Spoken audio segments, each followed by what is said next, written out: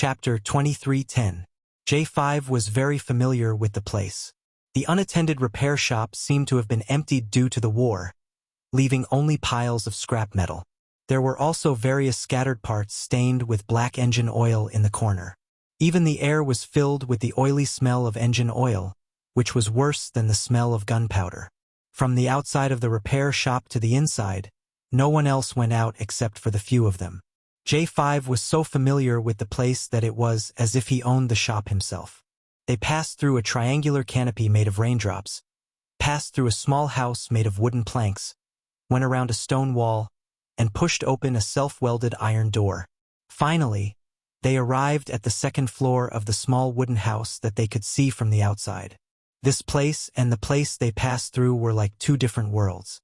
The outside was dilapidated and messy, but here, an unknown tree with thick branches supported a peaceful green space in the backyard. The front yard was messy, while the backyard was quiet. It was clear that the owner of the repair shop was very particular about life. Climbing up the wooden ladder to the second floor of the small wooden house, J5 pushed open the door to the second room and smiled at Yiqian. "Yiqian, you can rest in this room. We will stay next door. It is very safe here. You can take a nap and get some rest." Yiqian looked into the room. The furnishings were very simple. There was only one bed, two bedside tables, and a coat rack. However, it was very clean. Even the floor was so bright that it reflected light. "It is so clean. I should take a shower to get rid of the dust." V8 leaned forward and looked into the room. He could not be more satisfied with the temporary place to rest. Yiqian was about to take off her shoes when she heard him say that. She sneered. "Then I will have to take a shower first. There is a private bathroom inside," J5 said as he pulled V8, who was about to take off his shoes. "Yiqian is going back to her room to rest. Why are you taking off your shoes and following me in?" Caught off guard, V8 staggered. He was at a loss. "I am resting. Why else would I go in?" Shuaying had already taken the initiative to open the door next door. He stuck his head out and said to V8, "I'm going to take a nap. You guys can continue chatting."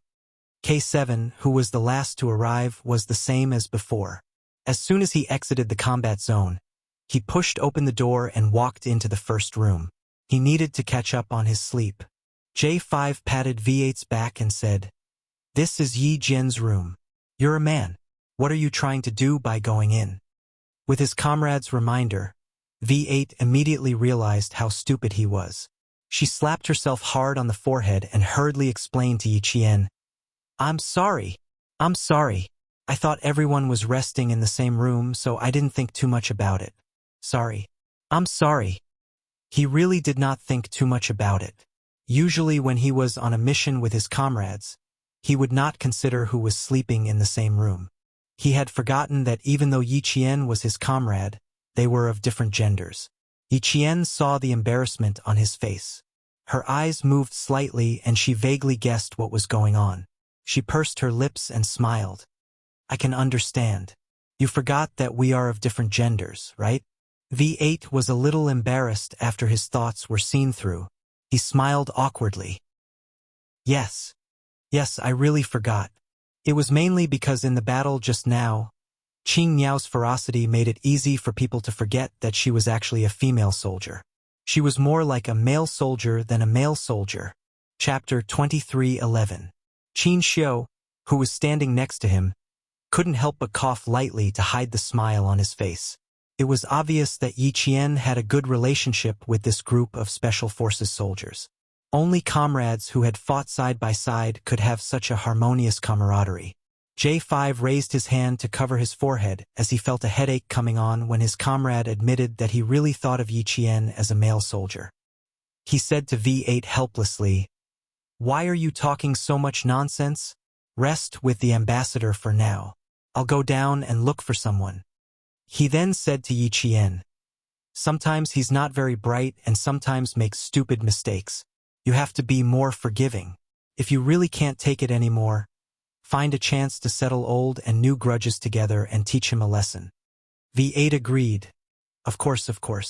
Next time if I do anything wrong, don't hold back. Just tell me."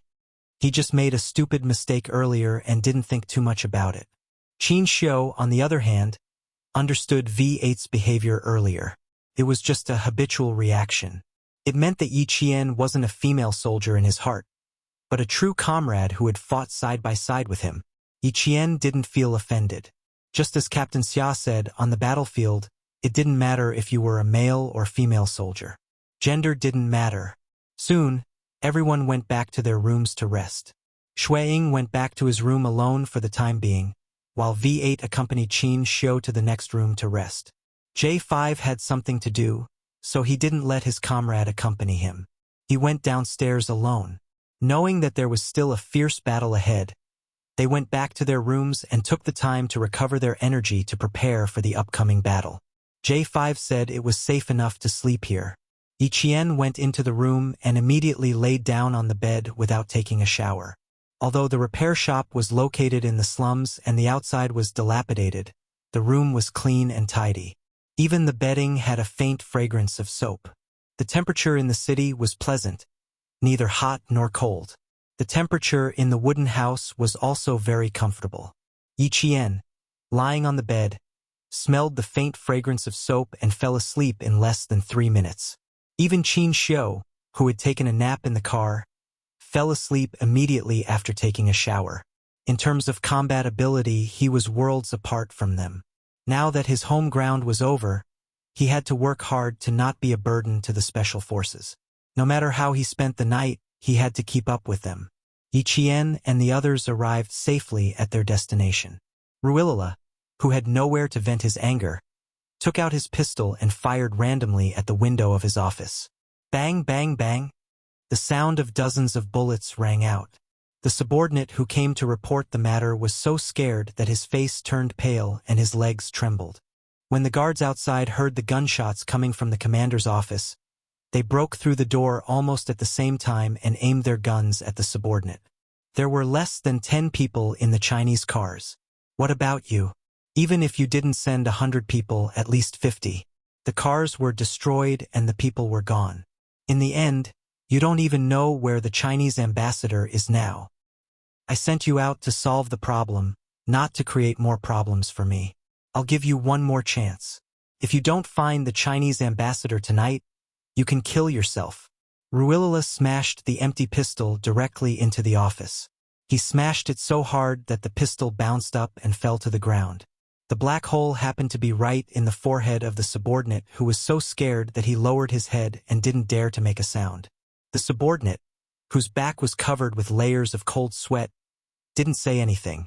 He turned around and his knees went weak and he almost fell. Chapter 23:12. The guards who rushed in also hurriedly retreated. No one dared to make their commander angry at this time. Clichin, the leader of the New Deal, frowned when he finally received news of the Chinese ambassador. It's one thing for the 10 cars Ruilala sent out to surround the Chinese ambassador, but now even the people we sent out don't know where the Chinese ambassador went? So many people surrounded the Chinese ambassador, who had less than 10 people with him, but they were all annihilated. Although the result sounded unbelievable, he felt a little better when he thought about how the people who died were sent by Ruilala. Now, even the people sent by the new government couldn't find the Chinese ambassador. What kind of people were the people around the Chinese ambassador? How powerful were they? Since when were the people sent by the Chinese side so powerful? They were so powerful that he couldn't sit still. We also find it unbelievable. After all, the people sent by Ruilala weren't elites. It's normal for them to fail.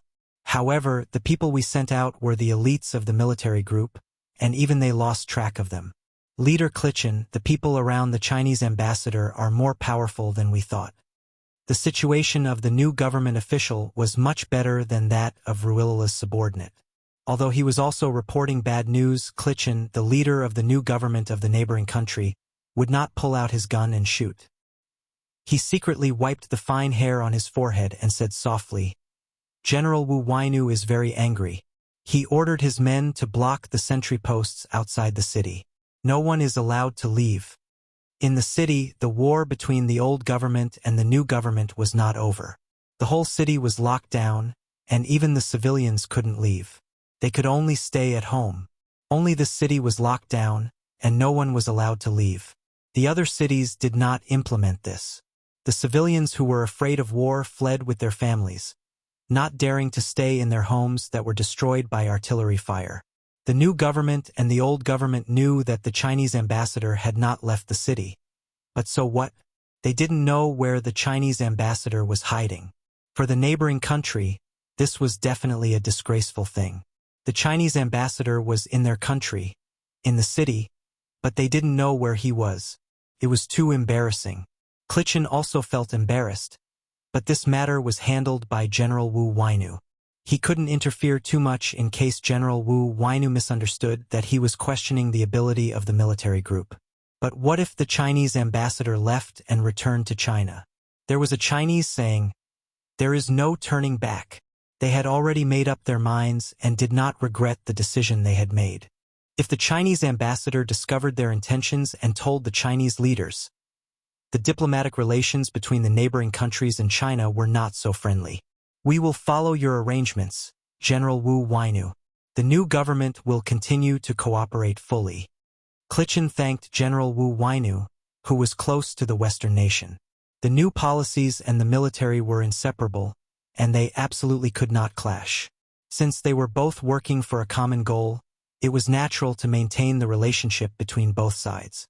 The old government and the new government did not give up on searching for the Chinese ambassador. They fired and sent people to search for him. Yi Qian, who had been sleeping on the bed, was woken up by the gunshot. She leaped up from the bed and quickly rushed to the window. Her slender fingers gently lifted a corner of the heavy curtains. The entire city was in chaos.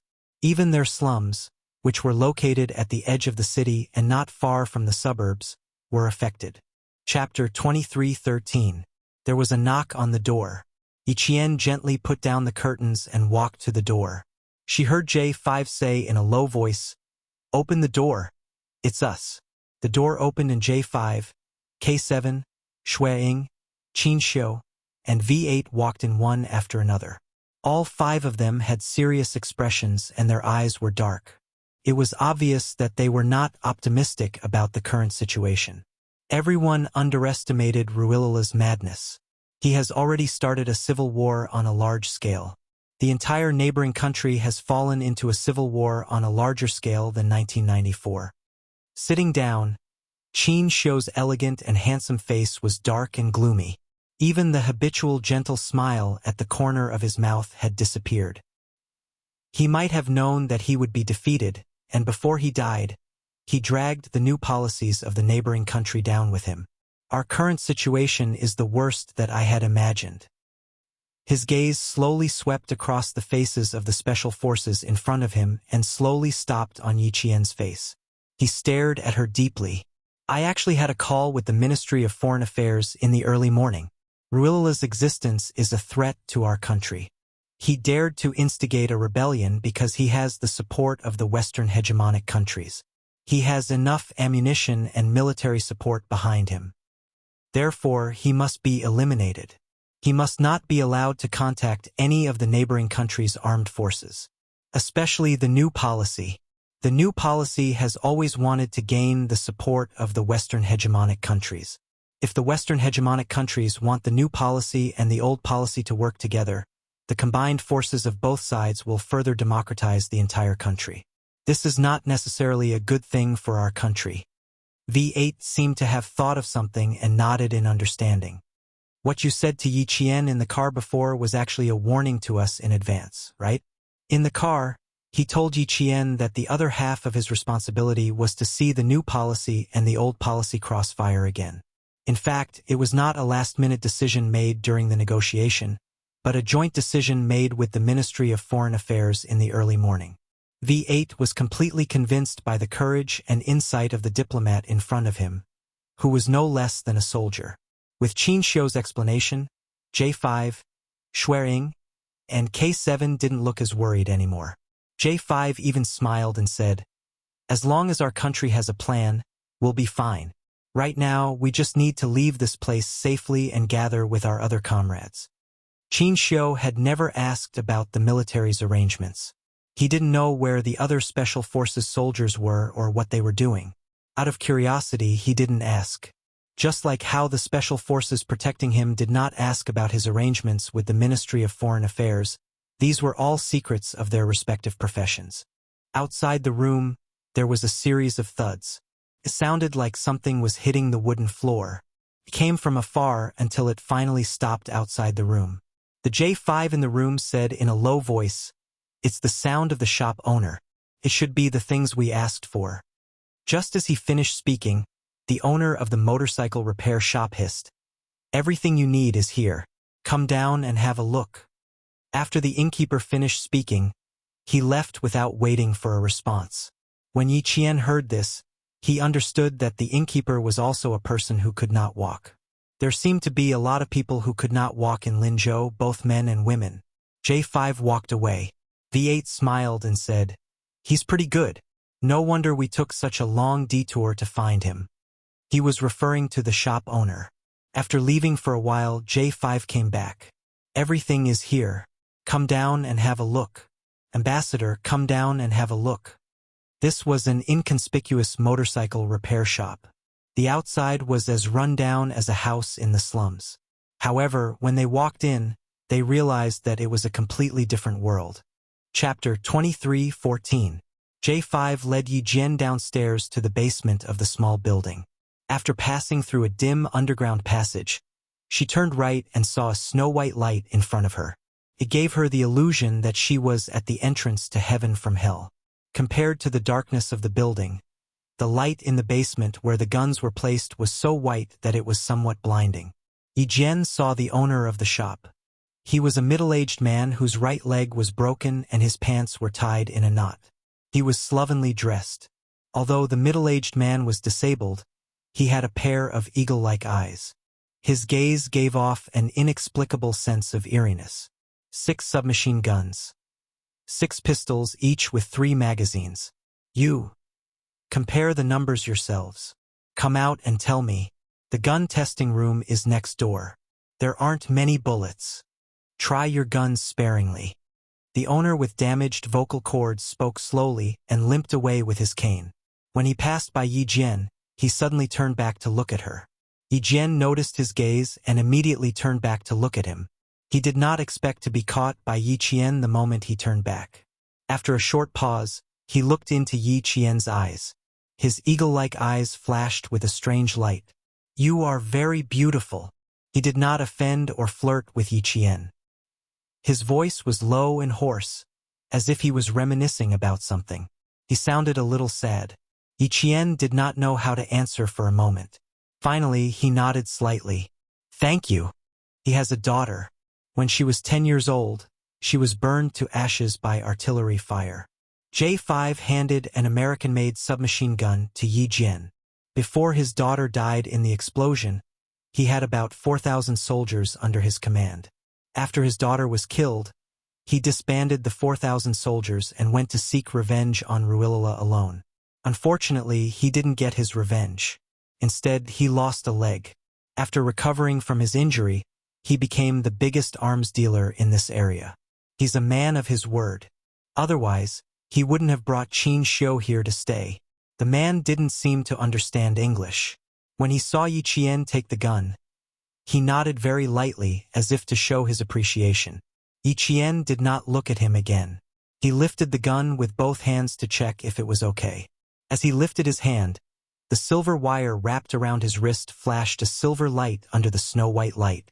Behind him, the man who had not left said, "You better not show the silver wire in your hand to us and the Sun Island."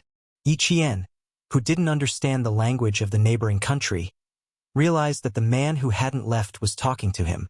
He looked at the J5 who had been communicating with him in the neighboring country's language. J5 was looking at the silver wire in Yi Qian's hand. He always thought that it was Yi Qian's favorite silver jewelry. He didn't expect that it was actually a self-defense weapon. Seeing Yi Qian's questioning look, J5 pointed to the silver wire on her wrist. "He said that you'd better not show the silver wire on your wrist easily when you arrive at the neighboring countries and the Japanese island." Yi Qian was shocked. He turned around and looked at the man with his dark, clear eyes. You know where it came from? J5 translated. The man nodded. His dark lips, which had been smoking all year round, moved slowly. I know. It's very powerful. It's very good that you have it. This time, he didn't speak the neighboring country's language. He replied in broken Chinese, pausing every word. Here, it's best not to show it. It's not good. The Silver Wire summer team had investigated its origin before, but they didn't find anything. A few years later, they didn't expect that an unremarkable arms dealer would recognize it at a glance. Yi Qian was shocked, but at the same time he became vigilant. Chapter 23:15. You're going back to China. You come with me. The man said in a hoarse voice as he limped out of the basement with his crutches. When he suddenly said, back to China, J5's expression did not change. Yi Qian and the others' expressions turned cold. V8 even raised the gun in his hand. J5 pressed down on V8's hand and stared at the man's back as he slowly walked away. He said to Yi Qian, he doesn't mean any harm. Yi Qian, go with him and see what's going on. His name is Kuan-Dan. You can call him by his name. Anyone who knew Kuan-Dan knew that not only was Kuan-Dan good at keeping secrets, but he also never chatted with the customers who came to him. If the customers wanted guns and ammunition, he would provide them. The guns were good and the money was clear. He would continue to live in this motorcycle repair shop that few people would come to. Yi Qian did not trust the man, but he trusted J5. He nodded and stepped forward to catch up with the man who had a strange expression and behavior. Let's go test the guns first. J5 waited for Yi Qian to pass through the dim underground passage before he said to V8 and the others, hurry up, I'll go take a look. I'm a bit worried. V8's thick eyebrows furrowed. You test the guns with them. Trust me, brother. Yi Qian will be fine. J5 smiled and patted his comrade's shoulder. I can guess why Kuan-Dan said Yi Qian is very beautiful. Yi Qian's eyes are a bit like his daughter's. I've seen his daughter's picture. Qin Xiu was also very worried. Someone who could provide firearms, even if one of his legs was disabled, was still a dangerous person. Ambassador, let's test the guns first. Don't worry. I promise that Yi Qian will be fine. J5 had already seen Yi Qian walk out of the basement just now. Even an excellent diplomat like them subconsciously took a small step forward, intending to follow him. He smiled and said, although he's a dangerous person, he can guarantee the safety of all the customers who come here to take guns. Shuang had already finished checking the numbers. They took the pile of lethal weapons and entered the gun testing room. It was a very professional shooting room. Qin Xiu put on his earmuffs, held the gun in a very standard posture, and fired a bullet. Not bad, there was a bullet hole in the target. Qin Xiu turned back to look at his side. He had a faint smile on his face. He had held the gun and tried it out, but these Special Forces soldiers had checked the inside and out of the gun before they started shooting. Bang, bang, bang, bang. The few of them finished shooting at the same time. The sound of the gunshots was so loud that he could hear it even with his earmuffs. After the pistol test, the few of them picked up the micro-guns at the same time. His movements were so neat that it was as if he had practiced it thousands of times and could maintain the same movement without any communication. Bang, bang, bang, bang. Compared to his serious shooting, the Special Forces soldiers' shooting was much more casual. When they picked up their guns, they didn't even see how they aimed before the bullets were fired. This was the difference between him and them, as the saying went. Every field has its own specialization. Outside, Yi Qian saw Kuan-Dan use an iron hook to hook open a manhole cover. He turned his head and pointed down. Without saying anything, he went down first. Yi Qian pursed his lips, took a light breath, and slowly followed him down. Under the manhole cover was a simple ladder welded with steel bars. Although Kuan-Dan only had one leg, his arm strength was quite impressive. He used one leg to climb up the ladder.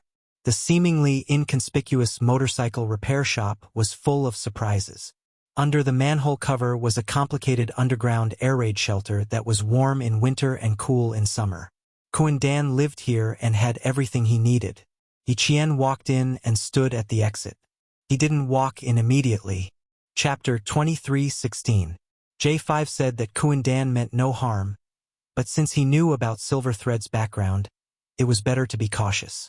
Sit. Kuan Dan pointed at a leather sofa that was neither new nor old. He walked into another bomb shelter as if he didn't see Yi Qian standing at the exit. When he came out, he had a common black plastic bag in his hand. He said to Yi Qian, "It's not easy for you guys to escape.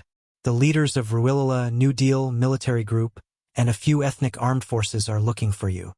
Kuan Dan's Mandarin was not fluent, and his vocal cords were damaged. When he spoke, he paused for a few seconds before continuing. It took him twice as long to finish a sentence compared to a normal person. Yi Qian was a very vigilant person. When he suddenly said these words, a fierce look flashed across her eyes. She looked at Kuan Dan quietly and pursed her lips slightly. She remained silent and did not respond to what he said. "You're so beautiful." Kuan Dan, who was looking into Yi Jian's eyes, suddenly said this. His voice was hoarse and slightly sorrowful. He had been looking into Yi Jian's eyes the whole time. It was as if he was trying to recall another person's face through Yi Jian's eyes. Could it be that she looked like an old friend of his?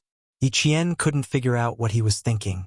She lowered her eyes slightly and replied with a faint smile, "Thank you for your compliment." "You're welcome. What I said was the truth. Qian, your eyes are the most beautiful." Kuan Dan put his walking stick aside and opened the black plastic bag with both hands. He took out a stack of photos and slowly selected them before handing them to Yi Qian. "Look at them. They're all people who want to look for you guys." "I know." Yi Qian was shocked when she took a look at the photos. These people were all faces that the Ministry of Foreign Affairs had asked her to remember when she was in China. And now, Kuan Dan said that these people were looking for them. How did he know? Yi Qian concealed the sharpness in her eyes and asked politely without showing it on her face. "Mr. Kuan Dan, how did you know that these people were looking for us?" Yi Qian didn't want to admit their identities at first, but Kuan Dan was clearly aware of their identities and had deliberately reminded him. Yi Qian didn't sense any malice from the beginning to the end. He asked, "Other than knowing that they're looking for us, what else do you know?" "Many of them don't want you to leave. Klitschin, the new government, does not want to. He wants to stop you and let Ruilala suffer." Although Kuan Dan spoke intermittently, the amount of information that was revealed was enough to make Yi Qian's heart sink. He looked at Kuan Dan with a cold and sharp gaze. Just now, Qin Xiu only mentioned that Ruilala would attack crazily, but he didn't mention anything about the new policies. And now, Kundan was telling him that the new policy was actually so despicable. They took the opportunity to fish in troubled waters and frame Ruilala. The temperature in Yi Qian's eyes dropped rapidly. They were so cold that they were like a ball of snow that never melted. He exuded a chilling aura. "Mr. Kuan Dan, how do you know so much?" "I'm a businessman. I have a lot of information. Someone sold me. I know when the news comes out," Kuan Dan said calmly. "I'm telling you that it's very difficult to leave. It's even more difficult to leave alive. You can listen to my arrangements. It'll be easier." The entire city was locked down. All vehicles were banned. Even motorcycles were not allowed to pass. It was very, very difficult to leave alive under such circumstances. Chapter 23:17.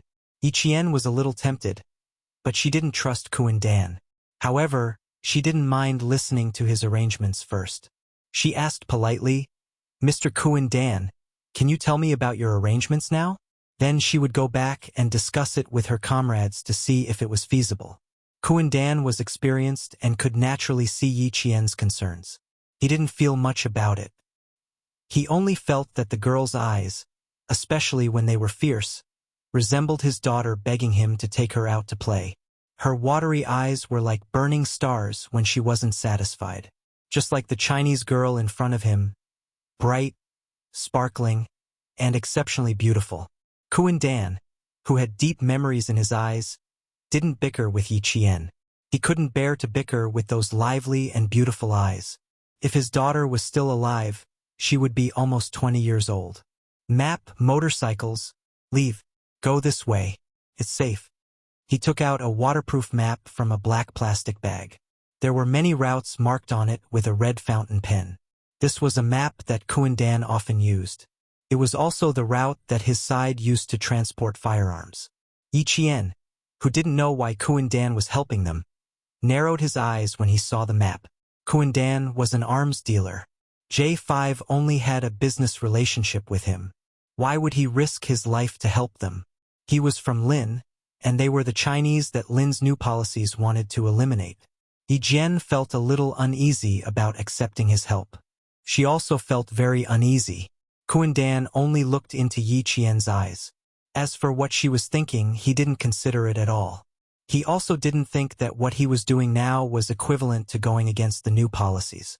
Yi Qian didn't understand, but Kuan-Dan knew very well why he was helping this group of Chinese people. He knew very well. There are 4 checkpoints in the city. You guys, from here.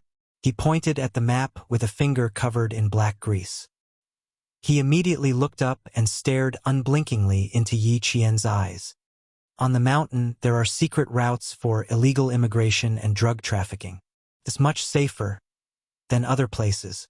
You guys, get on your motorcycles and rush out. He pointed out a secret route for Yi Qian. It was a secret route used by drug and arms dealers.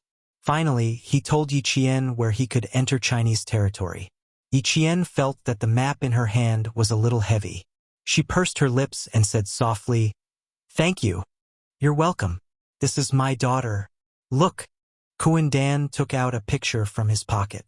His hands were dirty, and there was grease between his fingers, but the picture in his pocket was clean like a new one. Actually, this was a photo from 10 years ago. The date was very clear at the bottom right corner of the photo. Yi Qian looked at the little girl in the photo. She looked to be about 11 or 12 years old. Her hair was tied up in a ponytail, and she was holding a big cotton candy in her hand. She gave the camera an innocent and sweet smile. "Your eyes are very similar, my daughter, very similar.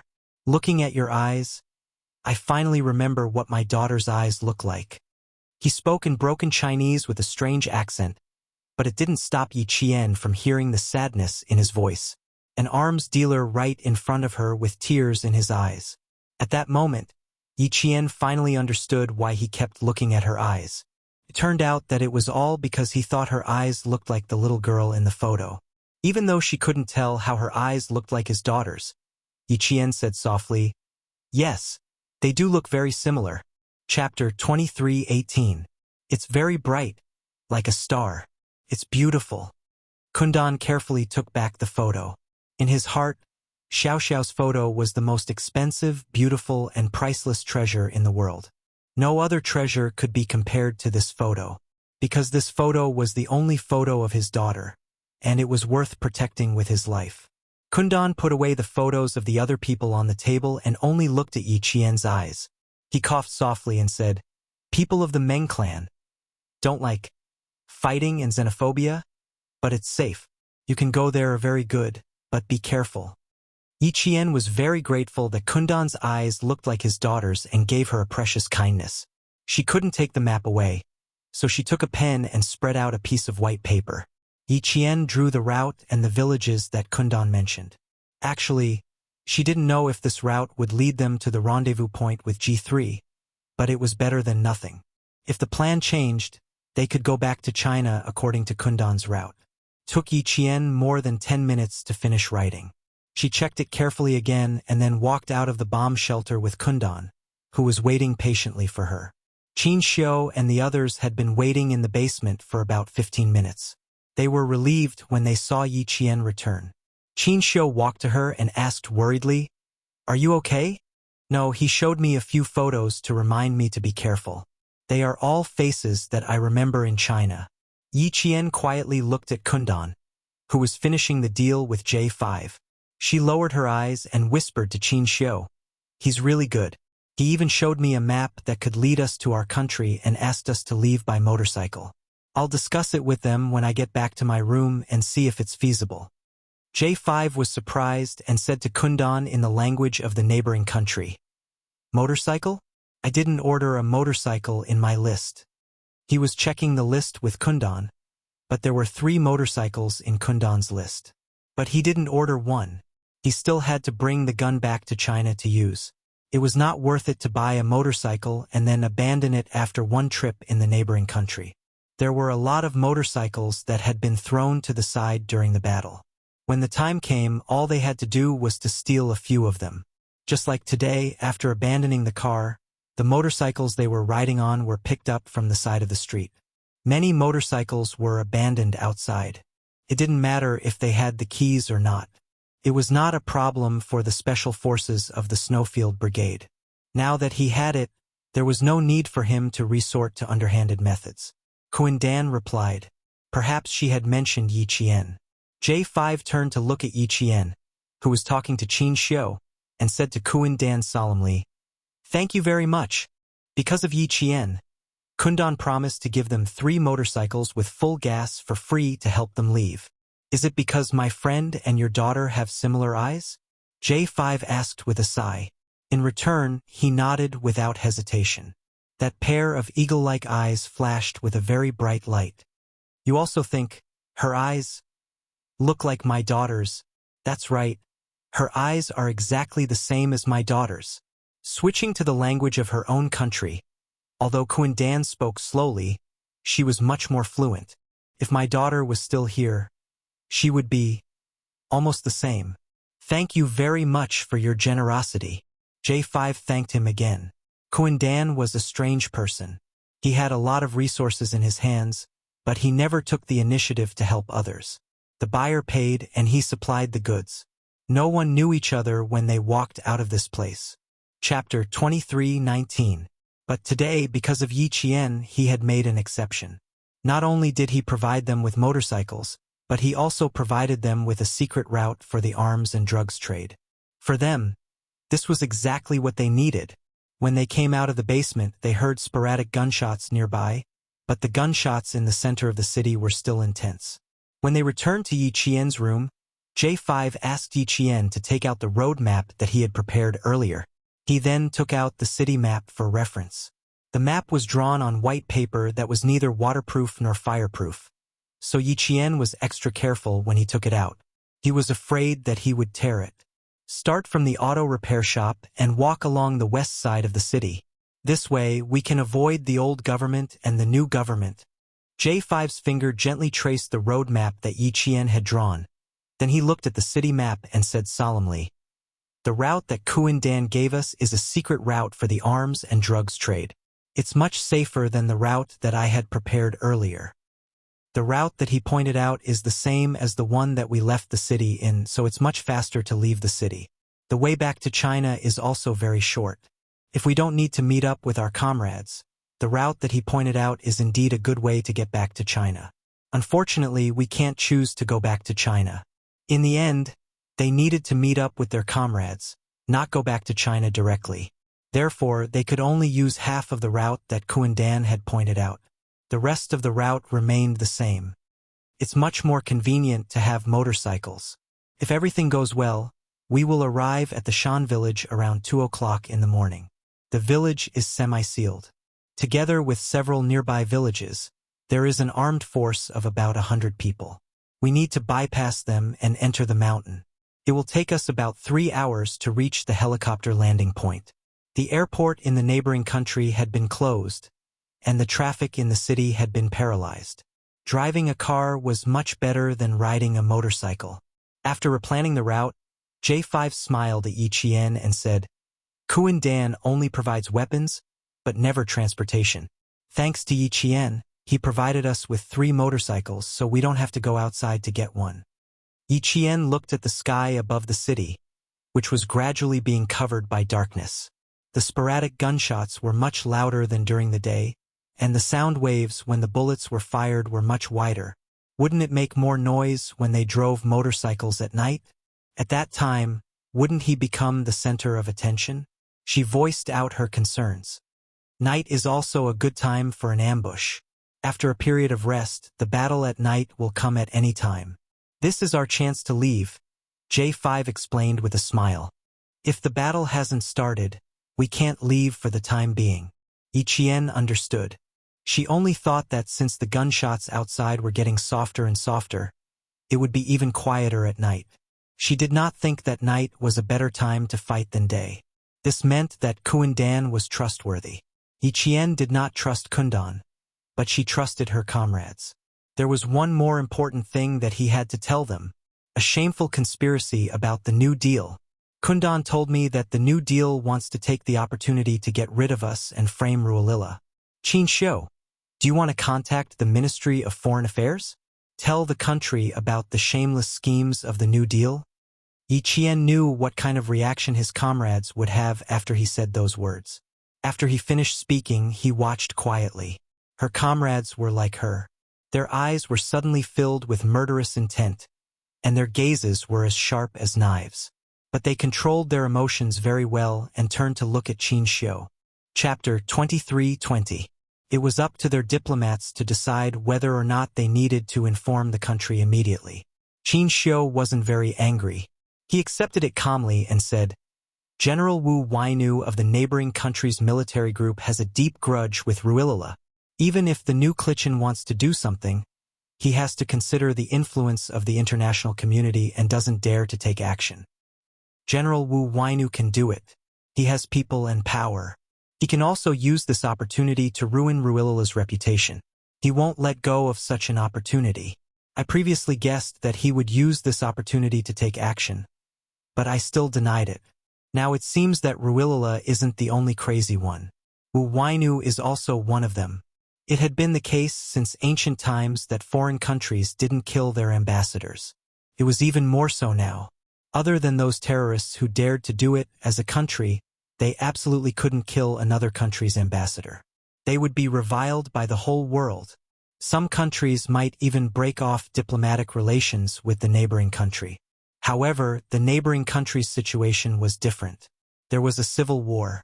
If the Chinese ambassador died, they could only express regret and apologies. They didn't want that either. J5 laughed coldly. We will make them pay for their shamelessness. He then asked Qin Xiu, do we need to inform the country? Yes. If something really happens to me, our country can respond immediately. Facing death, Qin Xiu smiled calmly and said, whether I die or not, the neighboring country will pay for their conspiracy.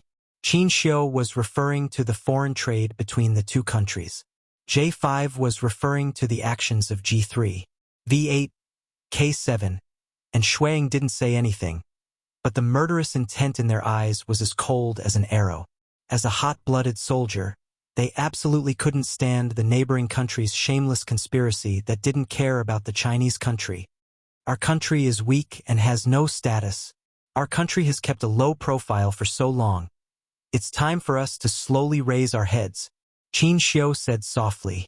That elegant and handsome face revealed a cold sharpness that changed the entire temperament of a cultured person, becoming very strong. It's time to slowly raise its head. His words touched the hearts of the hot-blooded soldiers. They clenched their fists and loosened them. It will be fine. Everything will be fine. They had grown up in this era and served this era. They had witnessed the burdens of China when it was weak, and at the same time, they had witnessed the majesty of China when it was strong. There was a song that went like this. The great Chinese side will invite congratulations from all sides. They were looking forward to this day. As the sky gradually darkened, the sporadic gunshots outside seemed to have stopped. The few of them gathered in a room and quietly waited for night to come. The day of war was very difficult for the civilians to endure. Listening to the gunshots and screams, they felt that every hour that passed was like an entire day. But to the special forces of the Snowfield Brigade, they weren't afraid of gunfire. To them, time was just a matter of taking turns to be on guard for an hour. In the blink of an eye, it would be dark. At 5 o'clock in the afternoon, at an inland river not far from the slums, several soldiers in military uniforms were commanding the civilians living by the river to pull out 2 motorcycles from the river with manpower and tractors. The military group expanded the search area and found 2 civilians using a tractor to tie a rope, trying to throw out a motorcycle that had fallen into the river. At the side of the road, there was also a motorcycle that had been salvaged. At this time, not many civilians had the courage to walk outside. In order to save their lives, they all hid here and didn't walk outside. The actions of these two people attracted the attention of the soldiers from the neighboring country who were searching. Chapter 23-21. After interrogating them with guns, they found out that the two men had gone to the river a few hours ago to collect the net. They found that the net was entangled by something heavy and could not be pulled up no matter how hard they tried. The other man saw that the sky was getting darker and darker, so he jumped into the river to see what was going on. When he touched the water, he was so happy that he immediately swam ashore. In the neighboring country, not everyone could own a motorcycle. At the very least, one needed to have a certain amount of money to own a motorcycle. However, there were actually two motorcycles in their fishing net. They salvaged one and were about to salvage the second one when they were surrounded by armed soldiers. They did not even need to be tortured. They just needed to be asked, and they confessed honestly. There were not only two motorcycles, but 3 in total. 3 motorcycles.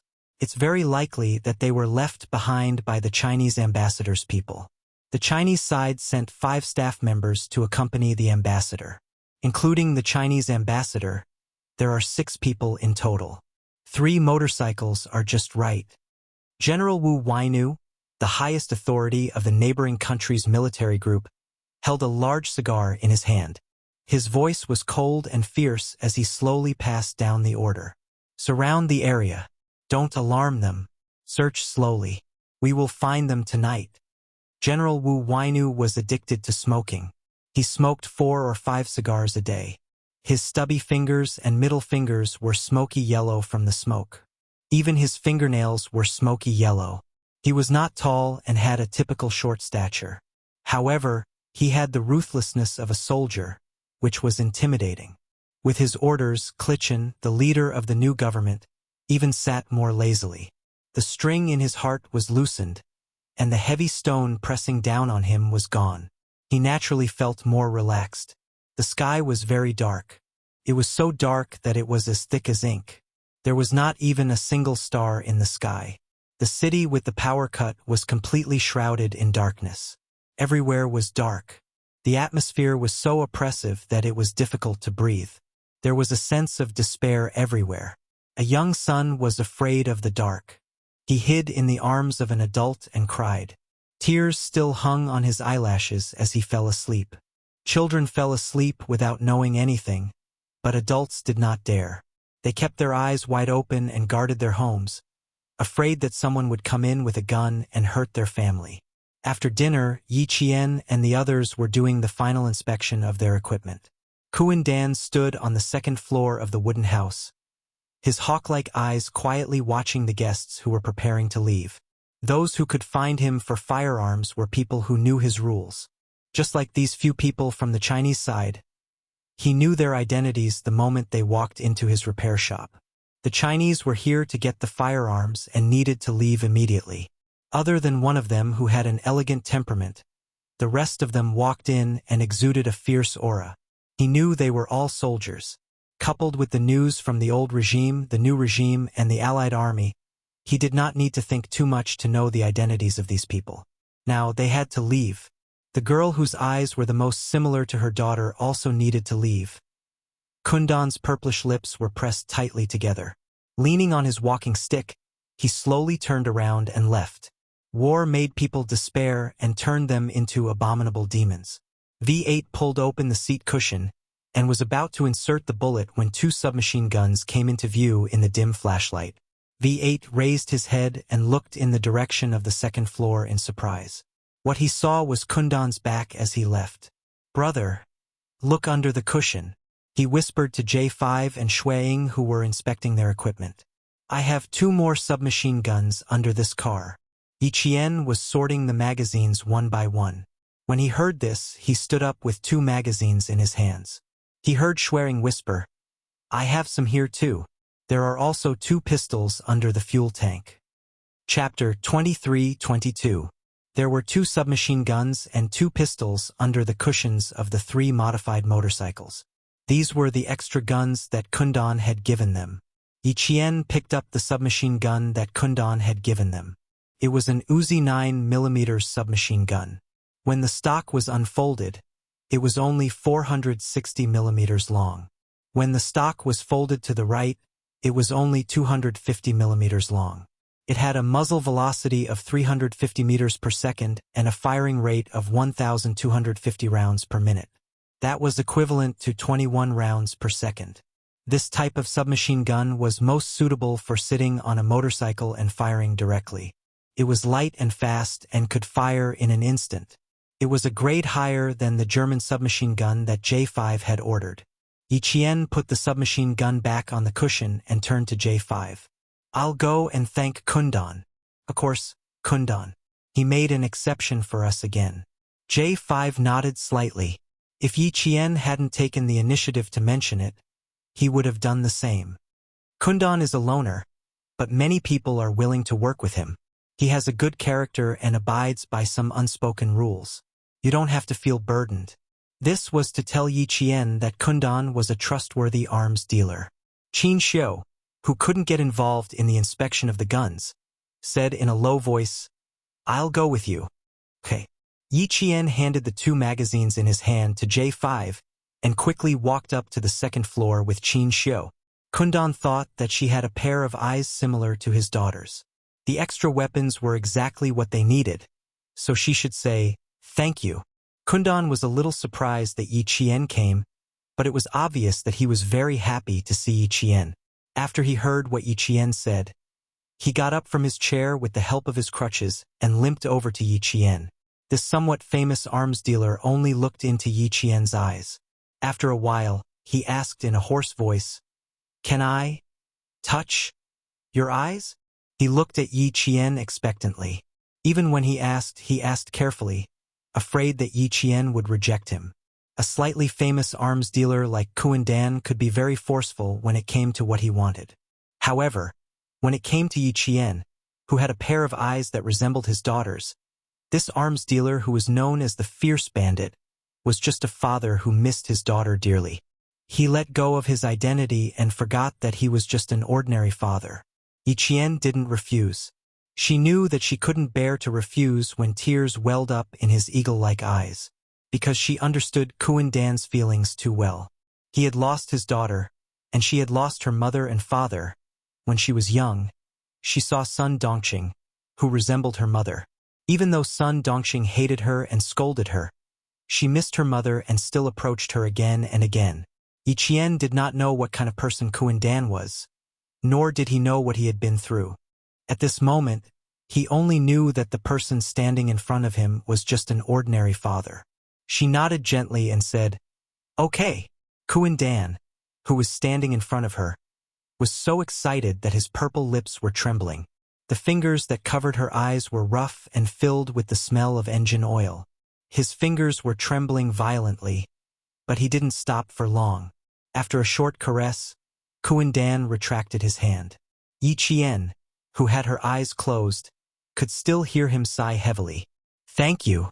When she reached the door, she heard Kuan-Dan's choked voice behind her. Yi Qian didn't turn around. When he opened his eyes and turned his back to her, Yi Qian knew that this arms dealer didn't want others to see his weakness. Chapter 23:23. It didn't take long. 5 minutes later, Yi Qian and Qin Xiu came down together. They nodded slightly to their comrades waiting for them, expressing their gratitude to Kundan. J5 and the others had already finished their pre-battle preparations. When they saw Yi Qian coming down, they asked her if she wanted to be the rider or the shooter. Yi Qian's flying skills during the day had once again refreshed everyone's understanding of her. J5 had already taken it for granted that Yi Qian would definitely know how to ride a motorcycle. "Either is fine, but I don't have actual combat experience," Yi Qian replied with a smile. She could ride a car or a motorcycle. During her training, Captain Xia had reminded her that there were not only field battles on land, but also urban battles. Motorcycles were one of the city's transportation tools. As a Special Forces soldier, she had to learn how to ride one. She never objected to his suggestions. She had also learned how to ride a motorcycle when she was learning how to drive a car. "You will be the shooter before the breakout. You will be the rider after the breakout," J5 calmly arranged. This time, Qin Xiu naturally couldn't be with Yi Qian. He was in the same car as V8. J5 and K7 were the riders. Yiqian and Shuiying would break through and bring up the rear. As the sky darkened, the vicinity of the repair shop became exceptionally quiet. It was as quiet as death. There was no sound at all. The slums on the west side of the city weren't the focal point of the war. The occasional sporadic gunshots didn't affect anything.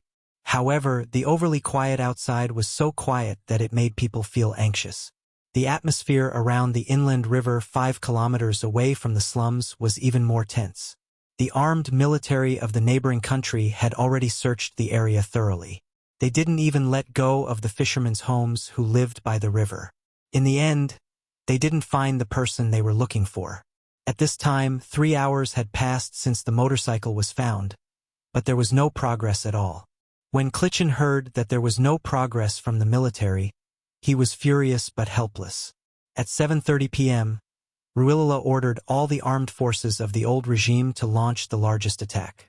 The neighboring country soldiers sent by the military to search the inland river left as quickly as possible. They were no longer blocking the river. Klitschin immediately sent the police to take over the search.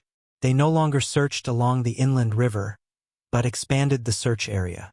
When Kuan-Dan received the news that the military had suddenly sealed off the inland river, he knew that something bad was going to happen. He hurried out of his room with his crutches. His footsteps sounded urgent, and Yi Qian and the others, who were waiting downstairs, could not help but look up.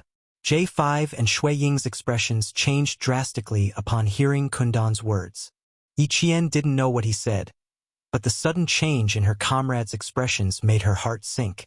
Before he could ask, Shuiying said in a low voice, 3 hours ago, the military of the neighboring country found the motorcycles we threw into the inland river.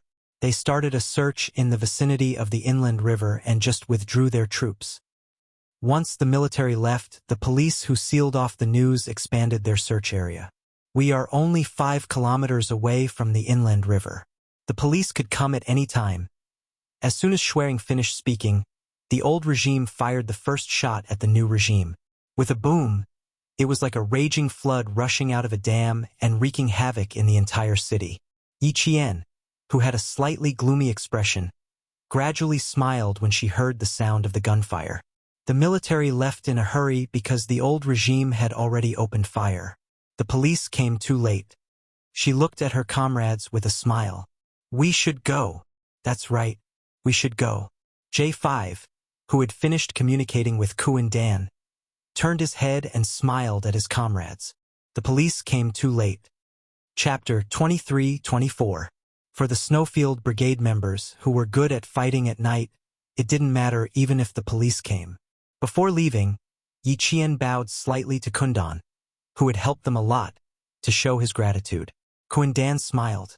He seemed to see his own daughter smiling at him. The night battle in the city was even scarier than during the day. The dense gunshots and the rumbling of gunfire shook every corner of the city, making all the residents tremble. For the civilians, the gunfire that broke the peace made them feel even more hopeless. They wanted to escape, but the military forbade them from leaving. If they didn't escape, the gunfire would start at their doorstep, and their lives would be in danger. They had no choice but to stay at home and listen to the terrifying gunfire and gunfire. The entire city was shrouded in despair. Even the air became extremely suffocating. It was as if there was despair everywhere. Yi Qian and the others didn't stay any longer. Since the war had begun, it was time for them to leave. At that moment, the Linguo police had parked their motorcycles outside the slums and set up barriers at several exits, preventing anyone from entering or leaving the slums. We should have searched this area earlier. Maybe we've already found him. Keep your voice down. Even Klitschin can't question General Wu Wainu's decisions.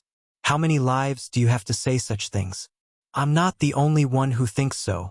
A few of the squad leaders think so too. They should just fight their own battles. Why are they interfering with the city's affairs? A Linguo police officer complained. There are gunshots and gunfire everywhere. We have to come out at night to look for him. What if... Shut up. The police officer who was working with him interrupted his colleague. If he didn't interrupt him, he would have said something unpleasant. The police's search was much louder than the military's. They were all on motorcycles, and the alarms on their motorcycles had never been turned off. The woo-woo-woo sound had already alerted the residents of the slums and broken the peace there.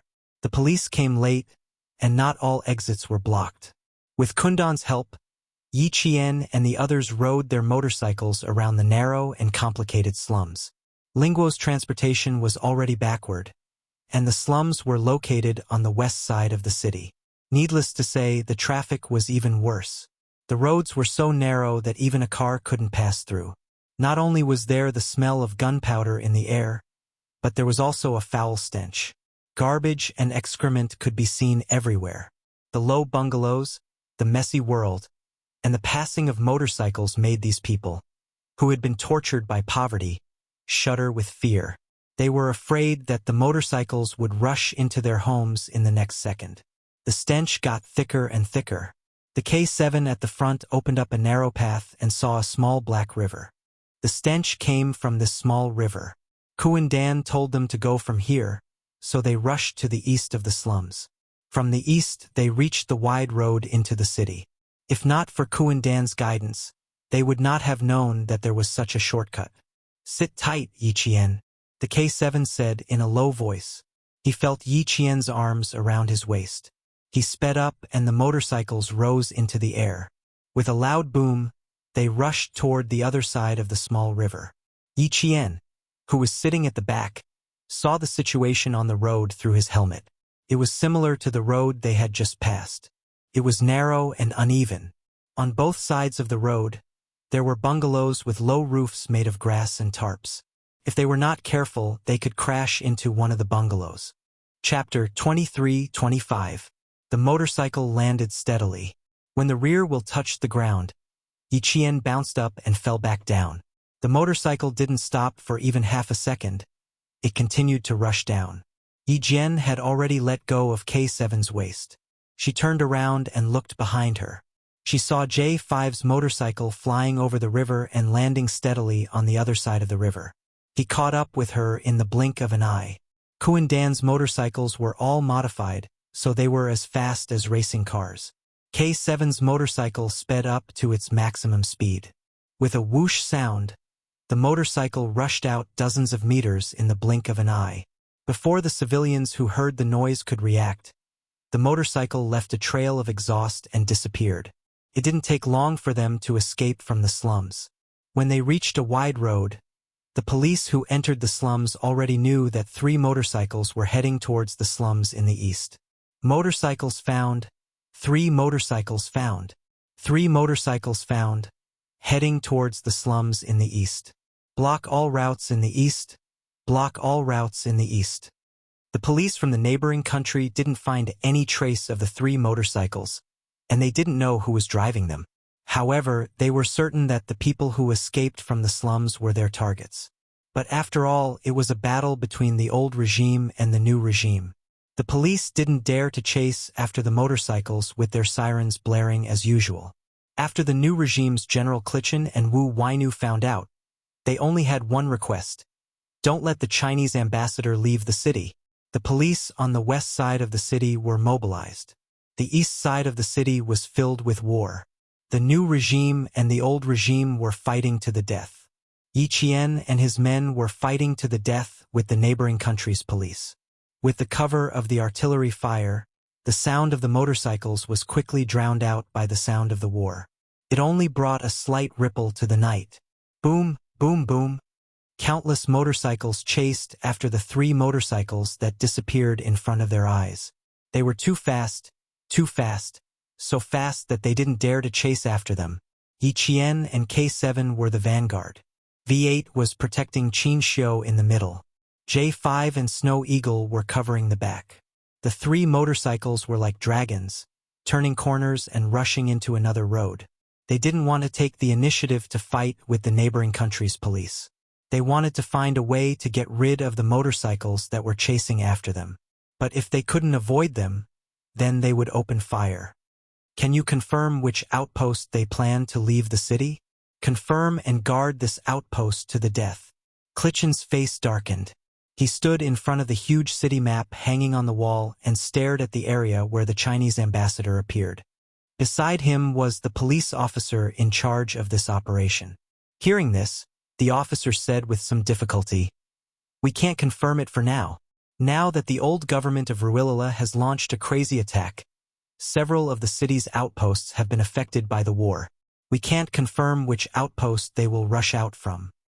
Also, the police officer paused for a moment, then said, "Also, we suspect that the Chinese ambassador has received help from some people in the slums. Do you want to get help?" Once these civilians were enraged and colluded with the old regime, it would only make the situation of the new regime even more difficult. Chapter 23-26. After all, the civilians were his own country's citizens. In the midst of a civil war, the new government Klichin was still afraid. Even if he wanted to clean up the slums, now was not the time. Moreover, his ultimate goal was to prevent the Chinese ambassador from returning to China to frame Ruilala. It was better not to complicate matters. Tell the pursuing officers to not worry about anything. In the end, Klichin clearly told the police the purpose of the new government. The order was passed down. Even if Yi Qian did not want to fight with the neighboring country's police, it was impossible. Fighting could not be done blindly. It also required planning. The 3 motorcycles turned into a market filled with the smell of rotten fruit. Yi Qian and K7 were in the front. V8 and Qin Xiu were in the middle. J5 and Snow Eagle were in the back. Looking at this situation, I guess the entire city's police force has been mobilized. The entire city's police force has been mobilized to catch the 6 of us. V8 said coldly. There was an obvious coldness in his eyes. I really don't care about this place. Ungrateful things. J5's expression changed slightly. He glanced at Qin Xiu and said in a low voice, "Be careful with your words, brother." It was fine as long as everyone knew. Why say it out loud? There was still a diplomat beside him. Qin Xiu understood as well. However, as a diplomat, it was not appropriate for him to say too much. No matter the situation, a diplomat had to be cautious and not easily criticize another country. Now that they have discovered that we are 3 motorcycles, the ambassador will be escorted away by Yi Qian. The 4 of us will lead the pursuers away. What do you think? J5 suggested. He was the leader of the operation team and played a decisive role in the entire journey. I will be responsible for leading them away. V8 will be responsible for escorting the ambassador. Yi Qian gave his opinion. V8 is familiar with the city. He can quickly find the route that Kuandan has planned for us. As for me, although I know the route, I am still half a beat slower than V8. I suggest that V8 secretly escort the ambassador. Also, if possible, lead the police force to the war zone. I believe Ruilala will be happy to make the new government suffer heavy losses. The checkpoint we are going to is almost half of the city. We will have to pass through a few places with concentrated firepower. She suggested faintly, her light voice filled with bloodshed. Since they were so shameless, why should they think for the other party? In the end, a civil war would endanger the neighboring countries, not the Chinese. K7, who rarely spoke, agreed. I agree. I believe it will be very interesting. Yi Qian's suggestion struck a chord with his comrades. J5 raised his eyebrows. Sure, but we have to be careful ourselves. He was well aware of Yi Qian's combat ability. J5, who also wanted to teach the police a lesson, nodded in agreement. Then he turned to Qin Xiu and asked, Ambassador, what do you suggest? If not, then it's settled. Qin Xiu glanced at Yi Qian discreetly. He would listen to the arrangements made by the special forces. I don't have any suggestions. Just follow the arrangements. Since he did not object to it, the matter was settled. V8 would then shoulder the heavy responsibility of secretly escorting Qin Xiu away. Before leaving, Yi Qian smiled at Qin Xiu. Then she left on the motorcycle without looking back. It was as if what she was about to face was not danger, but a journey that would allow her to indulge herself. Qin Xiu sighed softly. He wanted Yi Qian to stay, but he could not bring himself to say it. Ambassador, don't worry. Yi Qian is very capable. V8 heard his sigh and laughed. She will definitely come to meet us and return to China together. Chapter 23-27. Qin Xiu, who was hiding in the dark, pursed his lips. This was the first time he asked about Yi Qian. You guys are close with Yi Qian, right? Are you guys in the same unit? He couldn't easily tell anyone about Yi Qian.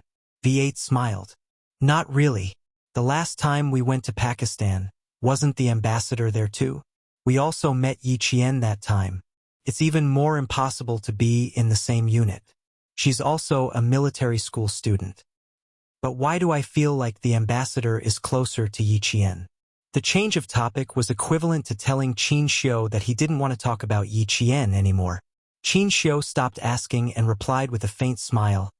I met her once when she was in her second year of high school. She had a bad sense of direction and had to trouble her to lead the way. We can't say we're close, just that we've met before. They weren't close, and the number of times they met was less than 5 times, but he was actually moved. So that's why. V8 understood. The sound of the motorcycles outside became fainter and fainter until only the sound of gunfire could be heard. V8, who knew that they had left, turned his head. As he spoke, he seemed to be biting something in his mouth. It's about time. V8 quickly left with Qin Xiu. Yi Qian's group went from 2 motorcycles to 4. 2 of the motorcycles were stolen from the motorcycle shop. The 4 of them moved left and right, suddenly turning and suddenly moving. First, they lured the police far away from Qin Xiu's hiding place. It's about time. K7, who was driving alongside her, made an OK sign.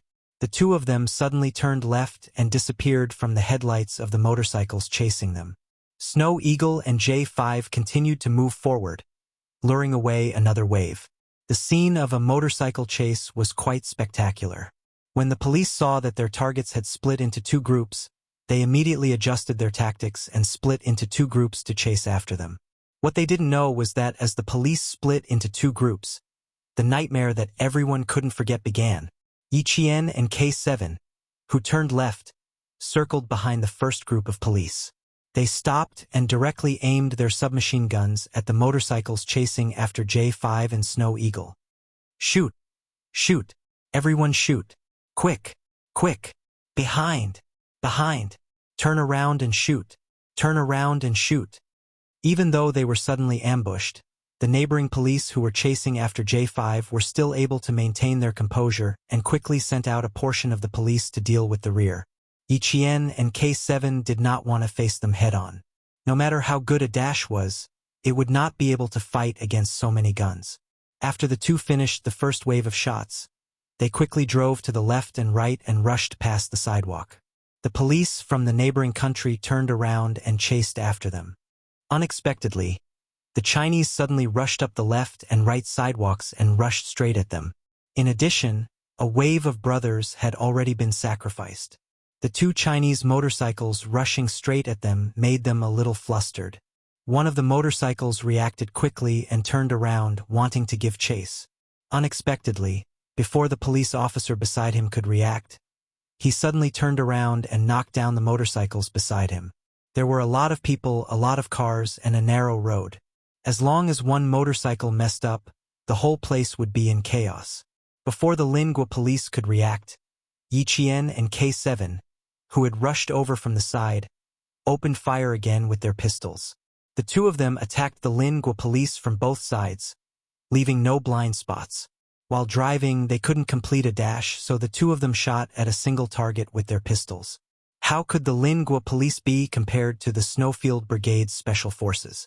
They were shooting blindly, hitting wherever they hit. On the other hand, Yi Qian and K7 were shooting with a purpose. When they saw a target, they would immediately shoot. Often, the overturned motorcycles would also be hit by the police officers who were chasing after them. Chapter 23-28. Get down, get down, get down. Someone yelled and quickly abandoned his motorcycle to launch a counterattack. The sound of bullets, the sound of motorcycles crashing into each other, and the light from the burning fuel illuminated the scene after a fierce battle. A police motorcycle sped into the midst of their own people, and they only had time to shout, "Get out of the way!" Then, after a scream, multiple motorcycles crashed into each other. Bang, bang, bang. Bang, bang, bang. The sound of bullets suddenly became more intense, and the police started to fire from both sides. Some of the police had already turned around and were preparing to chase after Yi Qian and K7. However, with Yi Qian and K7 firing, they had no choice but to abandon their motorcycle and launch a counterattack. Shooting was a competition of speed, accuracy, and ruthlessness. There was only one chance, and if they seized the opportunity, even if there were only 2 people, they could quickly subdue the enemy. The sound of gunfire caused the police who were chasing after Yi Qian and K7 to rush over. Yi Qian and K7 did not give these people a chance to retaliate. They stopped shooting and drove away. Chase after them. Chase after them. Don't let any of them go. Don't let any of them go. The tragedy of the scene angered the local police. They left some of them to save the injured, and the rest immediately chased after them. There was no other way to deal with heartless people other than to be ruthless. Since Yi Qian and K7 wanted to teach the local police a lesson, they would not let them go so easily. J5 and Snow Eagle had already lured a group of people into the crossfire, and Yi Qian and K7 would take care of the rest. Motorcycles were smaller than cars, and they were more agile. It was Yi Qian's first time riding a motorcycle, and she was not unfamiliar with it at all. She brought out her usual training skills and controlled the motorcycle in an S-shaped trajectory to avoid getting shot. When she turned a corner, she suddenly threw her motorcycle into the center of the road, rolled to the side, and jumped off easily. Then, K7 drove Kuan Dan's modified motorcycle over. When he passed by Yi Qian, he reached out his hand. Yi Qian reacted quickly and grabbed his hand. As the motorcycle sped forward, she was as light as a swallow. She easily straddled the back seat of the motorcycle. With the helmet on, she leaned toward K7's ear. The helmet touched the helmet, and her cold voice drifted into the wind. Once the last wave is dealt with, the mission will be completed. The pursuers behind them had caught up.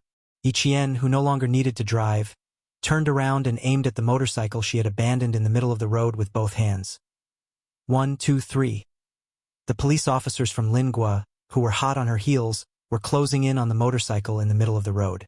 Yi Qian silently chanted the number, for in her heart, which sounded like the word, death, and pulled the trigger. Bang! The bullet tore through the air, and the air was squeezed into an invisible sharp shape by the bullet. Wherever the bullet passed, it left behind a scorching heat. Finally, it hit the full fuel tank of the motorcycle. Boom! The fuel tank exploded, and a raging fire surged up. Dark clouds of smoke rose and spread rapidly. The motorcycle with the fuel tank exploded, and its parts flew everywhere.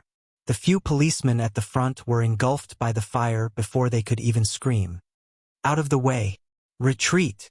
The incident only happened for a second. The policemen from Lingua saw their comrades being engulfed by the fire with their own eyes. They didn't even have time to scream before they died. The policemen who witnessed everything screamed at the top of their lungs, but it was too late. The motorcycle behind them didn't brake in time, and it crashed into the back of the motorcycle in front of them with a loud crash. Chapter 23-29. Bang! Bang! Bang! The repeated collisions flipped countless motorcycles over. Some of the motorcycles even had their rear and front wheels separated and fell apart. Open fire, open fire. Don't let them leave alive. The police officers from the neighboring country were completely enraged as they screamed. They might not know who they were chasing, but they knew that these people were under the orders of Klichin, the leader of the new government. They were a group of dangerous people who would destroy the peace and stability of the neighboring country. They had to be eliminated. They only knew that these people had to be eliminated. Some of the police officers drove their motorcycles around the fire and rushed over. Yi Qian's submachine gun never moved. In the midst of the fire, she aimed the gun at the fuel tanks of the 3 motorcycles. Some of the survivors were still struggling, trying to pull their right leg out from under the car. Yi Qian's eyes flashed with anger.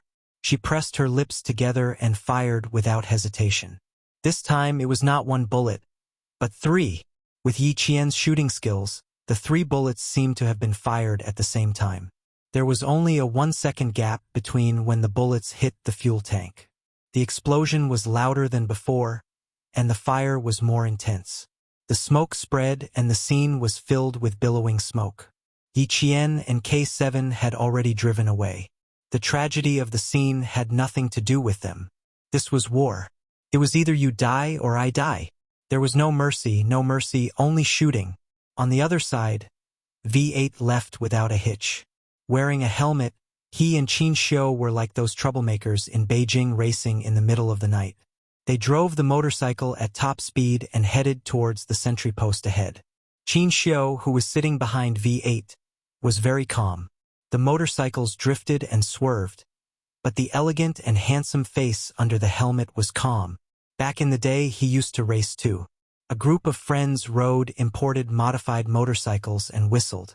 There were a few girls behind them who thought they were amazing and drove their motorcycles across the viaduct.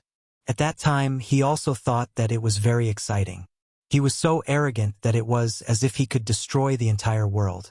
What really woke him up was the two people who were racing with him. One day, they went out on a rainy night looking for excitement. Their minds were in a mess, and they actually played with their cars in the heavy rain. As a result, the two cars hit the bridge one after the other, and they fell off the bridge with their cars. He went to take a look and saw a pile of charred scrap metal. As for his two friends, there was nothing left of them. At the age of 17, he suddenly realized that his life was so insignificant in the face of excitement. Who knew when he would die? From then on, he, who had entered the rebellious period, returned to the right path and continued to be a genius who was praised by others. He continued to live in the golden cage that had locked up his youth during the rebellious period. He also understood that the so-called golden silk cage was just an excuse for the weak to think that they were trapped and could not walk out of a free space. He also wanted to understand how many people envied him for having a golden cage, and how much they wanted to live in a golden cage like him. The existence of the golden silk cage was not to trap your youth and lock up your freedom. The existence of the golden silk cage was to tell you that before you were truly strong, before you truly stood at the top of the pyramid, you could only be trapped forever. Because you had never thought of using your strength to open the enviable golden silk cage. Qin Xiu, who had used his strength to open the golden silk cage, turned around and looked behind him. He could not see Yi Qian's figure, only darkness. Chapter 23:30. 10 minutes later, V8 and Qin Xiu arrived at the rendezvous point less than 2 kilometers away from the sentry post. This was also Kundan's place, a bungalow where motorcycle wheels were stored. In the room filled with the smell of tires, the sound of gunfire whistled past their ears. This was the sentry post they had to rush out of. It was also the place where the new and old policies clashed. Yi Qian and K7 arrived half an hour later. The moment she knocked on the door, Qin Xiu, who was resting on the wheel, actually got up before V8 and rushed to the welded metal door. Qin Xiu! Yi Qian heard the commotion inside and called out softly. Then the metal handle was pulled and the metal door creaked open. Qin Xiu saw the slender figure he was worried about standing in front of him. There was a faint smile in his eyes. Yi Qian came over first, followed by K7 pushing the motorcycle. While waiting for J5 and the others to come over, Yi Qian told V8 about the situation on their side. When V8 heard V8's fists clapping, his wolf-like eyes shone with a fierce light. They want to play dirty, so we'll play along. Let's see who can outplay who. From the looks of it, it was clear that our side had a slight advantage. As a diplomat, Qin Xiu had been smiling ever since Yi Qian mentioned her battle with the police. Yi Qian, a military academy student from our country, used her hot-bloodedness, courage, and strength to fiercely retaliate against a neighboring country's disrespect to our country. She used her strength to protect our country's dignity. She represented the countless cadets of our country who were still studying. From her, he saw the future, he saw hope. It was because of a cadet like her that no matter how many difficulties there were, no matter how high the mountain, it would not be able to stop our dream of becoming a powerful country. The two Special Forces soldiers standing next to her used their own paths and beliefs to tell Yi Qian, this future military leader, that everything he did was his responsibility as a soldier. Good job, Yi Qian. Your school is proud to have a military academy student like you. We are also proud of you. V8 looked at Yi Qian with sparkling eyes and extended his fist. You're the best military academy student I've ever seen. It's my honor to fight with you. It's also my honor. K7, who had finished refueling the motorcycle, walked over. It turned out that the 2 punches had turned into 3 punches and congratulated each other for escaping death once again. Qin Xiu didn't join them. He knew that he couldn't join them at this moment. He understood the glory they shouldered as soldiers, and he also knew the responsibility they shouldered. Although he was also a diplomat who fought for his country, their fighting styles were too different. He needed to restrain that kind of bloodthirst. Even if he couldn't join, he would still be satisfied just by watching. Tonight, he knew that the distance between him and Yi Qian had increased, and their understanding of each other had deepened. But it wasn't enough. He wanted to know more about her. Much more. Understand everything about her. Understand everything about her. He thought about it deeply and anxiously hoped, and prayed even more deeply that the other half of the girl he liked hadn't appeared by her side yet. Soon, J5 and Snow Eagle arrived. They pushed their motorcycles through the city. The moment they took off their helmets, they both let out a long sigh of relief. They took a deep breath of the smoke-filled air and looked at each other in the dark with smiles on their faces. The way comrades in the Snowfield Brigade greeted each other was with a few high-fives. Everything was conveyed without words. Chapter 23:31. J5 didn't mention how they dealt with the other half of the police force. Instead, he smiled and asked Qin Xiu, "How are you feeling? Do you feel uncomfortable anywhere?" "I'm fine." Qin Xiu, who had been holding the helmet in his hand, replied with a smile. With the cover of the darkness, his gaze fell on Yi Qian, who was standing side by side with the special forces. The bungalow wasn't bright. It was so dark that he couldn't even see her silhouette clearly. But for some reason, he felt that she was smiling at him just now. Yi Qian did smile at Qin Xiu, not only at him but also at his comrades. She lingered on. Hearing this, she pursed her lips and smiled. "Looks like our ambassador can be both civil and military." She didn't even ask how Qin Xiu was doing. Luckily, J5 came in and asked. "That's true. I raced not long after I joined the army. I was arrogant when I sat on it, but when I got off, my legs were shaking and I vomited. I didn't expect the ambassador to be so calm after racing for more than an hour." Amazing! V8 revealed his embarrassing incident when he first joined the Snowfield Brigade. Seeing that Qin Xiu didn't react at all, he was even more impressed. Qin Xiu sneered. "I had a rebellious period for 2 years. I went against my family and raced for 2 years. My craziness was almost the same as today." He didn't want to talk about his youthful and frivolous past. Now that he was here, he suddenly wanted to talk about it. It used to be a disgraceful memory. Now, it seems like I'm really glad that I had 2 years of racing experience. His laughter was soft. He didn't dare to be too loud. Although there were gunshots, he was still worried that someone would hear. Schwering, who was in charge of guarding with a submachine gun, couldn't help but chuckle. This young ambassador was very approachable. He didn't have the arrogance of a young person. He was only gentle and quiet. K7 had already filled up the last motorcycle. He tightened the cap of the fuel tank and said calmly, "Fill it all up. We can guarantee that we'll reach our destination." Yi Qian's eyes narrowed slightly. She touched the silver wire wrapped around her wrist that was usually used as an accessory. She thought of Kundan. Without his help tonight, it would have been much more difficult for the 6 of them to leave the city. At the very least, it would not have taken them only 2 hours to leave the city. A beam of dim light shone on the dark bungalow. J5 spread the map on the dusty ground, and the light shone on the A4-sized map.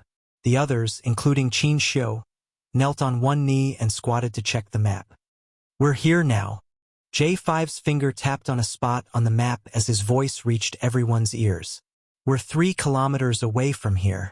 The first checkpoint is the checkpoint of the Linguo military group." He raised his head and looked at Yi Qian. "Yi Qian, your shooting speed is faster than any of us. You and Old K will still be in charge of the assault. Kill all the sentries at the 2 checkpoints." "All right, no problem." Yi Qian and K7 spoke at the same time. The two of them smiled at each other and extended their fists. There was V8 in between them. The two of them lightly bumped fists and smiled as they retracted their fists. Qin Xiu saw the tacit understanding between her and the special forces. His handsome and gentle eyes flashed with a hint of a smile. Her relationship with them was so good that it made him envious. Yi Qian noticed that someone was looking at him. He raised his eyes slightly and saw Qin Xiu looking at him with a smile. Yi Qian smiled back. Under the faint light, his eyebrows curved like the crescent moon. The two of them looked at each other for a short while.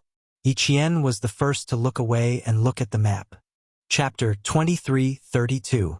Qin Xiu, who felt a ripple in his heart, also lowered his head. He had to memorize it. Even though the map was useless to him, at least he knew where Yi Qian would go to complete the mission. In the words of the special forces, complete the mission. According to Kuan Dan's information, there shouldn't be too many soldiers here. Around 2 platoons. Yi Qian, you and Old K will clear out the outposts. The two of us will support you. J5 pointed at Schwerin. Then we'll charge out together. 2 normal platoons had around 60 people. Each outpost had around 3 people, so 2 outposts had 6 people. Yi Qian was responsible for 1 outpost, and K7 was responsible for the other. 2 of them had to complete the mission, and 1 of them had to be the assaulter and open up a path of blood. I'll be the assaulter, and K7 will cover the rear. Yi Qian volunteered to be the assaulter.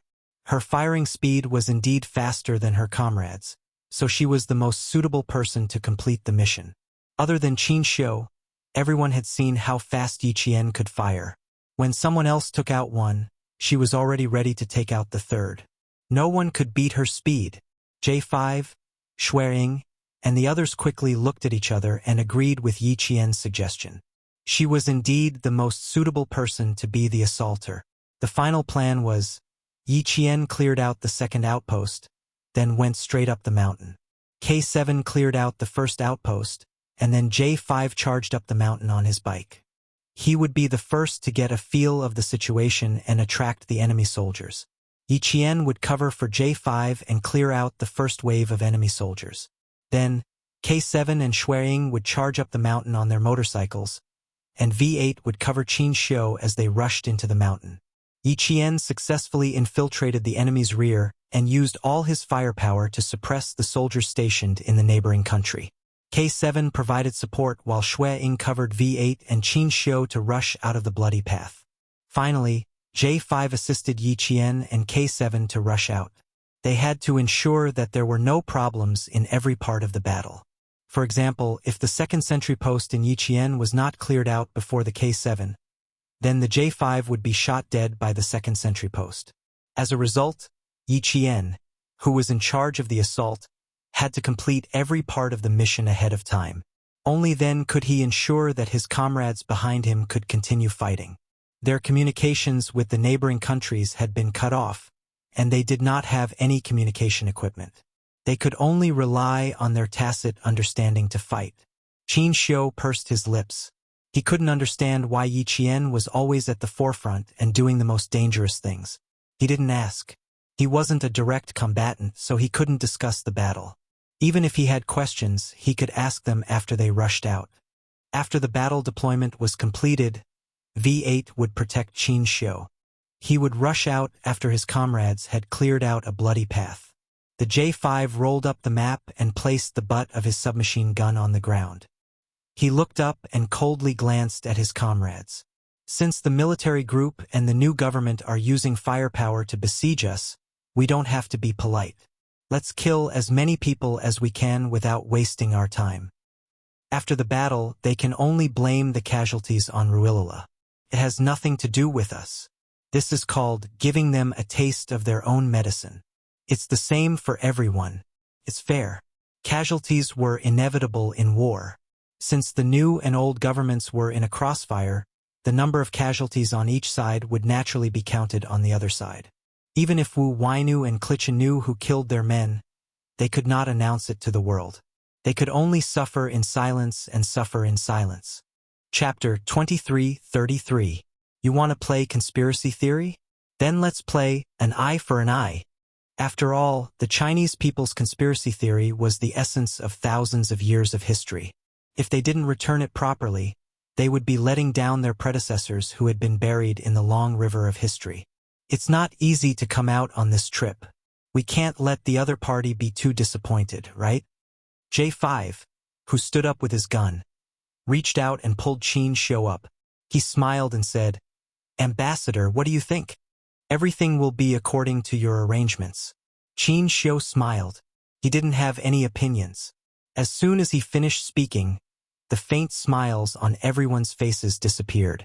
They relaxed for a moment and went back into battle mode. Qin Xiu saw the Special Forces soldiers protecting him stand up one by one. Their aura suddenly changed.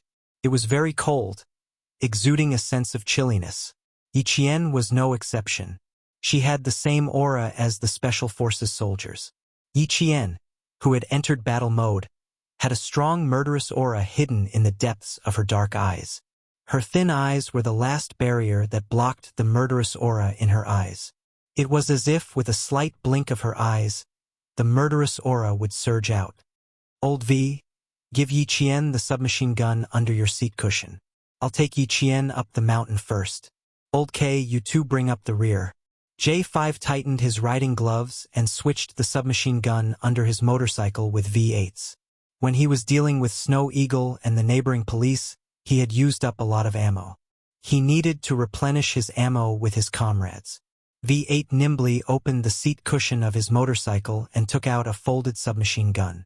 He threw it to Yi Qian. "Take it, brother. I don't care about anything else. I just want to take the ambassador and charge straight ahead. I'll leave the charge to you, Yi Qian." Yi Qian was the vanguard of the charge out of the city, while K7 brought up the rear. It was still the same. The difference was that Yi Qian and J5 were on the same motorcycle, while K7 and Snow Eagle were on the same motorcycle. "Okay, no problem." Yi Qian took the submachine gun and smiled calmly. "I promise I'll complete the mission." "Okay, we'll check our equipment in the last 3 minutes. If there's no problem, we'll leave immediately." J5 gave the final order. The special forces of the Snowfield Brigade were preparing for battle. Yi Jian slung the fully loaded shotgun on her back and smiled at them. Her smile was faint, like a blooming flower. She looked delicate but was actually strong. "Okay, you three drive well.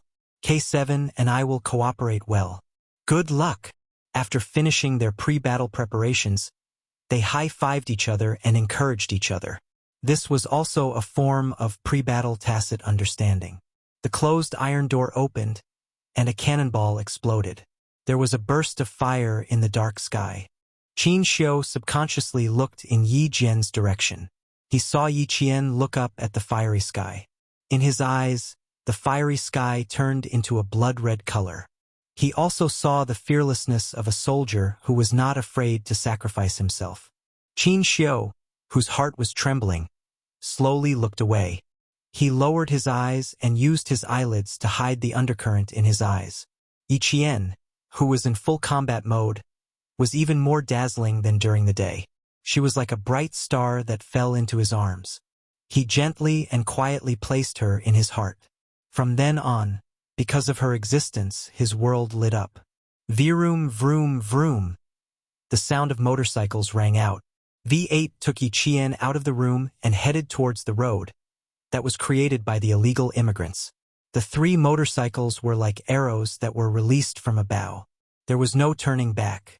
Even though they knew there was danger ahead, they still charged forward. No matter if they sacrificed themselves or got hurt, they would not change their decision. Chapter 23:34. The speed of the motorcycle was so fast that the person sitting at the back had no choice but to hug the driver tightly. Qin Xiu turned slightly to look at the speeding motorcycle in front of him. He saw the slender figure behind the motorcycle tightly hugging the driver's waist with one hand. His eyes darkened slightly. His eyes dimmed not because Yi Qian was holding on to the Special Forces soldier's waist, but because she was in great danger. Even though he wasn't a soldier, he knew that the position of an assaulter was dangerous. The distance between the two sides was less than 500 meters. Yi Qian and the others rushed into the mountain and made a big turn. From their vantage point, they could see the crossfire between the two sides. The crossfire between the two sides was fierce. The concentrated gunfire covered up the sound of the 3 motorcycles. The J5 at the front didn't turn on the motorcycle's headlights. Instead, he turned on the modified blue lights. They were close to the enemy soldiers and wouldn't be easily spotted. The 3 motorcycles turned on the uneven mountain road. They couldn't stop in the middle. They had to rush all the way to the bottom of the mountain before they could stop. It was 5 kilometers from the bottom of the mountain to the bottom of the mountain. It was 4 kilometers to break through the defensive line. Yi Qian and K7 had to fight their way out of this 4-kilometer defensive line. With the cover of gunfire and artillery fire, the motorcycles roared like pebbles thrown into the sea, not causing the slightest ripple. The soldiers guarding the mountain only heard the gunfire and artillery fire, but they didn't hear the motorcycles at all. The J5 led Yi Qian to the entrance of the mountain. The others hid temporarily. Yi Qian and K7 continued forward. "Be careful, Qing Niao," he said softly to Yi Qian, who was leaving. "I'll come to your aid soon." "Okay." Yi Qian nodded. She naturally believed that her comrade would come to her aid soon. K7 had already gotten off the motorcycle. The 2 of them sneaked into the mountain under the cover of the night. Even though they had the help of Kundan, they still had to investigate carefully in order to pass through the next step. They would only be calm when they had a plan. V8 looked at his comrade's back as he left. His lips tightened. If he could, he wanted to join the battle directly and help his comrade avoid danger. But he couldn't go with them. He had to ride the motorcycle with the ambassador and wait to break out. Motorcycles were the next main means of transportation, so they couldn't be casually thrown away like in the city. After breaking out of the encirclement, there were still 4 kilometers of mountain roads before they could rush to the road that connected to another city. They had to go all the way north to a town called Nanyu. Only when they reached there could they abandon the car and leave.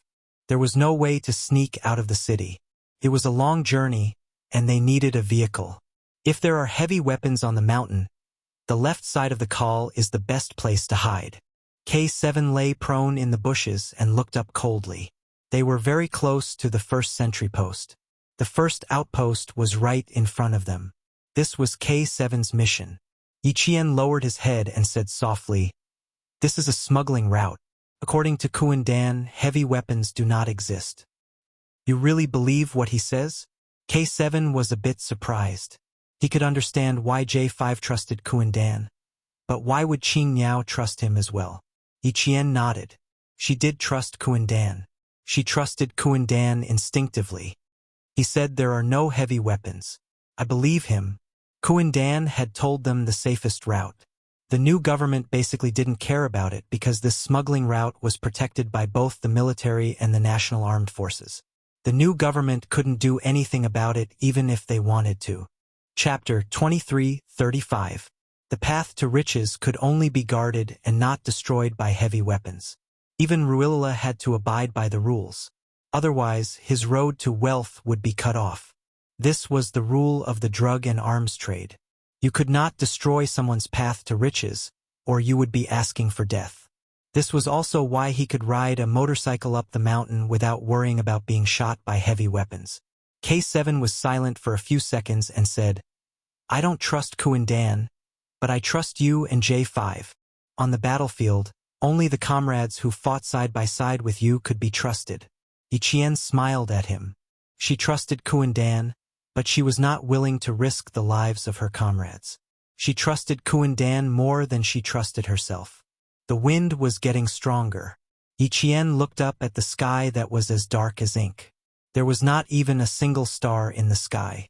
It was so dark that it felt like the sky was about to collapse. There was a sense of suffocation. The rain was coming. They had to break out of the encirclement as soon as possible. Yi Qian smiled softly. "After we pass the city's outpost, we will be in the country at this time tomorrow night. I will go over first. I will take care of the second outpost in 15 minutes. Be careful." K7 nodded and watched Yi Qian's figure disappear into the forest. The gunshots outside the mountain were so loud that not even the insects in the mountain were chirping. Yi Qian walked through the forest quietly. Without the help of night vision goggles, she used the light from the cannons to reach the second outpost. Assassinations were the only way to clear the outpost. Yi Qian's method of assassination was the same as the Snowfield Brigade's method of assassination. Both methods involved covering the mouth and slitting the throat. Even if two outposts could see each other when they turned around, the Snowfield Brigade's special forces could take care of them silently. The wind blew through the leaves, and the rustling sound was heard. Yi Qian lightly pressed down on a few leaves. She was like a leopard hiding in the dark. Her dark eyes emitted a cold light as she looked around quietly. There were 4 outposts on her side. One of them was further away from the other 3. It was a distant outpost. She cleared them one by one. The few leaves that were pressed down gently swayed a few times, and the person hiding behind the leaves had already disappeared without a trace. In the wind, a faint smell of blood drifted over. The 3 sentries at the front felt that there was something wrong with the outpost. The 3 of them made a hand signal. One of them held a gun and walked forward slowly, while the other 2 followed from the left and right. Yi Qian could not understand the language of the neighboring countries. They questioned the outpost, who had his whole body pressed against the tree, about what he was doing. The sentry's posture was very strange. He stood straight, but his body was pressed against the tree, as if he had dozed off after sentry duty. Without night vision equipment, they could only vaguely see that the 3 people in front of them did not dare to continue forward. Instead, they shouted in a low voice. Since they did not receive any response from the outpost, the 3 of them became vigilant and quickly scanned their surroundings with their guns. The sentinel walking in front slowly approached. The 2 sentinels behind him had their backs against each other, their guns aimed outside as they slowly moved forward. Behind the dense foliage, a black shadow flitted past. At the same time, a silver light flashed past in the dark night. It was cold, clear, and disappeared in an instant. Ugh!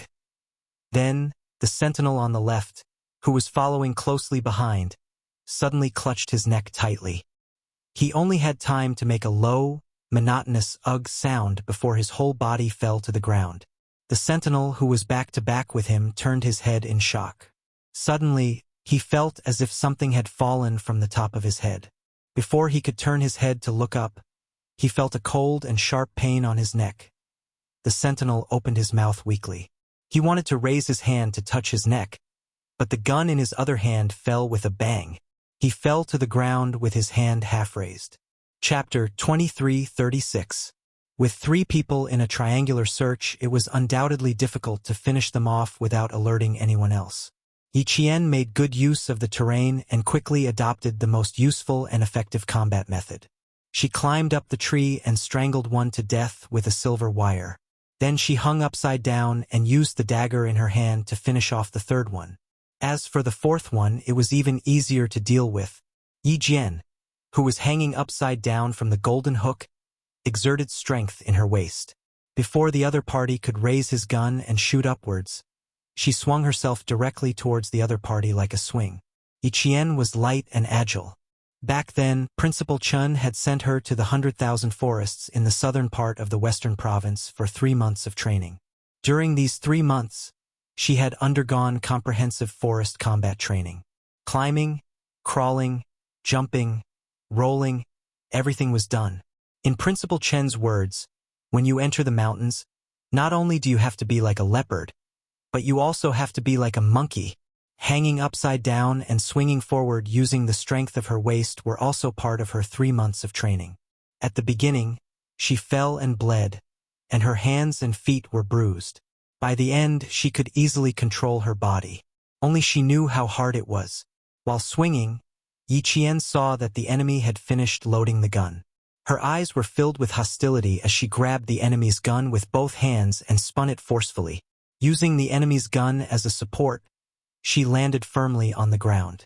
At the same time, she threw the gun away and lifted her right leg to kick the enemy's lower abdomen, where the diaphragm was.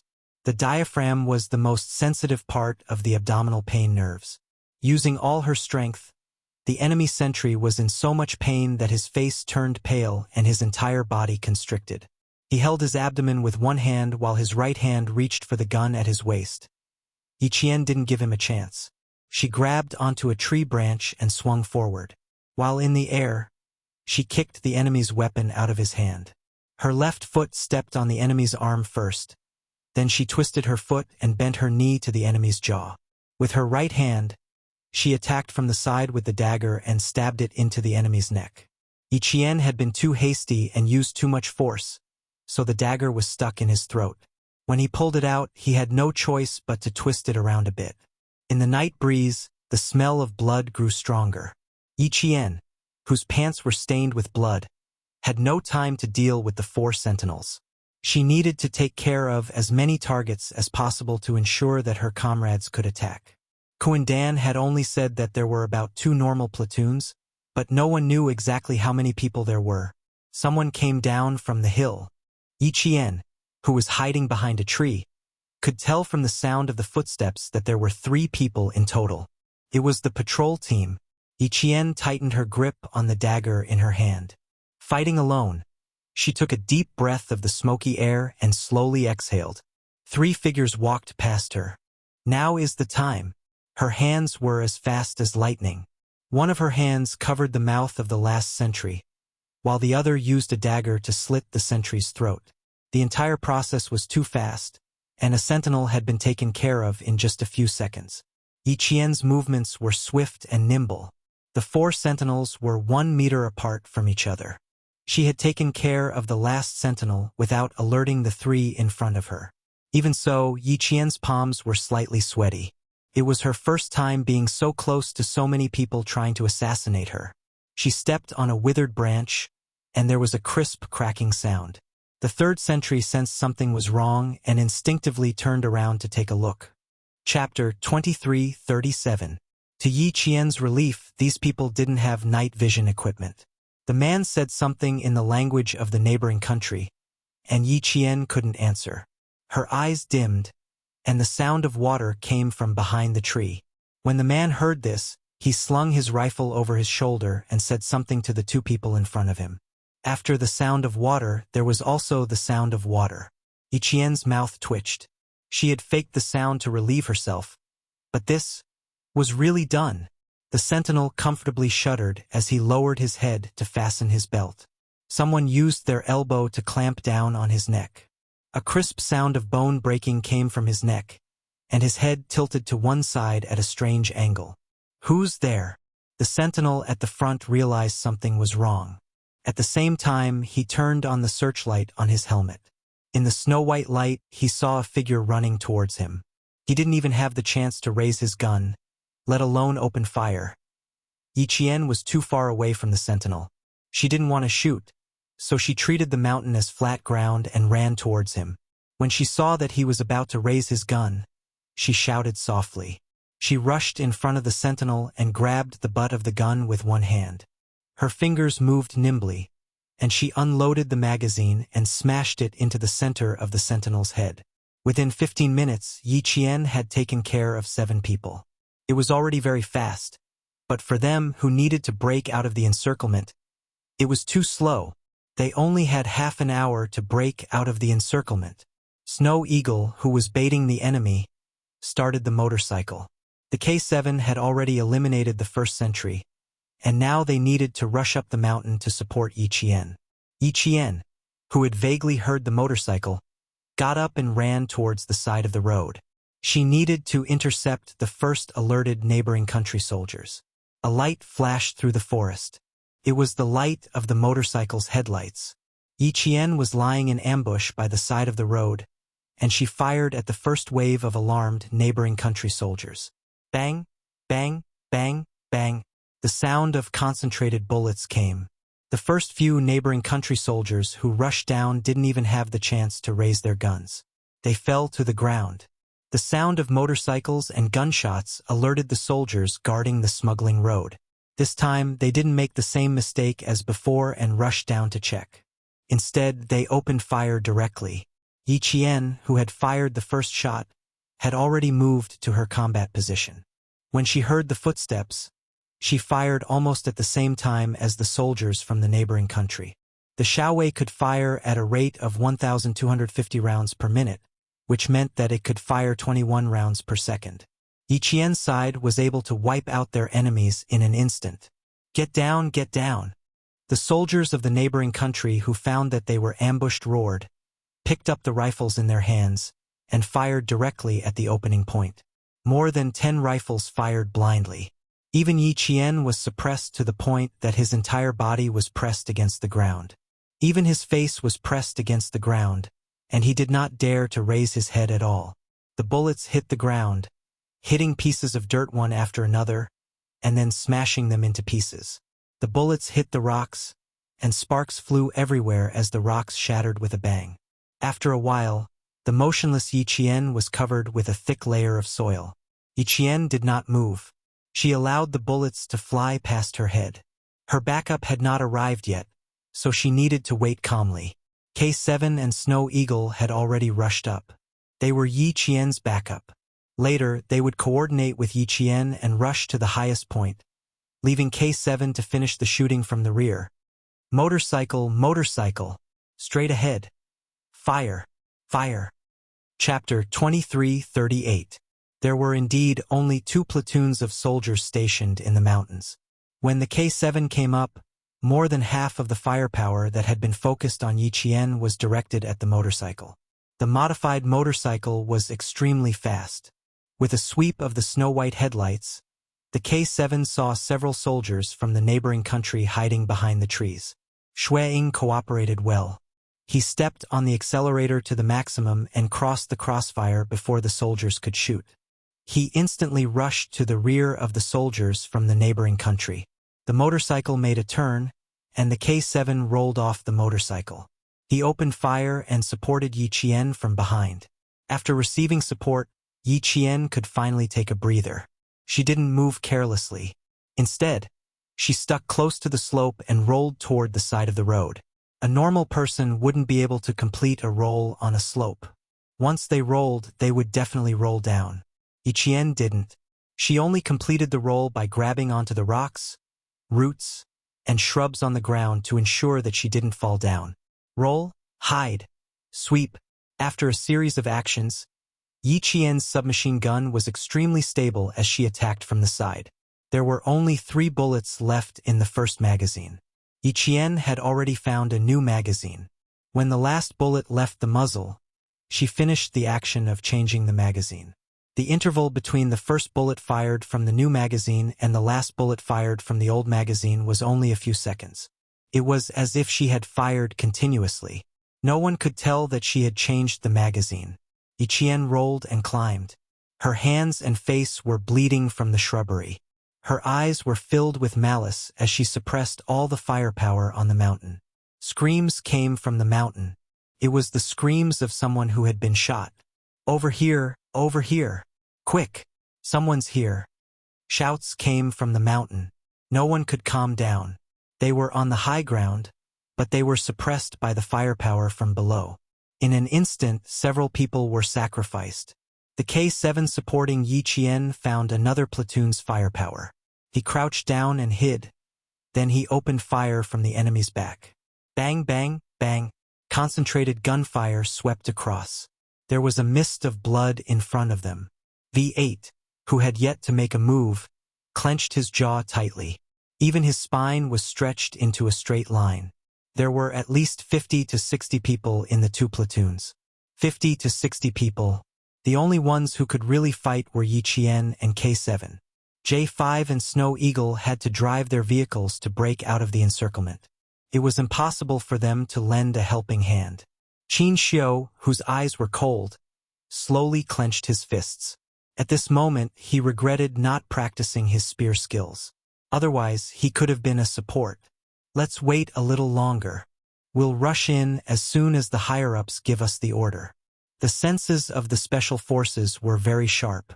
V8 sensed the change in Qin Xiu's aura and quickly said softly, "It won't take too long.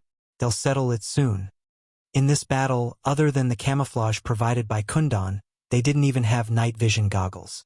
It was undoubtedly risky to fight without knowing how much firepower the enemy had. Fortunately, there were a lot of camouflage in the jungle, which slightly reduced the danger. V8 told Qin Xiu to relax, but in reality, his heart had been stretched taut.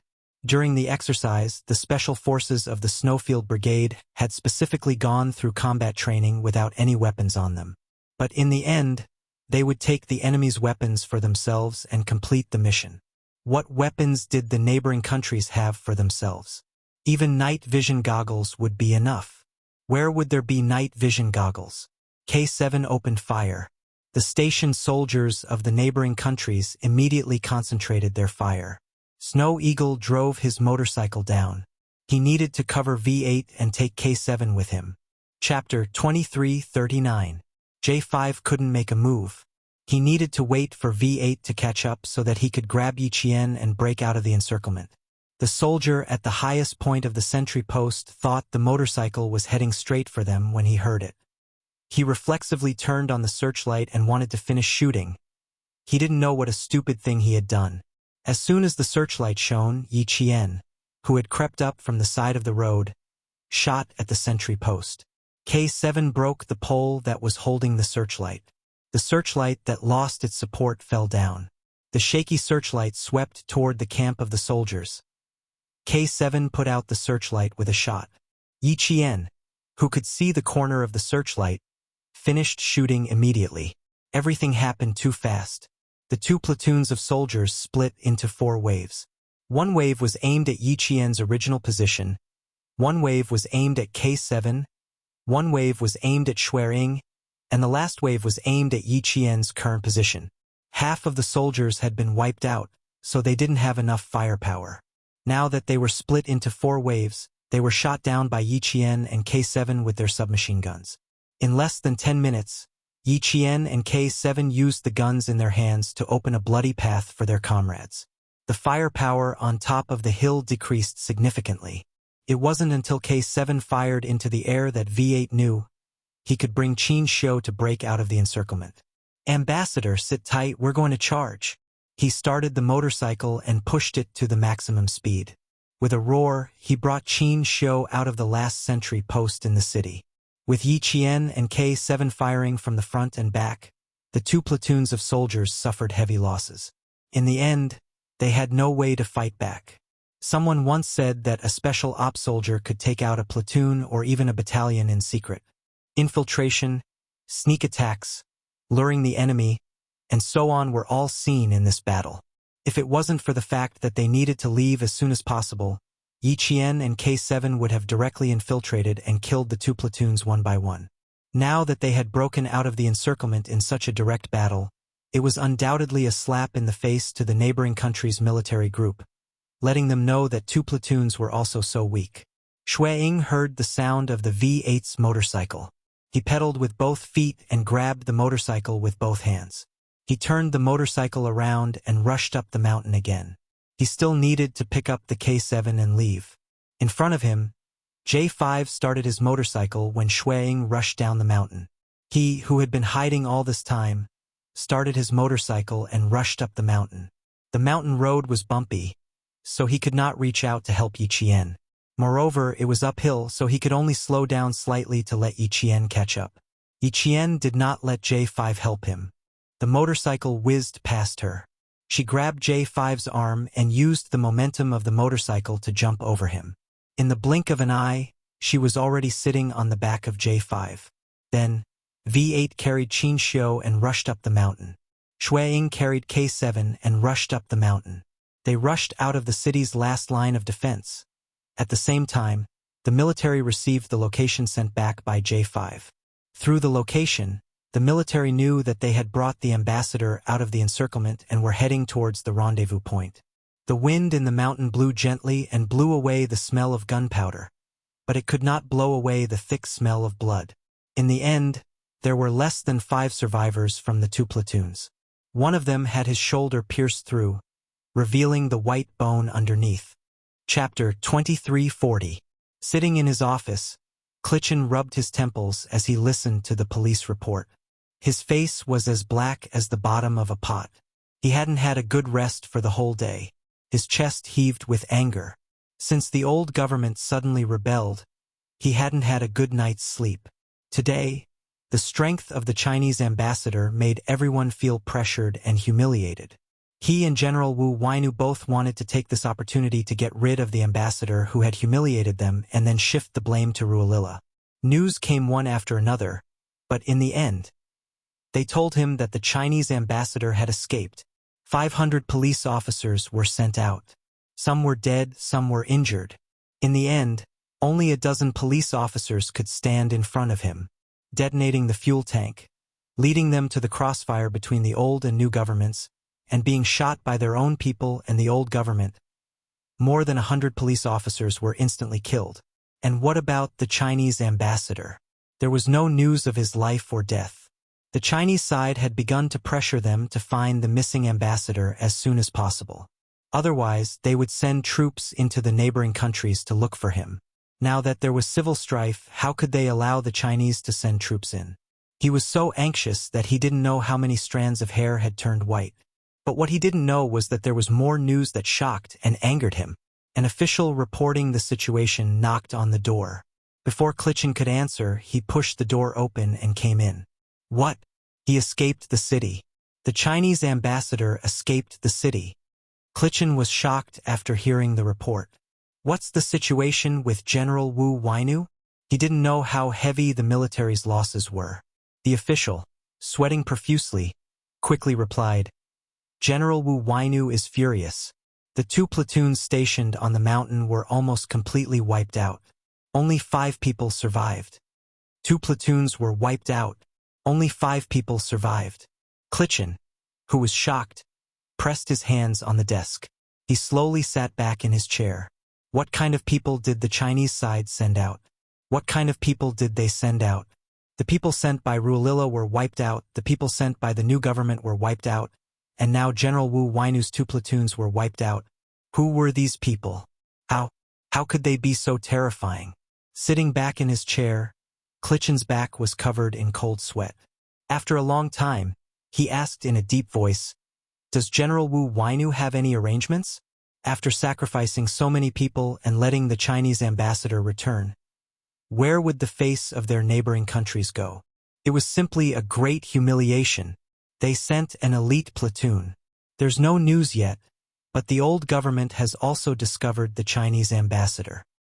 The reporting official did not dare to speak loudly. Including the Chinese ambassador, there were only 6 of them. In the end, the 6 of them managed to wipe out hundreds of people. Even as he sat there, he felt a chill run down his spine.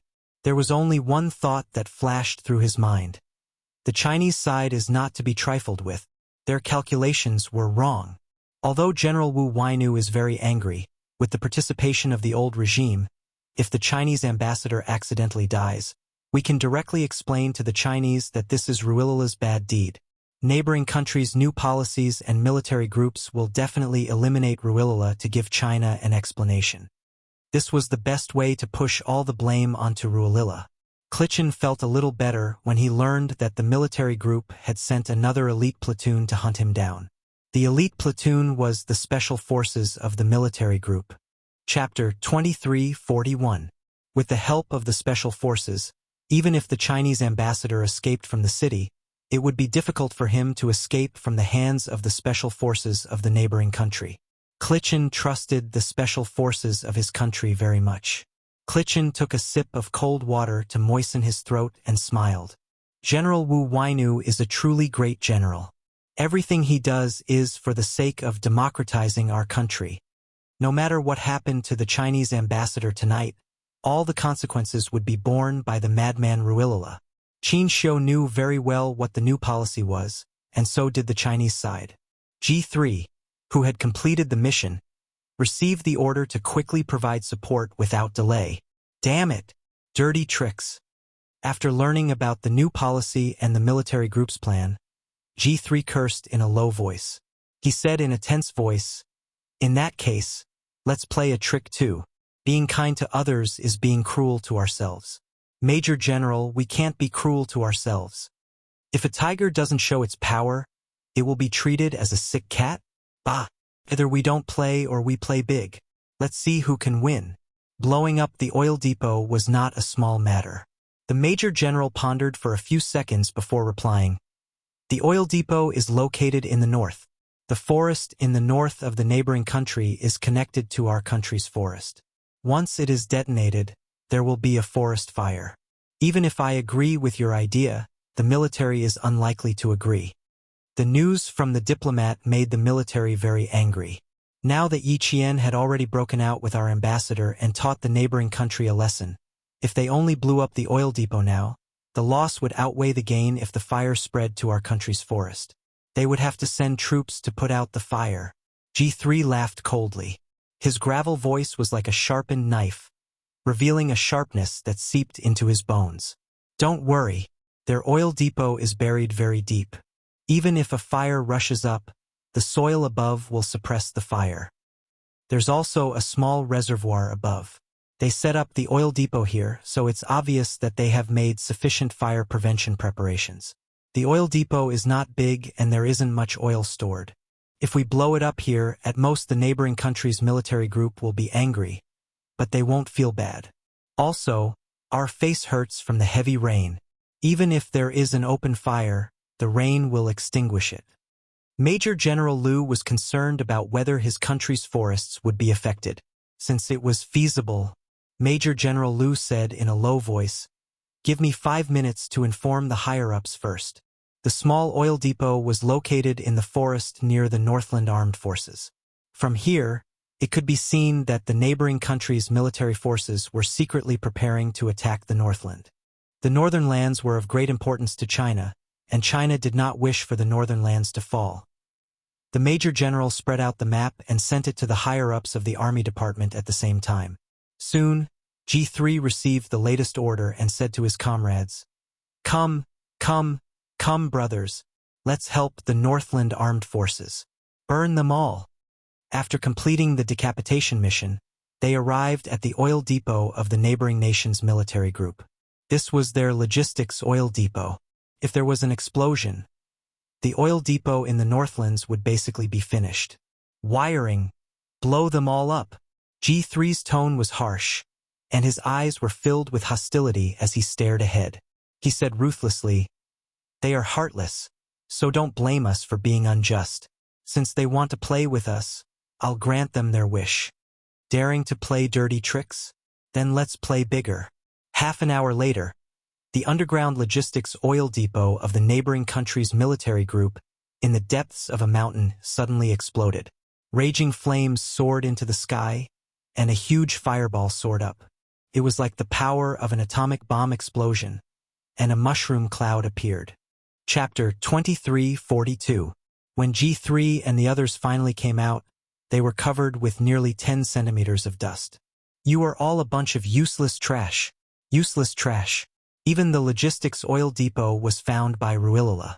How did you all stand guard?" General Wu Wainu, who was part of the neighboring country's military group, was furious. This was a general who was quite unfriendly to China. His thoughts were completely inclined to the hegemonic countries.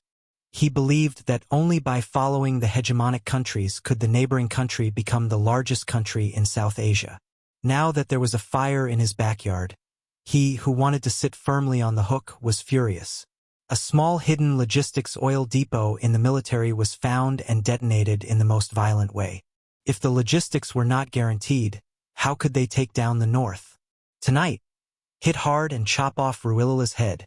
Chop his body into pieces. Wu Wainu thought it was Ruilala's fault and gave the final order.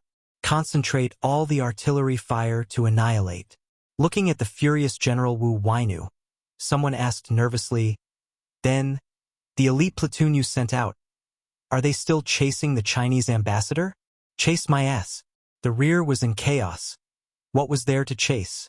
General Wu Wainu, who took back the order, was obviously unwilling. From day to night, the new government and the military group, plus the people sent by Ruilala, still let the Chinese ambassador escape. It was really infuriating. However, it was not appropriate to continue chasing. They needed to put all their energy on Ruilala and wipe out all his forces in one fell swoop. There was a sudden explosion in a mountainous area of the neighboring country. Even China felt the tremors. Ruilala, who was in a mountain village near the north, heard the news and laughed like a trapped beast. Good, good, good.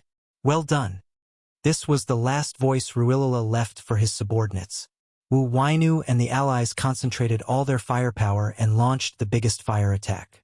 Soon, both sides received the latest report. The two commissioners sent by the Western hegemonic country were strangled with a shower curtain in the bathroom. Both sides were shocked. Both of them were killed in the same way. This was a warning to the neighboring country. It was not a personal warning to the neighboring country, but a country using this method to warn the neighboring country. Which country was it? The answer was obvious, but where was the evidence? There was none. Clichin and General Wu Wainu were so angry that their faces turned green. They had guessed that the deaths of the two commissioners were probably assassinated by the Chinese side. But what was the use of guessing? General, do you think? The explosion of the oil depot. A senior official from the Lin military group raised his suspicions. Could it also have something to do with China? As soon as he raised his suspicions, he was immediately rejected. That's impossible. China has always been neutral and has never taken the initiative to do anything that would harm other countries. I don't think China would be involved. It's not impossible. Look at how strong the Chinese side's attitude is this time. They swept away their previous concessions and suddenly launched an attack, making our side's situation much more difficult in an instant. The sudden launch of the drill caught them off guard. Although the Chinese side is suddenly strong this time, there is a reason for it. Now that their exercise has begun, and our flames of war are no longer concentrated in the north, the Chinese side will not bomb our oil depot again. The way I see it, the Northland Armed Forces and Ruilala are both possible candidates. Outside, the sound of the heavy downpour made people feel inexplicably annoyed. Chapter 2343. General Wu Wainu's face darkened as he listened to their words. In the end, he slammed the table impatiently and shouted, "No matter who it is, we must shoot down Ruilala tonight. Pass down the order. Fire fiercely. Don't let Ruilala live past tonight." A logistics oil depot was gone just like that, and they didn't even know who blew it up. Would they be embarrassed if word got out? No matter who it was, they would only think that it was Ruilala's doing. The battle started at 7 at night and lasted until 2 in the morning. The gunshots at various crossfire points suddenly became louder. Yi Qian, who had shaken off their pursuers, had already abandoned their vehicles.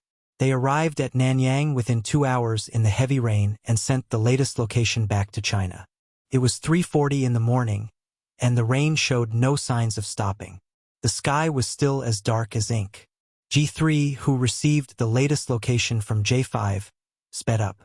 20 kilometers away from us. Quick, keep up.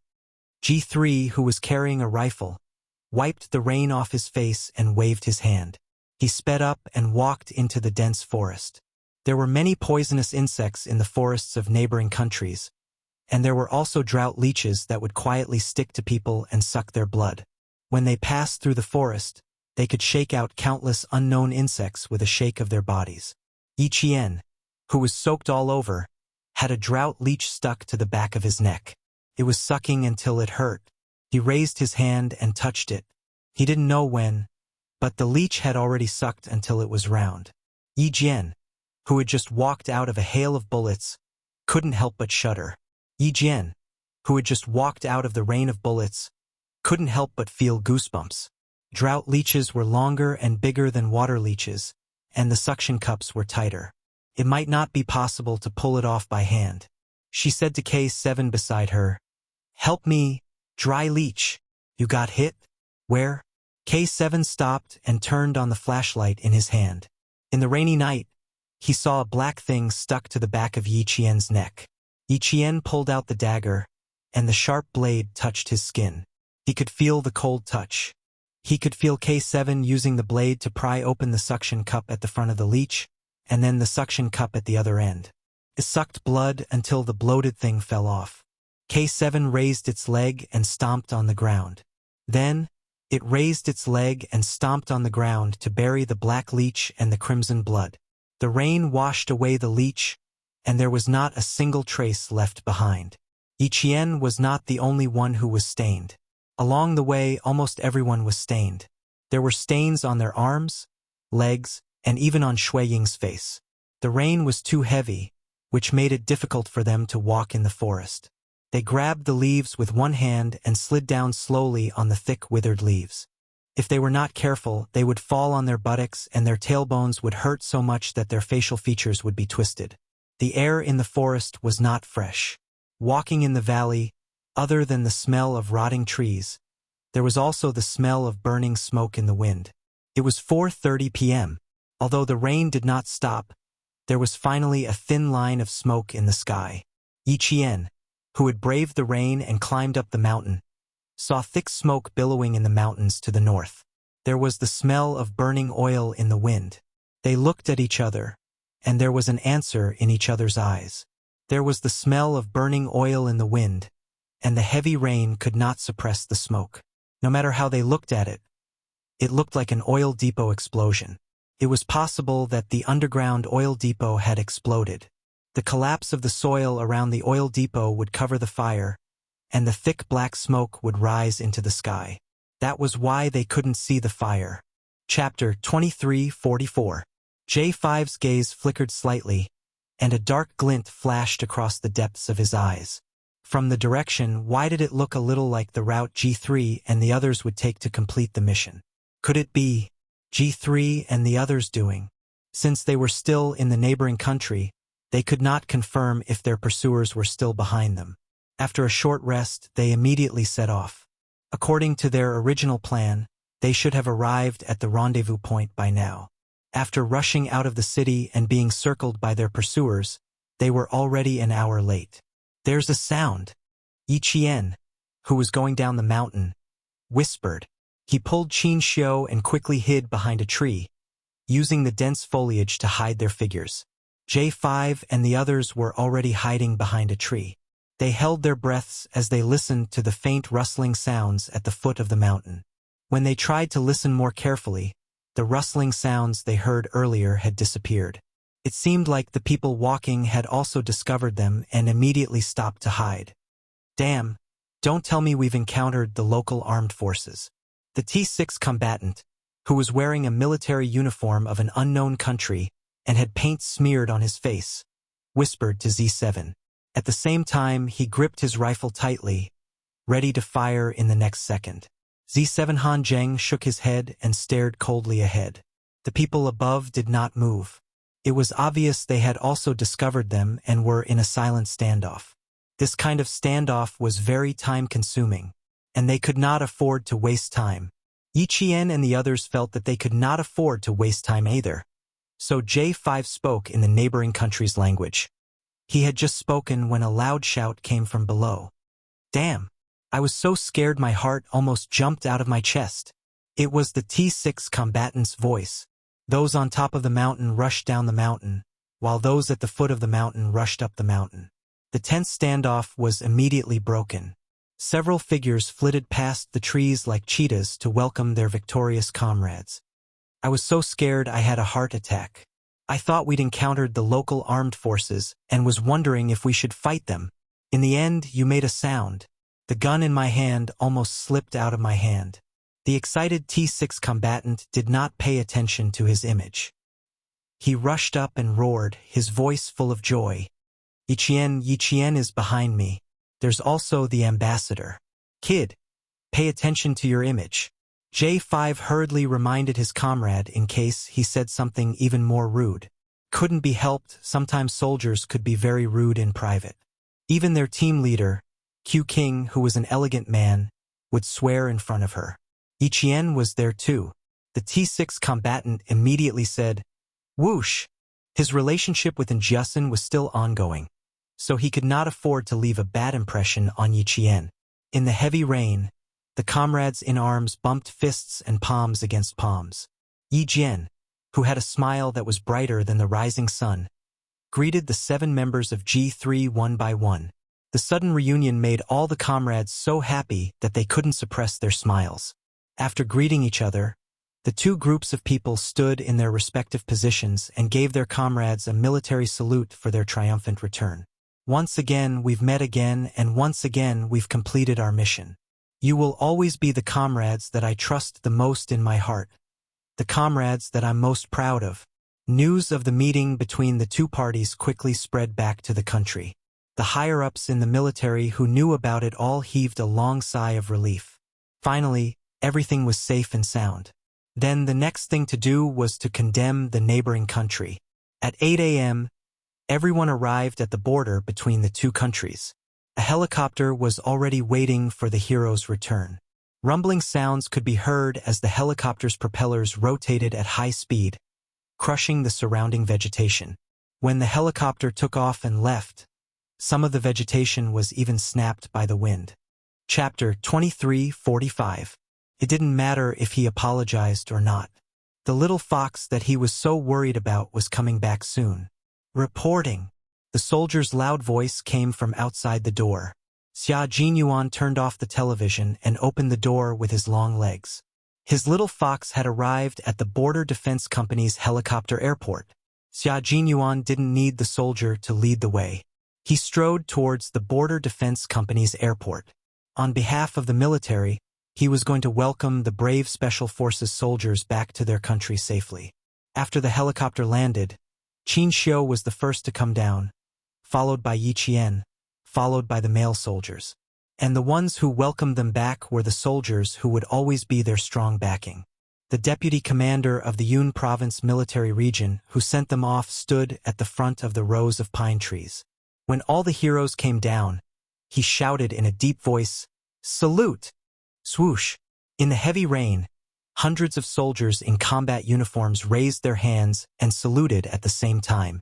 They saluted quickly and fiercely. Their standard salutes brushed against the wind and rain, bringing with them the fierce and unyielding military might of the soldiers who would never give up. Yi Qian, J5, G3, and more than 10 other Special Forces soldiers faced the grand welcome. They stood at attention and saluted. They used their return to tell the country that they had completed their mission. The whole scene was grand and passionate, making people's eyes turn red. Xia Jinyuan stood not far away and looked at his beloved girl.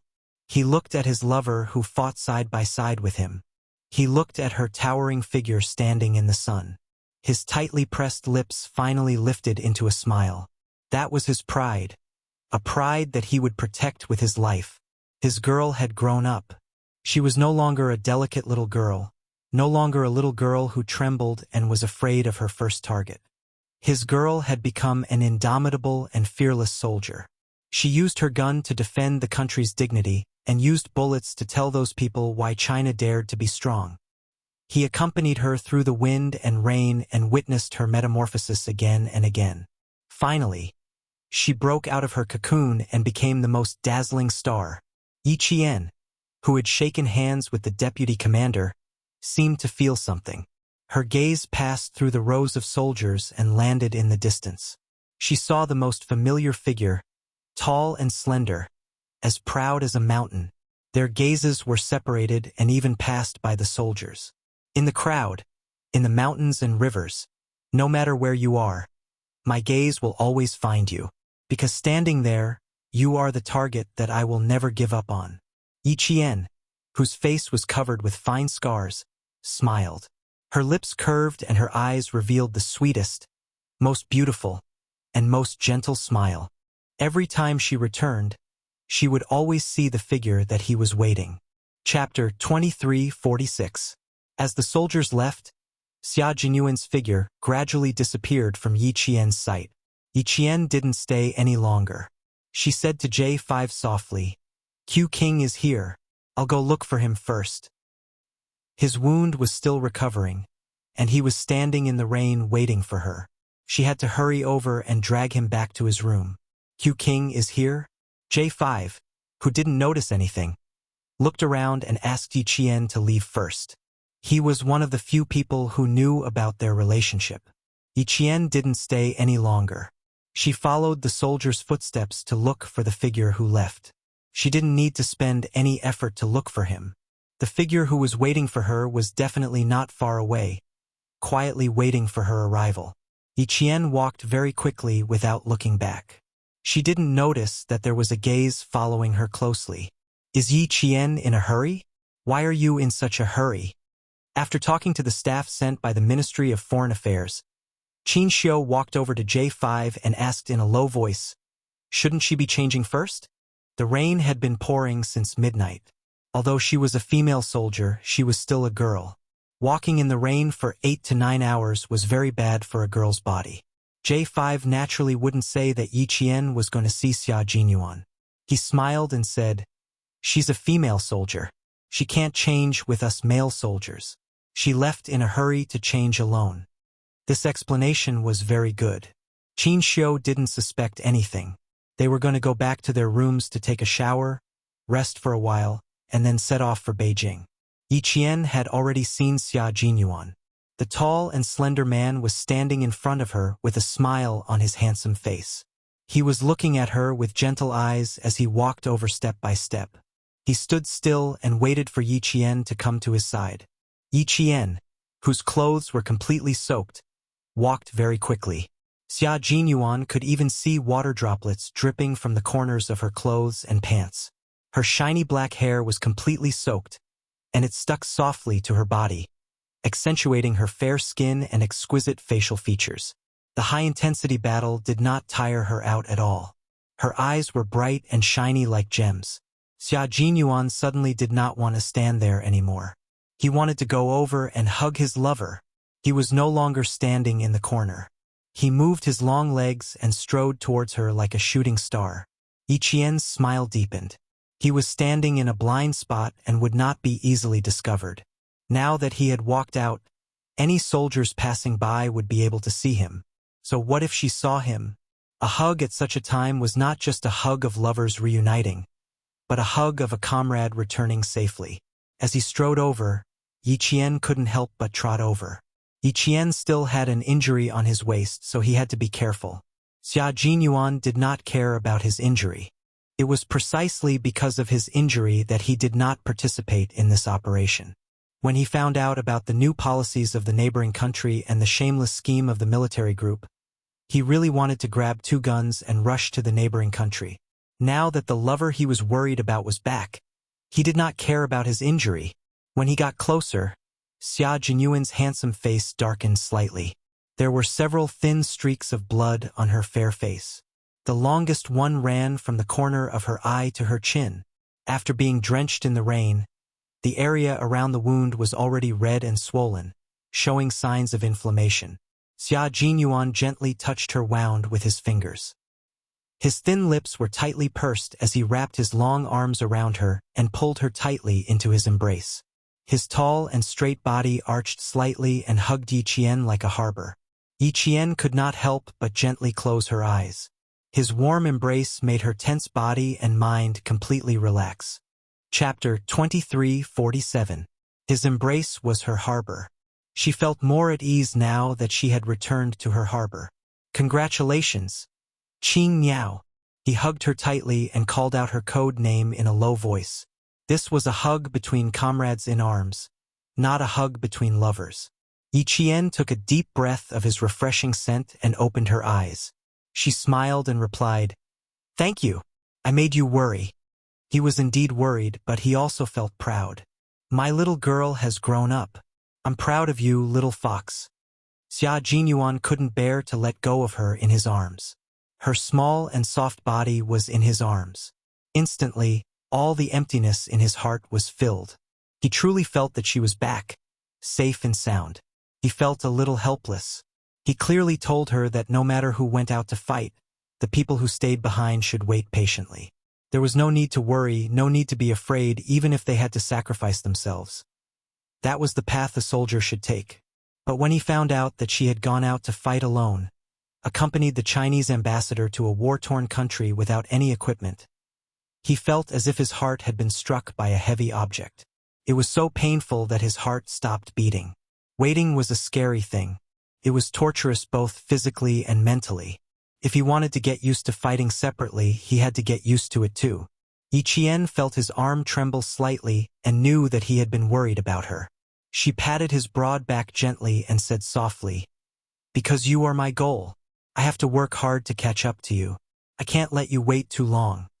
This little fox, sometimes she was so silly that it made his heart ache. Just because she knew that he had suppressed his promotion, she felt sorry for herself. She didn't feel sorry for herself either. She felt sorry for herself and how tired she would be if she worked so hard. Those cuts on her face. Didn't she hurt? She still had the mind to catch up to him. He couldn't bear to see her tired, but sometimes he could only stand by and watch her tire. He lowered his head and kissed her temple. Go back to your room and change first. Rest for the night and I'll send you back to school tomorrow. Your school leaders have called the military and hope that you can go back as soon as possible to prepare for the drill in May. Compared to a cadet, Yi Qian had taken too many days off. The academy leaders were worried that if he kept taking days off like this, Yi Qian's results would be unstable. Qin Xiu, who was holding an umbrella in his hand, looked at the leaving figure quietly. Through the curtain of rain, he looked a little dignified. He wanted to give her an umbrella, but what he saw was, she was jogging impatiently, like a swallow returning to the forest, into the arms of a man in military uniform.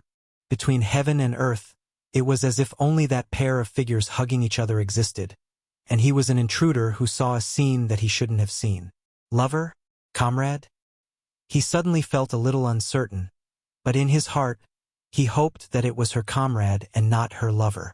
J5 walked over and saw Qin Xiu's hand holding the umbrella's rib a bit tightened. Looking at the two figures leaving, J5 felt his eyelids suddenly twitch as an incredible thought flashed across his mind. It can't be. Impossible. Did he make a mistake? Was he thinking too much? The ambassador likes Qing Miao? Happy Qing Miao? J5 felt his eyelids twitch even harder. Things can't develop like this, Qing Miao. Q King had his eyes on her a long time ago. He had been waiting for her for several years, but he couldn't explain anything now. J5 pretended not to see and smiled.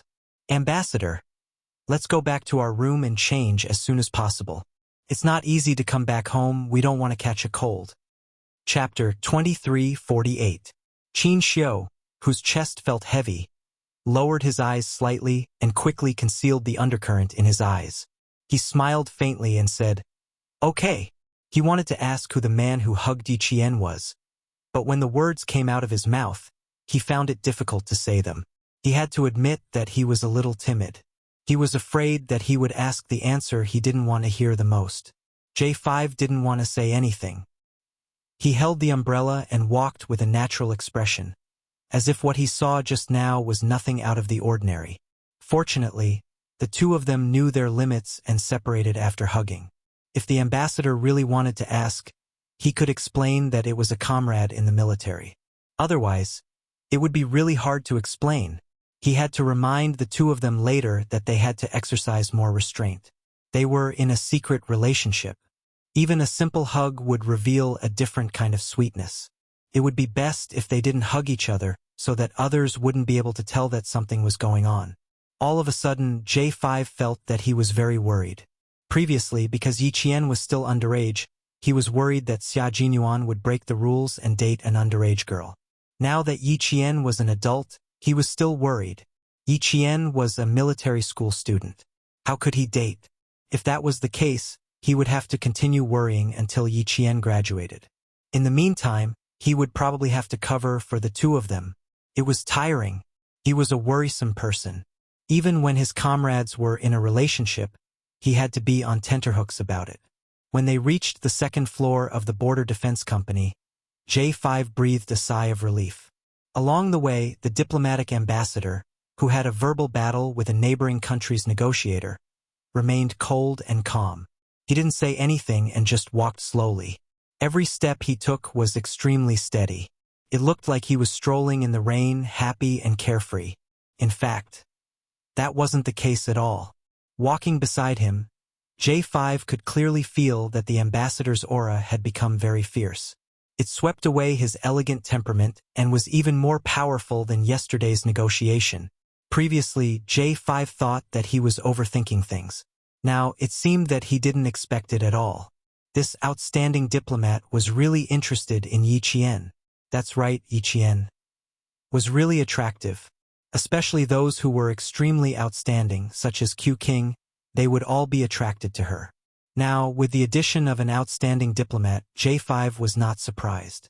Qin Xiu closed the umbrella and gently shook off the water droplets on the umbrella. He smiled at J5 and said, "Thank you for your hard work these days. Have a good rest. See you later." "You're welcome, Ambassador." J5 closed his umbrella and replied calmly, "See you later."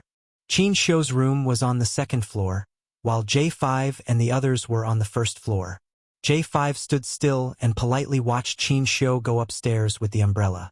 Watching the ambassador walk up the stairs step by step, J5 couldn't help but let out a sigh of relief. However, before he could completely relax, he saw the ambassador suddenly turn around. J5's nerves tensed up. He looked at the ambassador's face, which was drenched by the rain but still looked exceptionally elegant, as if it had been carved from fine jade. The ambassador asked him with a faint smile, "Which room is Yi Qian in? What happened to not asking? Why did you ask?" J5 smiled and said, "She came back earlier than all of us.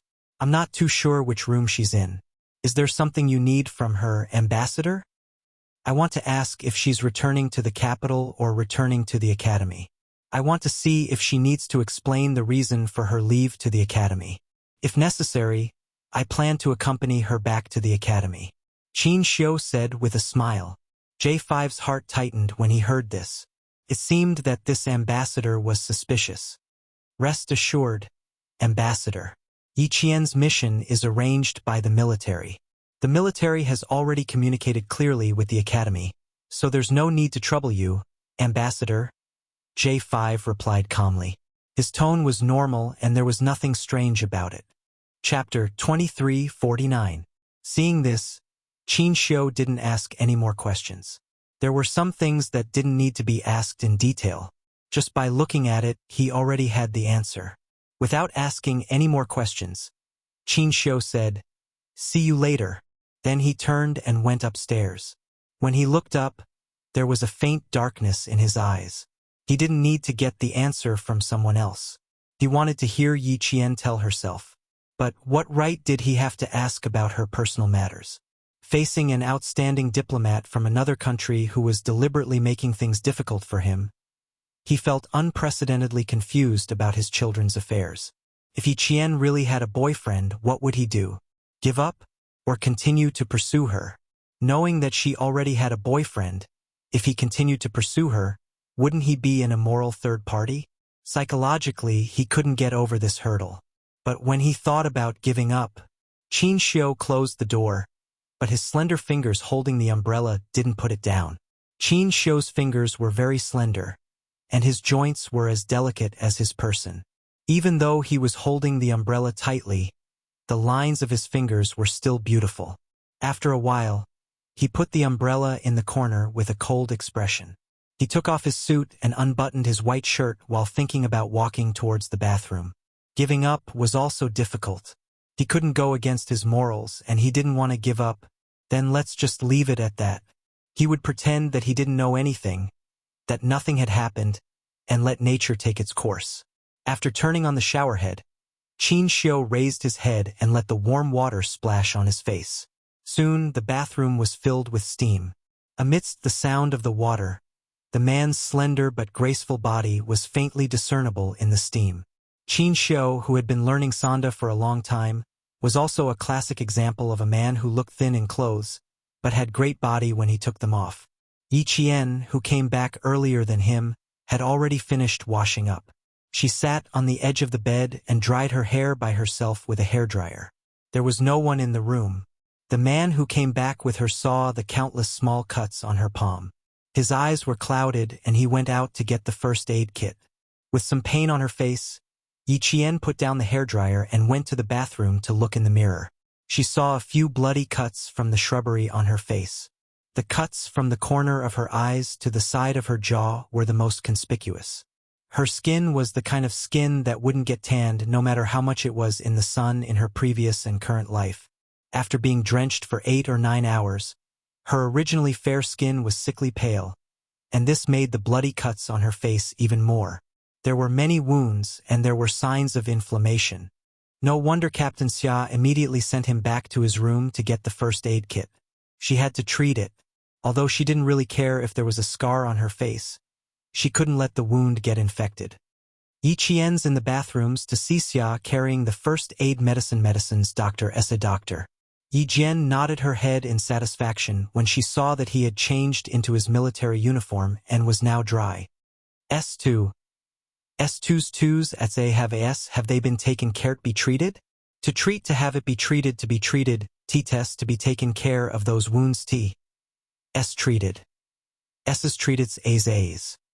Xia Jinyuan couldn't help but sigh when he saw how worried she was about the wound on her waist. His gaze fell on the wound on her face, and he reached out to hold her wrist. Mine's fine. It's already scabbed over. You're the one who's in trouble. Come here and treat the wound on your face first. There are still 2 broken shards stuck into your flesh at the corner of your eye. Don't you feel it? 2 more shards stuck into her flesh? She really didn't feel it. Chapter 2350. She subconsciously wanted to touch it, but she suddenly stumbled into his arms. As she fell into his arms, she heard his low voice say helplessly, "You still want to touch it? Do you want to pierce it deeper and leave a memento?" Seeing her injured, whether it was a big injury or a small one, his heart ached. He knew that it was inevitable, but his heart still ached. He wanted to put her in the palm of his hand to dote on and pamper her, but he had to let go because of his profession. He wanted to see her get hurt, see her suffer, and see her suffer. It was said that one could not see the rainbow without going through the rain. As Special Forces soldiers, they might not be able to see the rainbow even if they went through the rain. The next second, it might be eternal darkness, and they might not be able to see the sun tomorrow. He and she were Special Forces soldiers who had gone through storms and walked on the edge of the blade. They were calm when facing their own injuries, but in the eyes of the other party, they were heartbroken. He also knew how much her heart ached when she saw the injury on his waist. He also knew how worried she was when he went missing. Yi Qian did not touch it again. She threw herself into his arms and said with a smile, "Don't leave such a small injury as a memento. The injuries on your body are the real memento." Hearing her indifferent tone, Xia Jinyuan felt bitter in his heart. He also wanted to protect her well and make sure that she did not get hurt at all. He also wanted to face all the dangers in the war, and she only needed to stand behind him. He also wanted to, but he only wanted to. He lowered his head and kissed the girl who did not want to get up from his arms. His warm lips kissed her softly on her forehead. "Brave little fox. Let's pick out the thorns first. I'll let you hug me when we're on the bed." Let her hug me when we're on the bed. Yi Qian glanced at the 1.5-meter double bed from the corner of her eye. With his height of 1.8 meters, he would have to curl up to lie on it. The curtains were drawn in the room, and Xia Jinyuan turned on the bedside lamp. He carefully looked at the 2 thorns that pierced the corners of her eyes. They were a little too deep. The needle used to stitch up the wound was disinfected with alcohol. His fingers gently pressed against the corner of her eyes. His deep and dark eyes stared at the few deep thorns. He said softly, "The thorns are a little deep. It will hurt to take them out. Bear with it."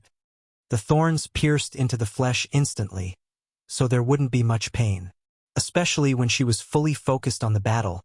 She didn't even feel anything when the thorns cut her face. It was a little painful to use the needle to pick out the thorns in the flesh. When the tip of the needle touched the hard thorns gently, Xia Jinyuan saw Yi Qian's long and black eyelashes flutter.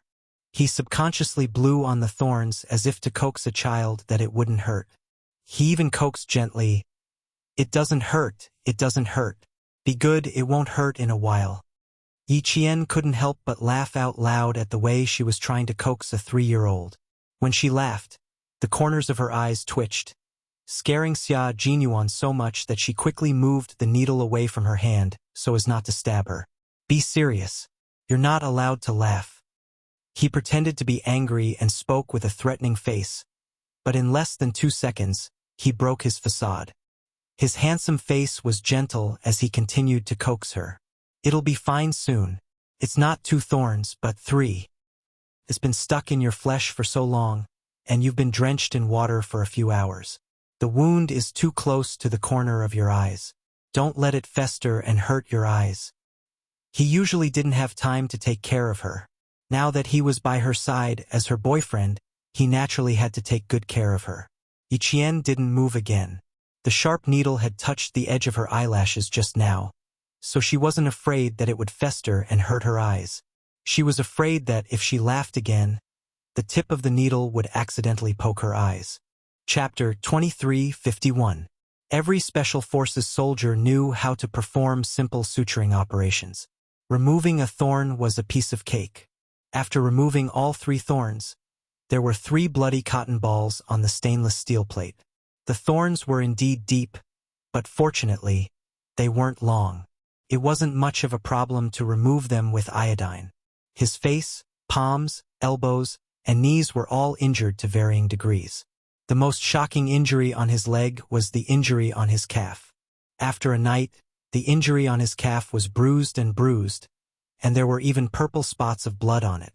Xia Jinyuan didn't say a word as he poured safflower oil onto his hands. He rubbed them until his palms were hot.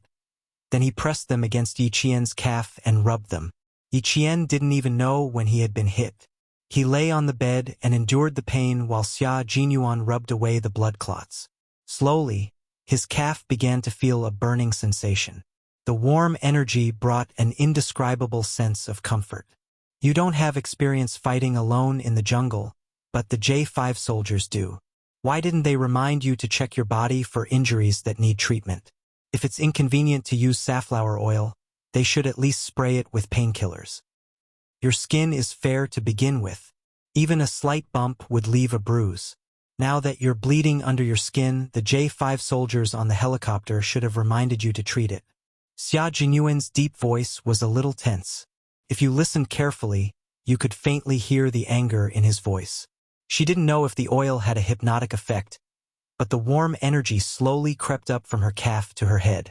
The warmth was exceptionally comfortable, and even her drowsiness slowly crept up. Yiqian listened indifferently. The corners of his lips curled up as he replied, "It's okay. It's not as serious as the last time you kicked me. The bruises you left behind last time only disappeared after the new year." Xia Jinyuan's right hand, which was rubbing her calf, paused. He felt helpless. He wasn't afraid of anything since he was young.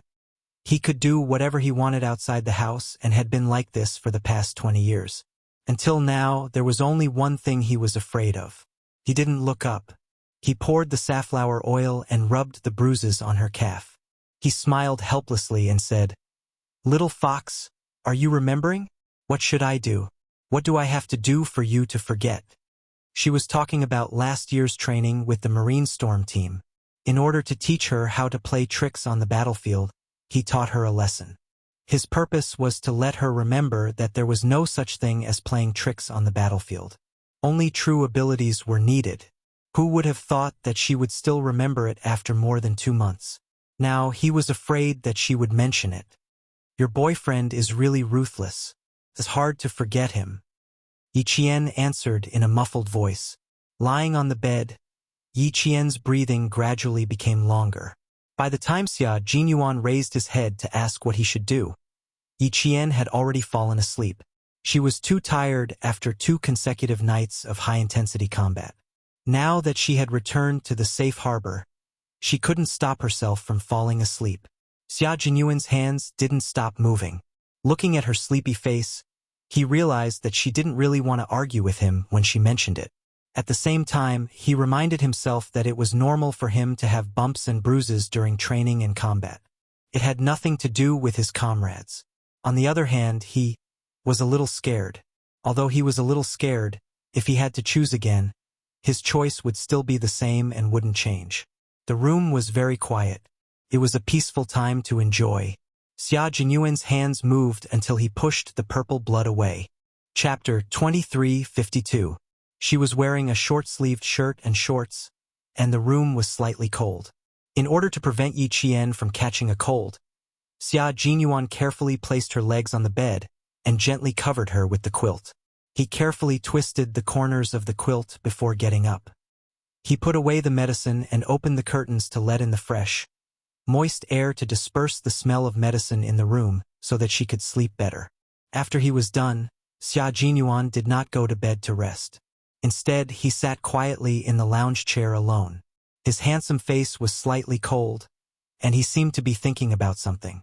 If J5 did not knock on the door, he would probably sit there until Yi Qian woke up. Is Yi Qian asleep? J5 heard Xia Jinyuan open the door very softly, so he knew that Yi Qian was asleep.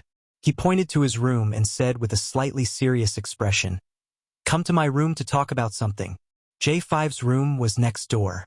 Because he had just taken a shower, there was a faint smell of soap in the room. After pouring tea, J5 sat down and frowned. He said in a deep voice, "The ambassador might have noticed the relationship between you and Yi Qian.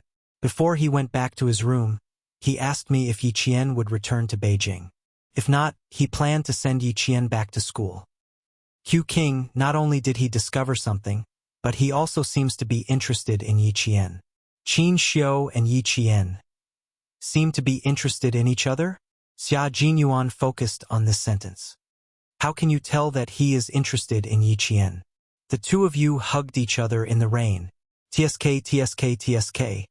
It shocked the world and made the gods cry. Anyone with eyes can see that there is something going on between the two of you. What's more, he seems to be interested in Yi Qian. J5 glared at him. But in the blink of an eye, he gloated, "Q King, your competitor this time isn't just ordinarily strong. V8 told me that the ambassador had a verbal battle with two negotiators from a neighboring country. His aura was fierce, and he didn't give in to the country's dignity. When he was offended, he pressed on and made the other party speechless. Yi Qian was there at the time. He was full of admiration for Qin Xiu. With such a strong rival in love, Q King, you have to be careful." Just because of this, he had to be careful? Xia Jinyuan stretched his legs lazily and leaned back in his seat. Even his voice sounded nonchalant as he said, "My relationship with Yi Qian is not something that can be attracted to Yi Qian with just one exciting negotiation. I'm just a little surprised. Qin Xiu is interested in Yi Qian, but I didn't notice it at all." You're quite confident. Overconfidence is arrogance. Don't be too proud. If you ask me, the ambassador has a better chance of winning than you. J5 poured cold water on Qin Xiu without hesitation and listed out his good points. Handsome, you don't have to say it. You can see for yourself. His temperament is as elegant as the nobles sitting in the palace. He's witty and knowledgeable. He knows when to advance and when to retreat. He knows how to behave himself. Most importantly, he's a diplomat. He also fights for the country, but his sacrifice rate is lower than ours. He also has more holidays than us. Most importantly, his focus is on the country. As long as he has the time and the heart, he can fly to the military academy to visit Yi Qian in the night. Q King, what do you think your chances of winning are? If you ask me, you have the advantage in terms of time. The analysis was not bad. It did sound very threatening. But so what? The love between him and the little fox was not based on romance, nor was it based on time spent together. Their love was completely based on the fact that they were willing to put their lives in each other's hands. They were willing to fight side by side and vanquish their enemies together. Chapter 23:53. Through the smoke of war, through the flames of war. His and Little Fox's love wasn't something that could be easily interfered with. Xia Jinyuan raised his eyes. His disdainful gaze was filled with the unruffled, domineering aura of a powerhouse. He spoke cheerfully and wittily with an irresistible force. So what? He likes Yi Qian. I can only say that he has good taste. But that's his own business. What does it have to do with me and Yi Qian? Such confidence, with a hint of arrogance, made J5 click his tongue. Q King, I couldn't tell. Back then, you were so afraid that Yi Qian would be pursued by others. But now you're so confident. You're actually not worried about Yi Qian being pursued by other men at all. I don't believe that when you heard me say that the ambassador is interested in Yi Qian, you didn't feel nervous at all, J5 said with certainty. Then, he looked at Xia Jinyuan without blinking. trying to discover something. Before he could discover anything, the domineering Lieutenant Colonel Xia frowned and admitted, "A little, but it's okay. My girlfriend is so outstanding. There will probably be more flies flying around in the future. I have to work harder." Not nervous? Nonsense. How could he not be nervous? Qin Xiu, one of the top young masters in the capital, a language genius, the youngest diplomat, the most handsome diplomat, the most promising diplomat. His long list of most was enough to make people's eyes linger. Just as J5 said, he was lucky that he won in terms of time. If the young Qin Xiu and the young Yi Qian met, Lieutenant Colonel Xia's eyes darkened. Then, he really wouldn't know whose girlfriend Little Fox was. It wasn't that he was belittling himself, but Qin Xiu was indeed very outstanding. His character was also quite good. Among the young masters in the capital who didn't have any scandals, Qin Xiu was one of them. Even the old man at home said that Qin Xiu alone was enough to support the Qin family. Apart from family Xia and his children, old Master Qin had only commented on two other people. One was Xia Jinyuan's brother-in-law, Li Jinyan, and the other was Qin Xiu from the Qin family, who was worthy of being a role model in Beijing. From this, it could be seen how outstanding Qin Xiu was. Wasn't he nervous? How could he not be nervous? But this kind of thing couldn't be solved just by being nervous. The main thing was to let the other party know the difficulty and back off. Here came the problem. His current identity was still that of a boyfriend who couldn't see the light of day. How could he make her back off? J5 saw that he was deep in thought, and his eyes flashed with a teasing smile. Suddenly, he thought of a very important thing. Something was wrong. What he wanted to say was not that the ambassador had taken a liking to Yi Qian. Why was it that he and Q King were analyzing the chances of the ambassador winning? His main point was that the ambassador had found out about the relationship between Q King and Yi Qian. Stop. Let's not talk about whether the ambassador will become your love rival and make you feel threatened. Q King, our main point now is how you're going to deal with the ambassador if he finds out about your relationship with Yi Qian. This was a very serious matter. Although the military academy didn't explicitly state that students weren't allowed to date, everyone knew that dating in the military academy had a bad influence. Once the academy found out, they would come out and talk to the students first. The military academy students were the future of the country's national defense, and they were also the backbone of the country. During their time in school, all of their energy should be spent on their studies. From a personal point of view, it was understandable why military academy students would date, but from a national point of view, love would always come second. Chapter 2354. Yi Qian was so outstanding that J5 didn't want her relationship to leave a bad mark on her military academy career. He was worried that as more and more people found out, Yi Qian would be implicated in the end. You too. Sai, why don't you continue to bear with it? Meet less, chat less, and travel less together.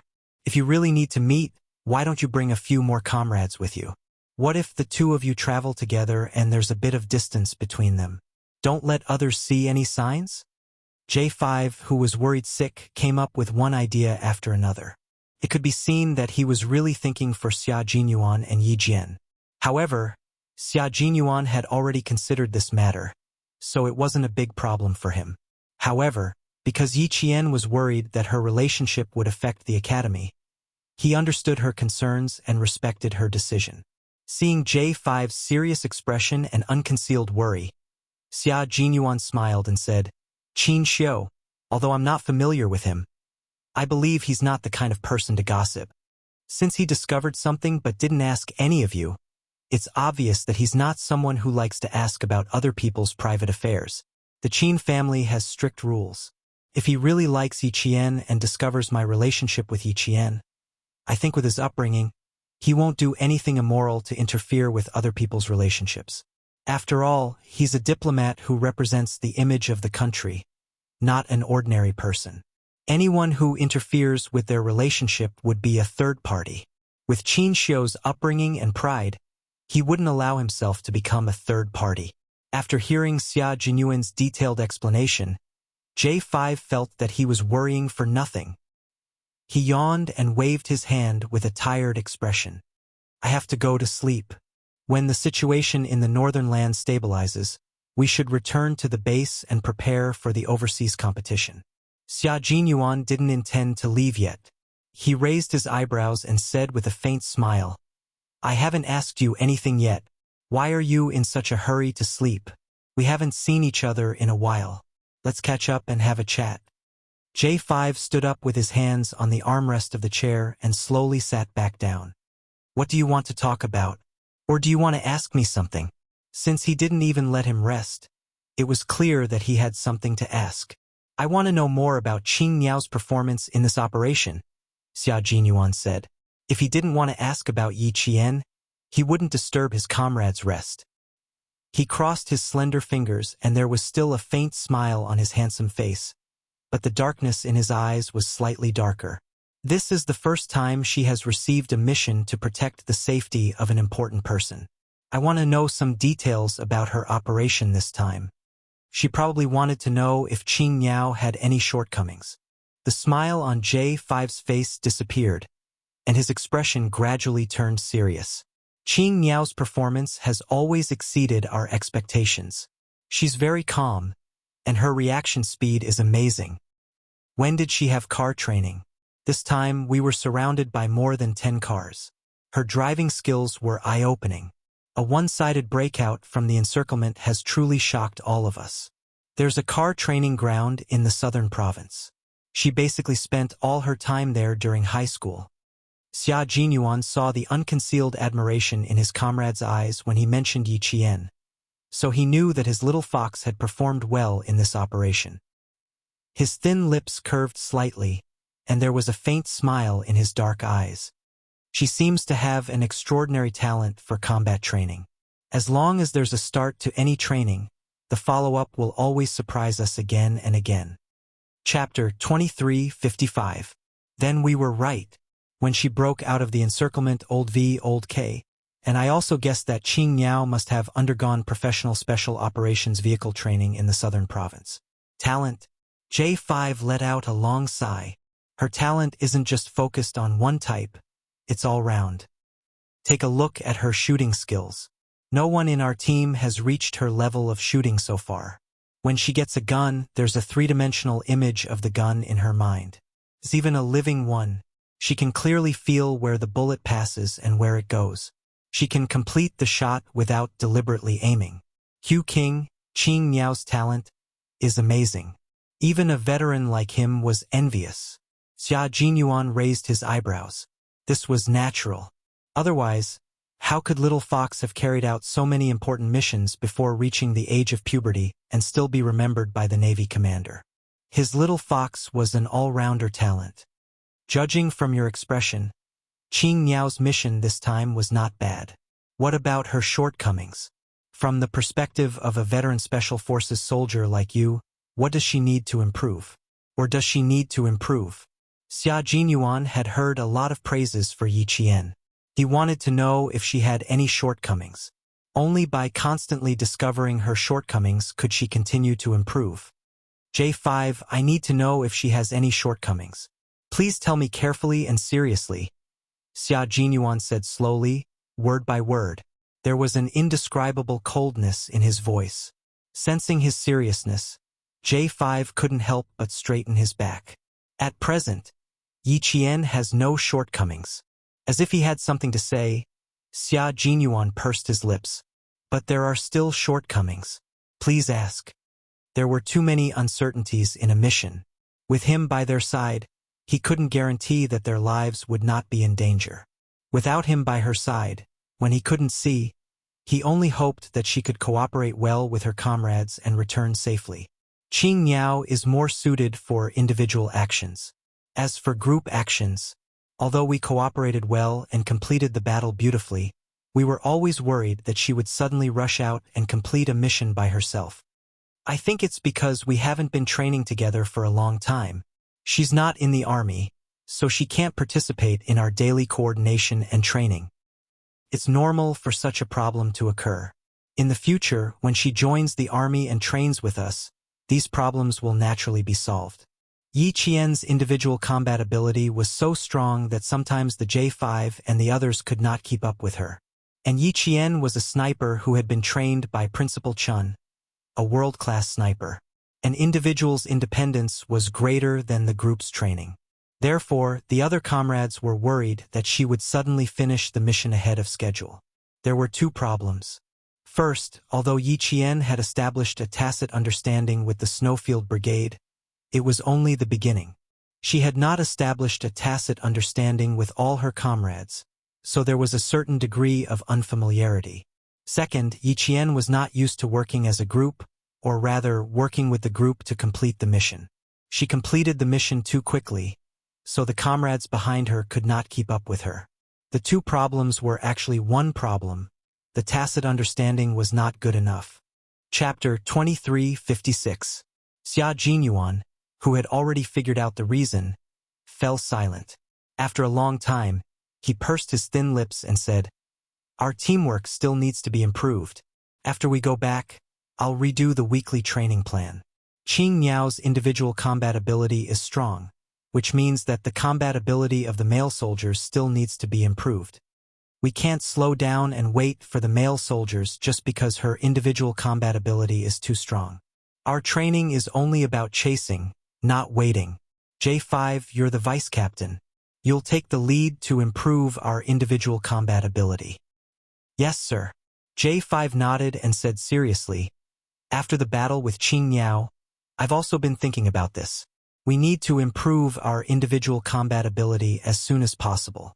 Otherwise, we won't be able to take on any high-risk missions in the future." Even though the Snowfield Brigade was now the top special forces in the country, if they didn't innovate and work hard, they would be eliminated. They trained for war and to win. Only by improving their individual combat ability day after day, year after year, could they continue to stay in the Snowfield Brigade. Qing Niao's strong individual combat ability was also a warning to them. With J5 in charge, Xia Jinyuan was very relieved. Seeing that they had been delayed for a long time, Xia Jinyuan got up and prepared to go back to his room to accompany Yi Qian. J5 got up and asked him, "Have you informed Yi Qian about the overseas competition? She's the only female soldier in our team. You should know that, right?" "I only found out yesterday. You rest, I'll go back to my room." Xia Jinyuan didn't want to disturb his comrade's rest. He stood up and patted his comrade's shoulder. "You don't have to worry too much about Yi Qian and me. You don't have to worry about Qin Xiu either. If he really asks, tell him to come and ask me himself. My relationship with Yi Qian. Anyway, it won't affect anything just because he's an outstanding diplomat. I'll keep an eye on him and won't let him take advantage of me." After he finished speaking, he walked back to Yi Qian's room with big, elegant steps. J5 couldn't help but laugh when he saw this. What he said made sense, but in reality he was still a little nervous. After all, his love rival was very powerful and not an ordinary person. As a comrade in arms, he naturally stood on Q King's side. He was not happy that Yi Qian was snatched away by the ambassador. The ambassador was very outstanding, but no matter how outstanding he was, he could not be compared to his comrade in arms who fought side by side with him. After returning to his room, Xia Jinyuan gently closed the door and walked to the bed. He saw that the girl he liked was still in her original position, and even the smile on her face had not disappeared. She was sleeping soundly. Xia Jinyuan didn't know that the second he saw Yi Jian, his eyes had become exceptionally soft. Even his heart felt like it was swimming in a pool of water. His military aura became soft and soft. He was a hot-blooded soldier who fought for the country, but he was also an ordinary man who was filled with tenderness when facing the girl he loved. After taking off his military jacket, Xia Jinyuan lay down on the bed very gently. As soon as he covered himself with the quilt, Yi Qian, who was sleeping soundly, took the initiative to move closer to his arms like a little animal. She then moved a little and found a more comfortable position to continue sleeping.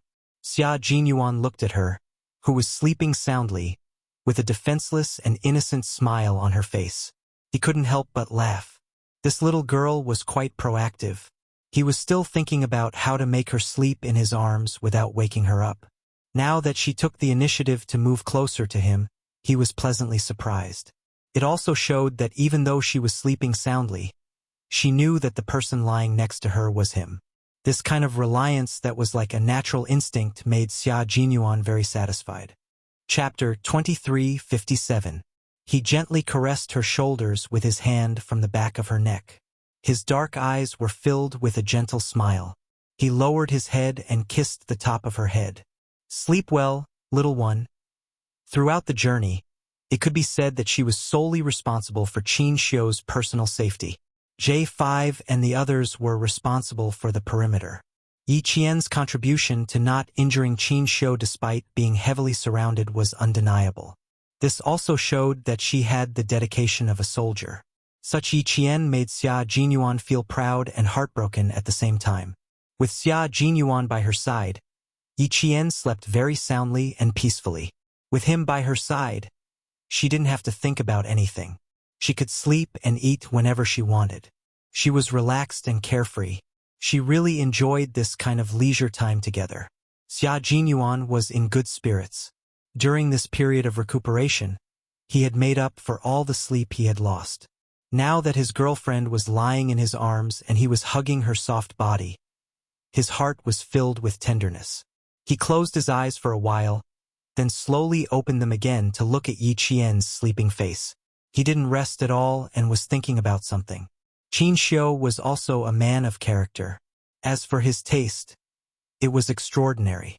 However, after meeting Little Fox a few times, he fell in love with her. Just as J5 said, Qin Xiu was a very strong love rival. His love rival was too strong and he worked in the country. If he wanted to, he could go to the military academy to look for Little Fox at any time. With his ability, going there once or twice a month was not a problem. However, his Little Fox wasn't stupid. If Qin Xiu really went to look for her frequently, she would definitely notice. When that time came, she would avoid him and Qin Xiu wouldn't be able to do anything about it. Just like how he used to chase her. If he didn't chase her to a corner and leave her with no way out, she would never show up easily. Xia Jinyuan gently tapped the tip of her nose with his slender fingers. Thinking of the appearance of a strong rival in love, he smiled indulgently and said, "Little thing, you've only carried out a mission, but you've already attracted a lot of attention. Tell me, why are you so likable?" Qin Xiu, the youngest and most promising diplomat. He also has a handsome face that even I have to admit. If you really take another look at him, my heart will definitely ache for a long time. Little thing, I'm going to be jealous for half a day. You're doomed. If I become jealous for half a day, I'll torture you so much that you won't be able to leave the bed for the whole day. You can't even look at other men. I, Xia Jinyuan, have always been arrogant. Now that you've taught me a lesson, you have to take responsibility. When you look at a man, you can only look at your own man, understand? Lieutenant Colonel Xia did not speak. He spoke softly, seemingly helpless, but in reality, every word he said was filled with affection. As he spoke, Lieutenant Colonel Xia narrowed his unfathomable black eyes. His gaze was like that of a large, ferocious beast, his eyes twinkling with fragmented light. He felt a little insecure, so he had to think of a way to make himself feel safe. Therefore, when Yi Qian opened her eyes, she saw a handsome face that was filled with faint sadness. Yi Qian blinked gently and naturally leaned into his embrace. "Did I sleep for a long time? I seem to be able to sleep well with you by my side." Lieutenant Colonel Xia loved to hear such sweet nothings. His thin lips curved as he laughed softly and said, "It's all right. It hasn't been that long since the sky turned dark. You probably slept for 9 hours. 9 hours. She actually slept for 9 hours. Yi Qian widened her eyes in disbelief. She propped herself up with one hand and looked out the window. The sky really did turn dark. This was not a normal sleep. No wonder she felt hungry when she opened her eyes. From last night until now, she had only drunk a few mouthfuls of water and had not eaten any dry food. Chapter 2358. Come. Let's get up and eat something first. The warm bedside lamp went off. Xia Jinyuan stretched out his long arm and turned on the main light in the room. The bright light illuminated the entire room, allowing Yi Qian to see the sadness on his face more clearly. "Captain Xia, something's not right." After washing up, Yi Qian, who had changed into her uniform because it was cold, sat down to eat the military meal. After taking a bite of the meal, she looked up at Xia Jinyuan, who was staring at her deeply. When she was half full, Yi Qian couldn't help but ask him, "I've seen Captain Xia's rascally, arrogant, domineering, and murderous side. But this is the first time I've seen a sad side of you. I'm a little surprised, so I want to ask you, where does this sadness come from?" For some reason, Yi Qian felt that she might have asked the wrong question. Sure enough, the man sitting across from her took a sip of the hot soup and said slowly, "I'm thinking about how to give myself to you." Give myself to him. Fortunately, the soup wasn't hot. Yi Qian resisted the urge to spit out the soup and swallowed it down. After a while, she caught her breath and said rather embarrassedly, "I just came back from a mission, and you're already thinking about giving yourself to me? Every time I go on a mission, the first thing I regret is not giving myself to you. Every time I come back from a mission, I regret not giving myself to you. This cycle has been going on for several years." Xia Jinyuan sighed softly, and the sadness on his handsome face deepened. "This is a problem that has been bothering me for several years. Little fox, why don't you do it with me? You can be harsh, you can be gentle, you can be forceful, you can be forceful. Do it in one go and give me a quick death. What do you think?" Yi Qian, who had almost lost the ability to organize her words, put down her spoon and pushed the plate away. She looked at the man sitting across from her expressionlessly. Harsh, gentle, forceful, forceful. Why do I feel like I'm going to be a rapist? Captain Xia, are you sure you know what you're saying? Xia Jinyuan nodded. I'm sure. It's because I don't feel safe at all. After thinking about it, the only way out is to sacrifice myself. Yi Qian resisted the urge to throw a plate of leftovers at him. He forced a smile and said, "So what you're saying is that you'll feel safe if you give yourself up?" Did he get it wrong? He was a man, not a woman. Wasn't the sacrifice referring to women? How could he say that it was a man sacrificing himself to find a sense of security? He had seen scoundrels before, but he had never seen such an unreasonable scoundrel. Yi Qian was both angry and amused. He used his chopsticks to pick up a piece of braised pork and stuffed it into Yi Qian's mouth.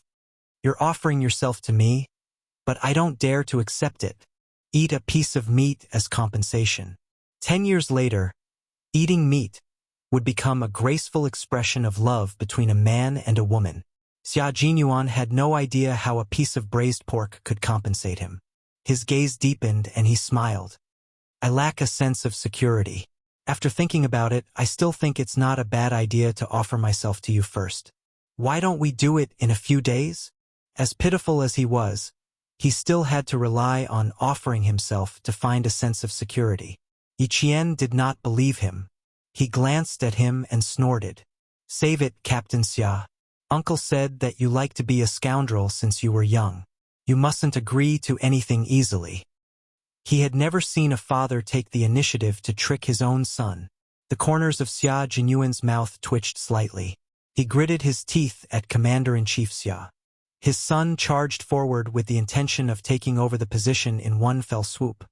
But in the end, he dragged me back with all his might, and he even had the time of his life. Chapter 23:59. He kept telling him to treat Xiao Yi well, and that it was not easy to find a girlfriend like Xiao Yi. Especially someone like you who doesn't know what to do. It's even harder. If it weren't for your good looks, Xiao Yi would definitely look down on you. If you don't treat Xiao Yi well and a love rival comes along and takes her away, you won't even have a place to cry. Don't even think about entering the family Xia's door. He made it sound so serious, but in the end, he kept tricking him behind his back. Was he trying to help his son find a wife soon? Or was he purposely making things difficult for him? "Little fox, my father doesn't get along with me. When I was young, he liked to find fault with me, and when he grew up, he liked to pick on me. You've seen how he usually treats me. All the sons in the world can do it, but not me. You must be vigilant and not be fooled by him." In order to make himself give himself to her sooner, Lieutenant Colonel Xia began to sigh. "You have to trust me, not him. His favorite thing to do is to ruin my plans. Even old master and old madame often criticize him. Seeing that Commander-in-Chief Xia's words had a huge impact on Yi Qian, Lieutenant Colonel Xia didn't hold back and tried his best to overthrow the image of Commander-in-Chief Xia in his girlfriend's heart. Holding her hand, he said seriously, "When I think about how you'll be going back to that military academy with too many young men tomorrow, I really don't feel safe. I'll have to give myself to you." His expression and tone were serious, but the smile in his eyes couldn't be hidden. Yi Qian knew that he was teasing her again. Her watery eyes moved slightly, looking around with sparkling eyes. "Really? Why don't we do it now? Here? As long as you're willing, I'll do it any time." Xia Jinyuan saw that she was squinting her eyes. Her curved eyebrows made her look like a sly little fox that was squinting her eyes and basking in the sun lazily. He was laughing in his heart. How could he not know that this little fox in front of him was trying to checkmate him? Looking at her comfortable smile, Xia Jinyuan's deep eyes seemed to be sprinkled with a layer of sunshine that could warm Yi Qian's heart. Yi Qian put down the chopsticks in his hand and propped himself up with one hand on the high table. At the same time, he stretched out his other hand and made a flirtatious gesture. His index finger curled slightly and hooked Xia Jinyuan's delicate chin. Even his expression was somewhat frivolous. "Every time I see Captain Xia's face, my imagination does run wild." Yi Qian stood up and leaned towards Xia Jinyuan as he spoke. In the end, their breaths were just inches apart. Just a little bit more. And Yi Qian would have kissed his thin, sexy lips. But she didn't. Under his calm and unruffled gaze, Yi Qian stopped. They were so close that they could see each other's eyelashes clearly. "Since Captain Xia is always thinking of giving yourself to me, why don't I fulfill your wish for once?" Her eyes sparkled like diamonds and shone like stars. The slyness in the depths of her eyes let Xia Jinyuan know that this little fox didn't really want to fulfill his wish. She just wanted to tease him instead. Sigh, little girl, he really wasn't teasing her. He really wanted to give himself to her. It wasn't just a normal desire. It was an urgent desire. How pitiful. Who would have thought that a dignified demon king like him would have to rely on giving himself to find a sense of security in the end? It was as the saying goes, sooner or later, you'll have to pay for what you've done. Chapter 2360. When Lieutenant Colonel Xia said that he didn't have a sense of security, it wasn't entirely true. Qin Xiu's appearance gave him a wake-up call, making him even more aware that the girl he had grown up holding hands with had already become the most dazzling star, attracting the attention of those sufficiently outstanding adult men. Although he said that he wanted to give himself to her, he actually wanted to stabilize their relationship. Born in a family, Lieutenant Colonel Xia was influenced by his ancestors. Deep in his bones, he still had some feudal thoughts. Once the two of them were husband and wife, they would be husband and wife for the rest of their lives. He desperately wanted to become husband and wife with Yi Qian. He wanted to make this dazzling star completely belong to him. Seeing the sly look in the eyes of the girl in front of him, that pair of eyes that had always maintained a sense of distance from others, when looking at him without the slightest bit of defense, his little fox also liked him and trusted him wholeheartedly. This kind of trust was the most secure button between him and her, and no one else could think of getting between them. Xia Jinyuan said half-truthfully. Seeing that she was teasing him and even flirting with him, Xia Jinyuan's inferiority complex started to stir again. The two of them were too close, and the delicate lips he had been longing for were only a finger's length away. With such a good opportunity in front of him, if he didn't kiss her, he would feel sorry for himself. Thus, while Yi Qian was waiting for his answer, Xia Jinyuan suddenly leaned forward and immediately shortened the distance between their fingers to 0 distance. The two of them were now lips and teeth. Although Lieutenant Colonel Xia had never been in a relationship before, and even his first kiss was offered to Yi Qian, he had a high comprehension ability. Even though they had only kissed a few times, after each kiss, his kissing skills improved by leaps and bounds. After a few kisses, he had a kissing technique that made Yi Qian blush. His nimble tongue invited Yi Qian's soft tongue to dance with him, and he sucked the tip into his mouth slowly. Ever since he was a child, Xia Jinyuan had the habit of chewing peppermint. His breath always had a refreshing and comfortable peppermint flavor, which was Yi Qian's favorite refreshing flavor. When the tip of Yi Qian's tongue was sucked, his kisses alternated between deep and light kisses. Yi Qian, who had been supporting himself with one hand on the round table, had no choice but to support himself with both hands to prevent himself from losing his balance due to his weak knees. Men had a natural desire to conquer, and it existed in every man, especially men like Xia Jinyuan, who were born like kings. Their desire to conquer was far greater than that of ordinary men, and it even carried a sense of dominance. Being teased, he clasped the back of Yi Jian's neck with one hand. As his breathing became heavier, his kiss became deeper and deeper. He did not even let go of the tip of Yi Jian's soft tongue and delicate lips that were like flowers. The temperature in the room seemed to gradually rise, and sweat slowly overflowed from his forehead. His noble and handsome face had a faint trace of rouge, leaving behind a thin layer of color. This was the color of passion. Xia Jinyuan and Yi Qian's skin color had one thing in common. No matter how much they were exposed to the sun, they could not get tanned. Even if they were exposed to the sun, the worst that could happen was a layer of skin peeling off, revealing their fair skin. At this moment, he was aroused.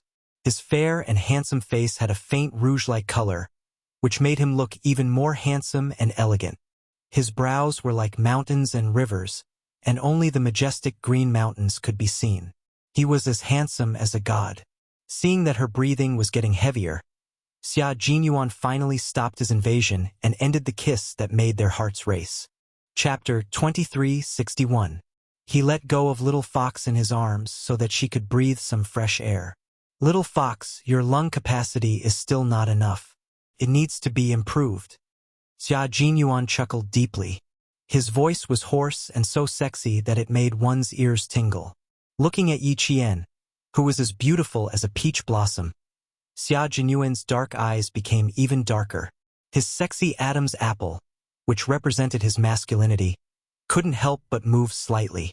This kiss was a little deep, kissing to the point that her eyes were moist. Her lips were bright red and slightly opened, revealing her white teeth. Her red lips and white teeth made her look even more beautiful. The more Xia Jinyuan looked at her, the more he felt like his heart was being scratched by 100 cat claws. He hurriedly looked away in embarrassment. Unexpectedly, just as he lowered his eyes, his gaze was locked on her again. He had to admit that the girl he had been protecting had really grown up. She had gradually matured from her initial naivety and was emitting a fruity fragrance that tempted him to commit a crime. His gaze only lingered on her chest for a few seconds before he felt the string called rationality in his brain instantly tighten and straighten. It felt like it would break at any time with her breathing. This is troublesome. He had said half-truthfully that he wanted to succeed. Now he had really succeeded in the end. Yi Jian was still adjusting her breathing until the feeling of suffocation dissipated a lot. She supported herself with both hands on the round table and looked up at him with her watery eyes. She answered rather stubbornly, "Captain Xia seems to be a little lacking. Otherwise, how could a small kiss make Captain Xia look like he's drunk?" Yi Qian didn't even realize that at this moment, her face was as beautiful as a peach blossom. She was so beautiful that Xia Jinyuan, who was separated by the round table, felt so hot that his back was covered in layers of sweat. "Is this a challenge to me?" Xia Jinyuan raised his eyebrows. There seemed to be a small fire in the depths of his dark eyes. The fire sizzled as if it could burn 1,000 miles away. Yi Qian raised his hand to fan himself and answered courageously, "Since that's what Captain Xia thinks, it can be understood that way." She really was a little fox that wasn't afraid of getting into trouble. She actually dared to challenge his rationality at this time. Xia Jinyuan, who had been restraining himself all this while, raised his hand and rubbed his forehead, looking rather worried. Since the letter of challenge had already been issued, how could he refuse? "Then let's continue." Xia Jinyuan was a man of action. Soldiers had always been swift and decisive. Since he had made up his mind, he would naturally put it into action. He kissed Yi Qian. He didn't want to be a gentleman, he just wanted to kiss Yi Qian. His long arm wrapped around the back of Yi Qian's neck with great precision. He used an extremely domineering method to make it impossible for Yi Qian to dodge. His lips were once again kissed by him. In a domineering manner, with gentle movements, he carefully and affectionately traced the shape of her lips. He didn't want to say a word. Instead of saying more, he would rather take action and tell her how much he missed her. But no matter how impulsive he was and how tight his heartstrings were, Xia Jinyuan always restrained himself and did not cross the line. Even his hands were very well behaved and didn't move. Since they couldn't cross the line, they could just stick to each other for a little longer. Instead, Yi Qian, who liked to be with Xia Jinyuan, didn't reject kissing him. When they were deeply in love, she took the initiative to greet him and tell him that she actually missed him too. Although the kiss was very gentle, their breathing became erratic. The air in the room also became scorching hot. It was so hot that their foreheads and backs started to sweat. It was so hot that a thin layer of mist formed in their eyes. This was really a kiss that messed up their hearts. Chapter 2362. Compared to Xia Jinyuan's straightforward and undisguised desire, Yi Qian was much more reserved. Her face was as red as the morning sun, and the seductive look in her eyes was like peach blossom petals blown by the wind. It was so seductive that it made Xia Jinyuan even hotter. She was beautiful, too beautiful. She was so beautiful that he was willing to lower his head just to please her. Yi Qian only knew that his knees were so weak that he had to lean on the round table to maintain a stable posture. The lovers who had been separated were reunited, and their feelings for each other were so strong that it was like dry wood colliding with a raging fire. The kiss was out of control. Xia Jinyuan had always known that when he was in front of Yi Qian, his self-control would plummet in a straight line and eventually reach zero. With one hand on the back of her neck, Lieutenant Colonel Xia, who had lost all his self-control, began to feel a little impulsive from the kiss. He was almost unable to control himself. At this moment, Yi Qian, who was about to stand up, mumbled, "Captain Xia, let go of me." Who would have thought that the sentence would turn into and soft moans that could not be formed into words.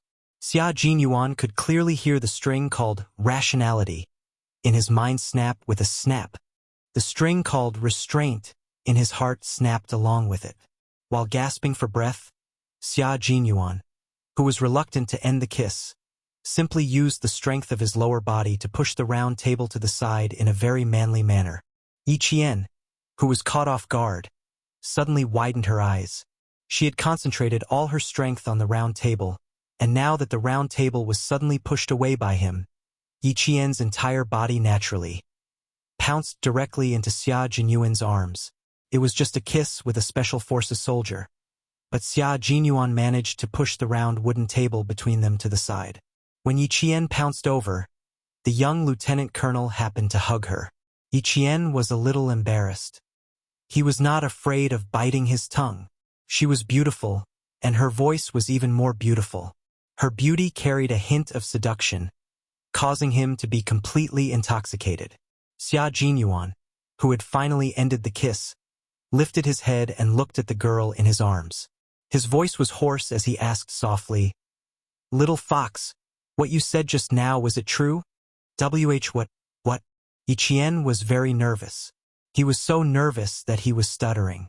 She looked at Xia Jinyuan with her moist eyes, which were like countless little hooks, gently hooking the soul of this special forces soldier. "Sacrifice? When I said sacrifice, are you serious?" "I'm serious now." Xia Jinyuan fixed his gaze on her face and said, "I really want to give myself to you right now." He endured until his forehead was dripping with sweat. Yi Qian could even see a drop of sweat slowly sliding down his handsome face and quietly sinking into the army green shirt he was wearing underneath. The army green shirt was tightly buttoned, and the top button was tightly buttoned. It was so strict that it exuded a sense of abstinence. Yi Qian, who had been staring at the drop of sweat, did not say a word. When the sweat sank into the collar of his shirt, Yi Qian seemed to have felt something and couldn't help but gulp. This action became a silent invitation, a silent agreement. The man, who was standing steadily with Yi Qian in his arms, suddenly had a deep, unfathomable look in his eyes. It was like a deep, unfathomable ancient well. Deep down, there were huge waves, slowly forming a whirlpool that could suck in people's souls. Without stopping, he carried Yi Qian, turned around, and walked towards the bed. Chapter 2363. Yi Qian, who was also sweating from nervousness, supported herself with both hands on his broad shoulders and allowed him to carry her to the bedside. He was deeply attracted to Yi Qian, who was as beautiful as a peach. How could Yi Qian not be attracted to him? At this moment, she was attracted to Xia Jinyuan, who only had eyes for her. Both of them were in love with each other, and their feelings were so strong that Yi Qian didn't have the self-control to reject Xia Jinyuan's offering. Lying on the bed, Yi Qian was so nervous that her hands secretly clutched the quilt. Perhaps because she had been with him for so long, Yi Qian had become bolder. Even when Xia Jinyuan began to unbutton his shirt, Yi Qian opened her eyes wide and didn't close them out of shyness. He had a good figure and wore the military uniform that showed off his military aura. The tailored military uniform made him look even more slender and tall, towering like a mountain. He first took off his jacket and didn't throw it aside carelessly. Xia Jinyuan, who loved and cared for military uniforms, hung the jacket on the coat rack. As he walked over, he raised his hand slightly to unbutton his shirt. Sensing Yi Qian's burning gaze, Xia Jinyuan paused in the middle of unbuttoning his shirt. His handsome eyes, which were slightly surging with emotions, looked over with a smile and caught Yi Qian's unblinking gaze. His thin lips curved slightly. "Little fox, why do you look so interested in me taking off my clothes?" Yi Qian couldn't help but admire beautiful things. At this moment, Xia Jinyuan was undoubtedly beautiful in her eyes. Even the simple act of buttoning his shirt made her heart pound. Hearing this, she admitted frankly, "It's pleasing to the eye. I am indeed very interested." In her heart, she added, "He's even more charming when he's not wearing formal clothes." Although Yi Qian didn't have any opinions about men, she couldn't help but take a second look at men in formal clothes. This was the case in her previous life. She always felt that men who wore suits and leather shoes and went in and out of high-rise buildings were very cultured. In her previous life, she didn't interact with many people and her knowledge was too limited. The security company was located in the most famous financial street in the city, and the office building was in the best location in the entire financial street. The men and women who went out in formal clothes were so confident that they walked with confidence. At that time, she was quite envious of these people. As a result, even though she had lived two lives, she still liked men who wore formal clothes and had a certain temperament and upbringing. Xia Jinyuan looked especially elegant in formal clothes, and when he wore his military uniform, he was fierce and fierce. Due to his temperament, occasionally, when he wore casual clothes, he looked like he was wearing formal clothes. This was exactly what Yi Qian liked. Of course, Xia Jinyuan was very happy that his girlfriend appreciated him. A woman would doll herself up for her lover, and so would a man. Xiao raised his eyebrows slightly and laughed in a low and deep voice. "Why do I feel a little nervous when you see it like this? Why don't you take a step back?" Why would he be nervous? Yi Qian didn't believe him. "Captain Xia, you look very relaxed from head to toe. You're not nervous at all. You just can't see that I'm nervous." Out of the corner of his eye, he glanced at her hands that were clutching the quilt. She was obviously nervous but pretending to be calm. She was like a budding flower, a little shy and a little charming. His heart had already melted into water. He really wanted to hug her and love her. Just the thought of it made the heat in his body go on a rampage. It was like a wild beast that wanted to break out of its cage. It was so crazy that even he was shocked by it. The girl lying on the bed didn't do anything. She was just looking at him with a smile, but it was enough to make him crazy. Chapter 2364. His craziness was even more obvious tonight. He was slightly agitated, which increased his sense of crisis. She also agreed to let them have a deeper understanding of their relationship. She was already not very strong to begin with. Now she was seducing him so blatantly. Xia Jinyuan's eyes darkened. He looked at Yi Qian gloomily, and his deep voice sounded drunk. "Tonight, no matter how nervous you are, you have to continue. Little fox, you have nowhere to run. Yi Qian knew what he meant by continue. His face burned even more, and he stuttered, I'm not running away. As she lowered her eyes, her gaze inadvertently swept across the lower half of his body. When she accidentally saw a certain part, Yi Jian's mind exploded with a boom. He reacted so quickly. Seeing his body's honest reaction, Yi Qian swallowed with difficulty and suggested with a dry mouth, Captain Xia, why don't you take off your clothes with your back facing me? It was too scary, as if a giant beast was about to rush out. Seeing her blushing face, Xia Jinyuan's heart softened. He quickly looked down at his lower body. Not bad, brother. You're giving me face. Bending down, he placed his hands on the edge of the bed and gently kissed her forehead. He was so nervous that his forehead was covered in sweat. After the light kiss, he didn't get up. Instead, he looked at her from a close distance. His deep eyes had a dark look that was determined to win. You can't turn around. I like to look at you, he said in a low voice and got up again. Seeing that she was nervous, he deliberately teased himself to slow down. Unexpectedly, when she saw his body's honest reaction, her little face tensed up again. Yi Qian's heart trembled uncontrollably. His hands clutched the quilt so hard that creases appeared. When Xia Jinyuan got up and took off his clothes quickly, Yi Qian's gaze fell on his slender fingers again. His fingers were long and slender with well-defined joints. They were elegant and strong. When he held the gun, they were fierce. When he unbuttoned his shirt, they were sexy. After unbuttoning both sleeves, he raised his head slightly and unbuttoned the top button of his shirt with his elegant and slender fingers. After the buttons were unbuttoned, Yi Qian couldn't help but gulp. His voice was a little loud, which made Xia Jinyuan chuckle. He stared intently at Yi Qian and smiled. You seem to be more anxious than I am. It seems like there won't be any problems with my virginity tonight. Yi Qian, who was staring at his fingers, did not seem to have heard what he said. He nodded and said, Yes, no problem. This is good. Her answer made Xia Jinyuan's blood flow even hotter. As the first button was unbuttoned, a corner of his shirt was unbuttoned. It was this corner that made him look extremely sexy and seductive. Yi Qian, who was lying nervously on the bed, suddenly felt all the blood in his body rush to his face. In an instant, his face became hot and dry, as if it was on fire. Xia Jinyuan, who was taking off his clothes, kept his gaze fixed on Yi Qian's face. Naturally, he saw all the changes on her face. He saw the surprise in her eyes when he took off his jacket, and the fire in her eyes when he unbuttoned his military uniform.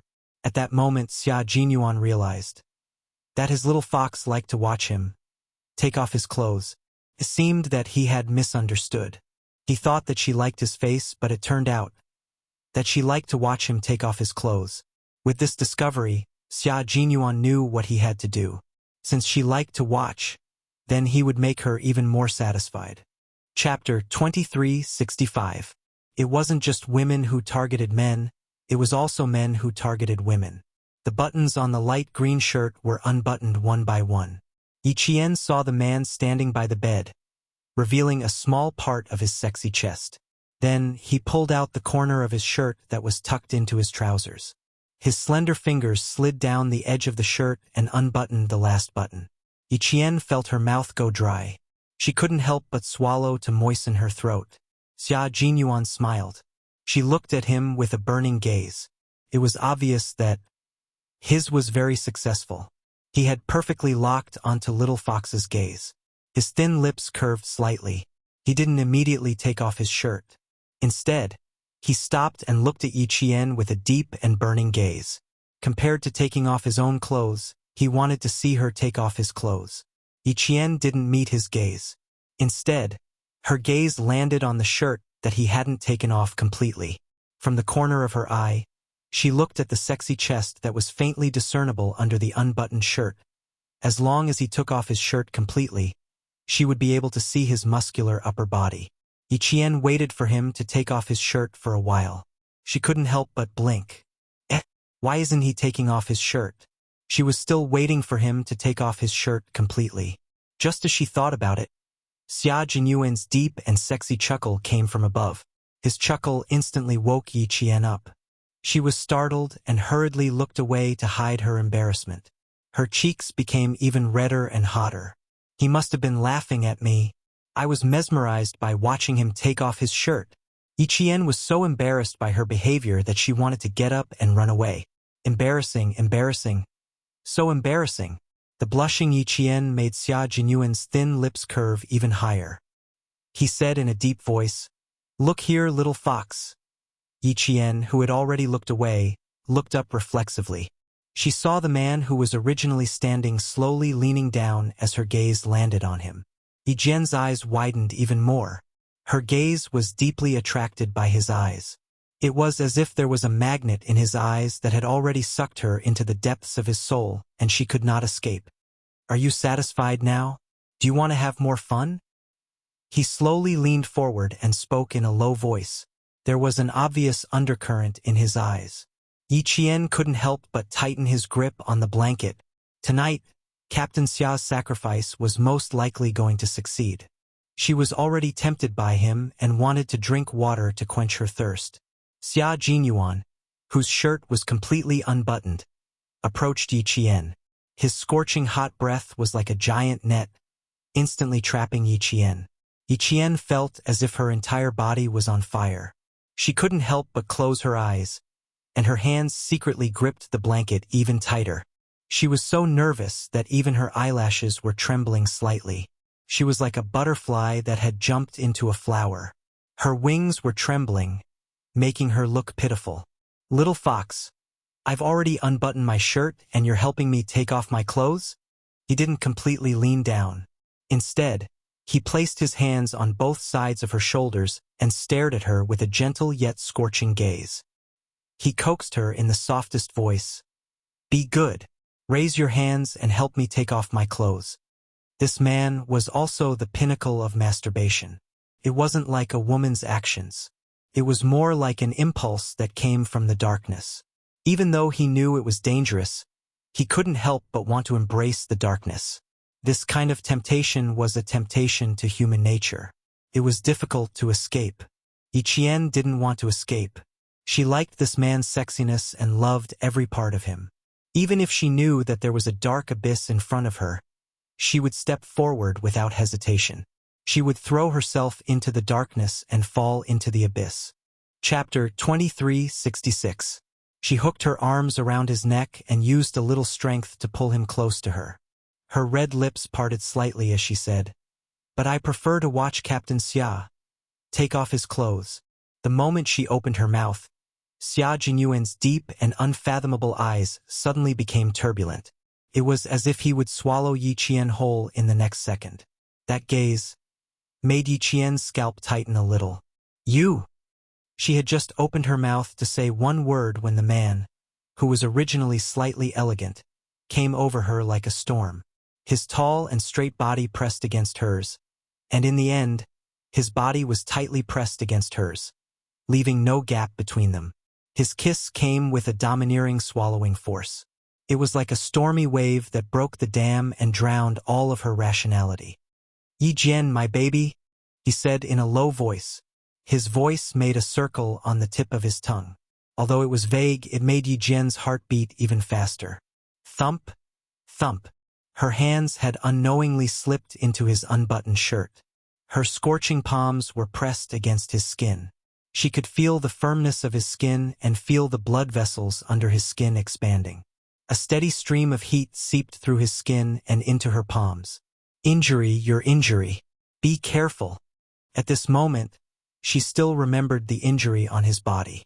Xia Jinyuan's kiss was a little hurried. There was sweat dripping from his forehead. His drunken voice was so sexy that it made the air a little intoxicated. "It's okay. It's already scabbed. I'll be careful." Slow down. My mouth hurts." Yi Qian mumbled. He kissed her too hurriedly and with too much force. Her delicate petal-like lips were tingling a little. The palms of her hands on his shoulders were also sweating. When she was really nervous, her palms would sweat. He must be very nervous too. His muscles were tense and had lost their elasticity. They were as hard as stone. There was also a thin layer of sweat seeping out from under his skin. Their sweat mixed together, making his shoulders wet and slippery. Thump, thump, thump. His heart was beating so fast that it felt like it was going to jump out of his chest. It was so hard to breathe.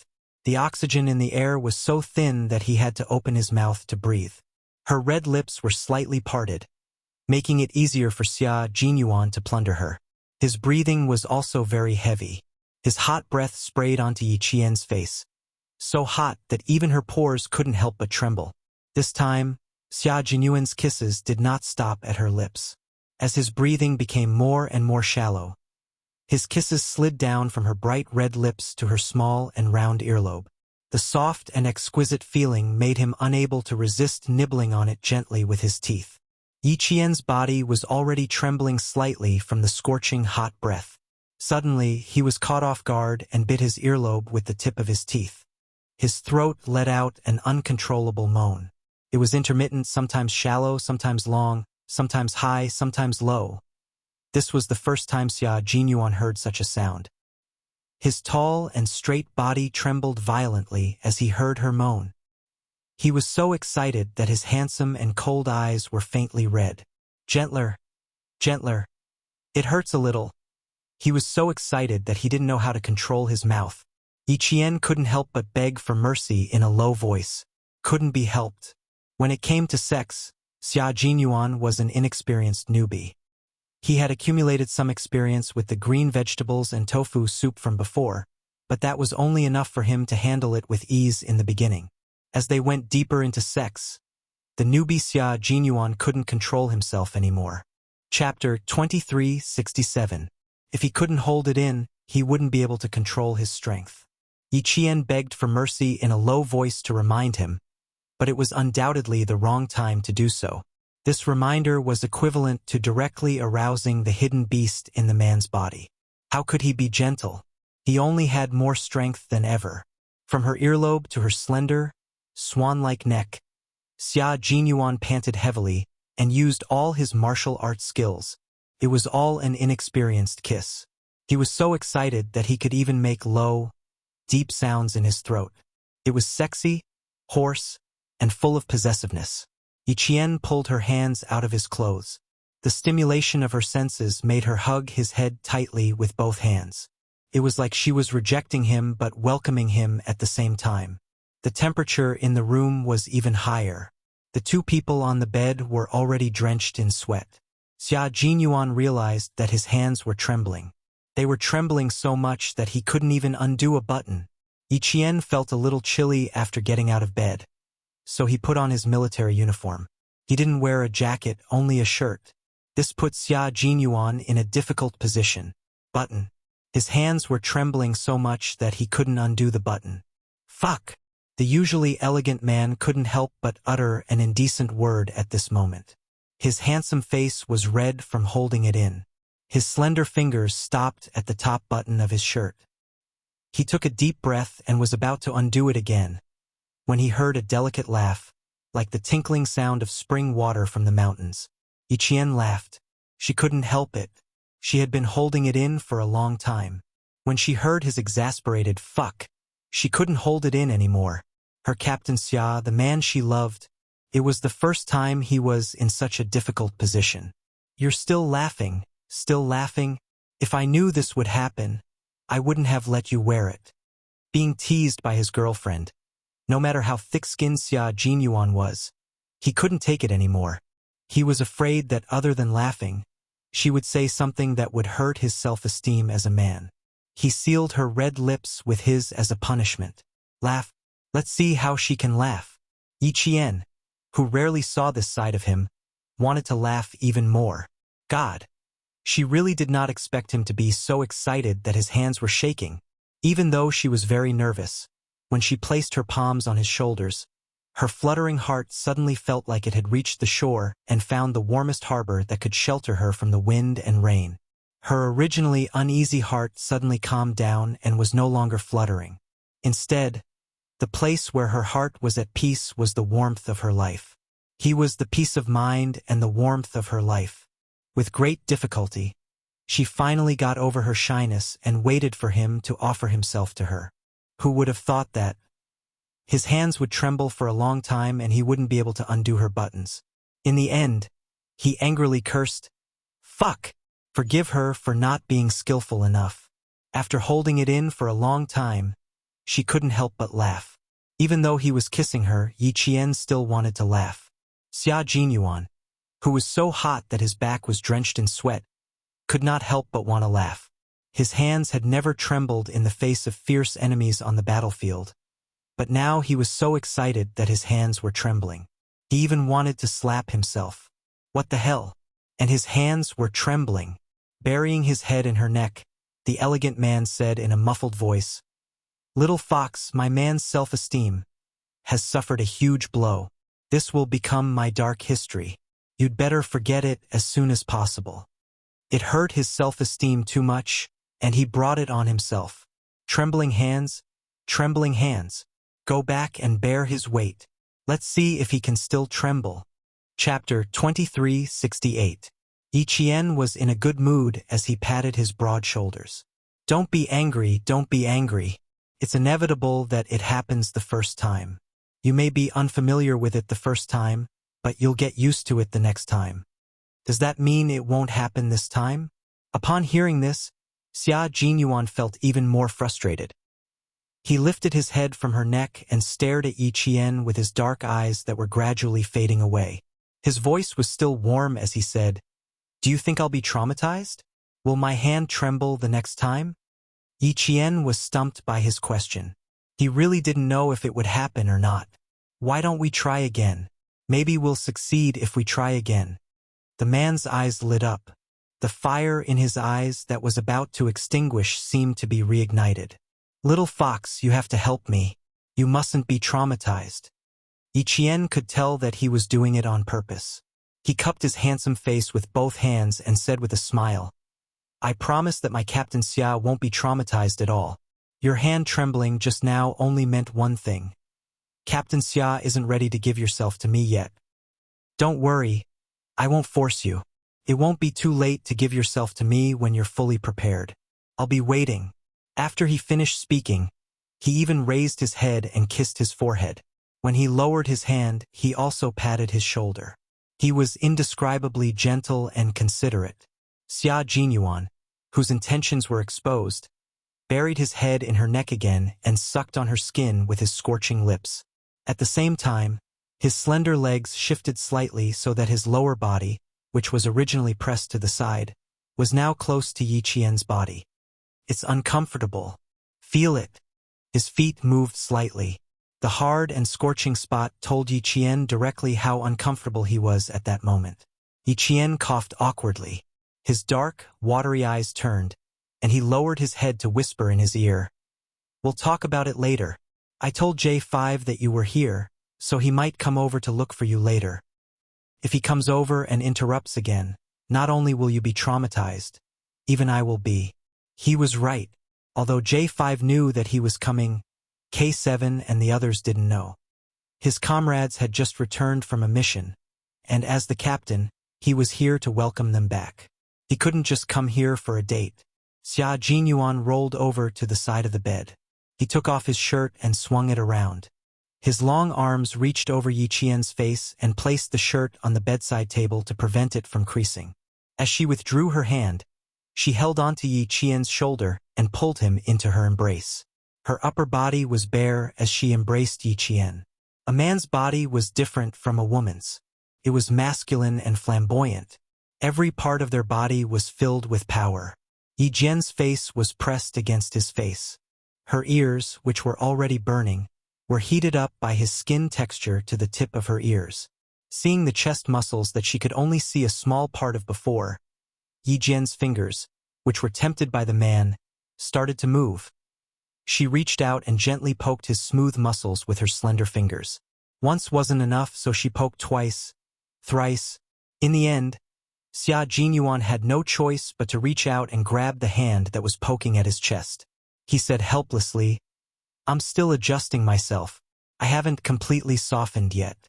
If you continue, I'm gonna burn up again."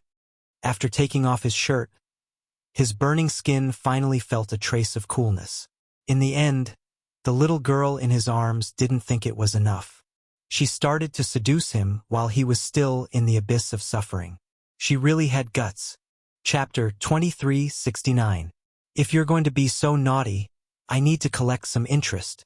Seeing Yi Qian's face instantly turn red, the naughty smile on his face deepened. You poked me so many times, and I only pinched you once and you're already blushing? Then wouldn't I be so embarrassed that I had to cover my head with the blanket just now? Yi Qian, whose face was as red as blood, poked his chest hard. Is this the same? Is this the same? You men can go bare-chested on a hot day, but can we do the same? Xia Jinyuan laughed so hard that his shoulders were shaking. His little fox was so adorable that he wished he could rub her into his body and dote on her. So he did. He took his naughty hand out of her shirt and hugged her tightly in his arms. Yes, it's not the same. Yours is soft and big, mine is flat and flat. Only you would stare at it for so long. Were you staring at me just now and wishing I could take off my shirt immediately? If I had known, I would have taken off my shirt myself and helped you take it off. There was no medicine for regret in this world. He had never thought that his hands would shake when he undid the buttons. When he returned to the base, he had to teach his trembling hands a lesson. Can't undo the buttons? His darkest history.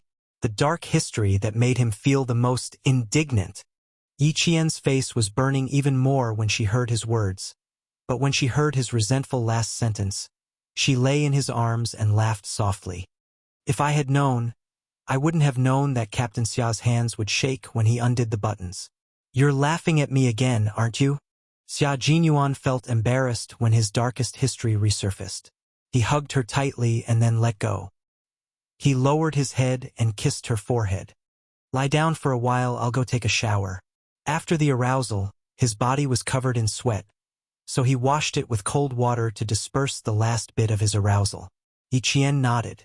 At this point, the arousal in their hearts had mostly dissipated. The tension that had been built up with great difficulty was also gradually fading away. If this continued, she would be the one who would feel awkward.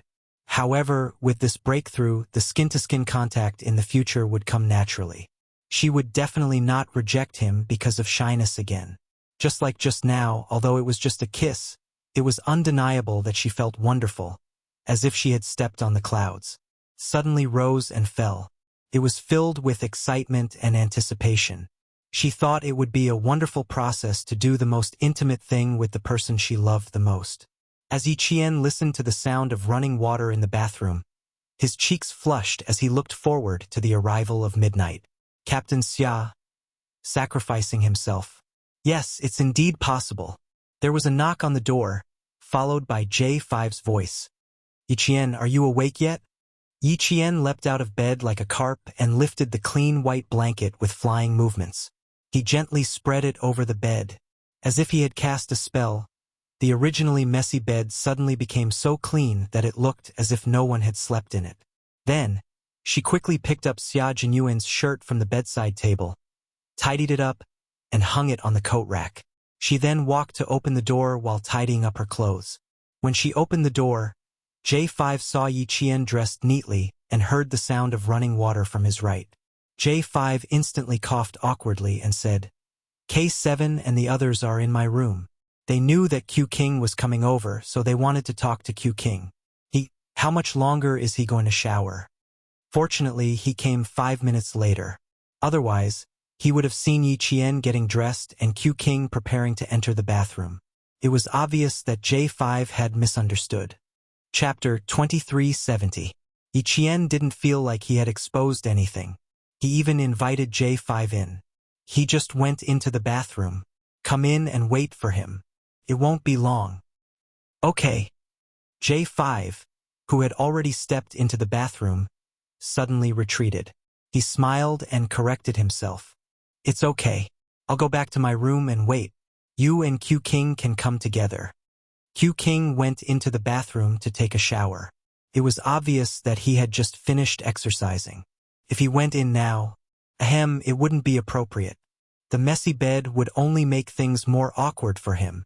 J5 was certain that Xia Jinyuan and Yi Qian had an unusual relationship just now. Why was he so sure? Because there were 2 red marks on Yi Qian's neck. They were marks from kissing. He hid it well. Yi Qian didn't suspect a thing. He smiled and said, "Okay, we'll come together later."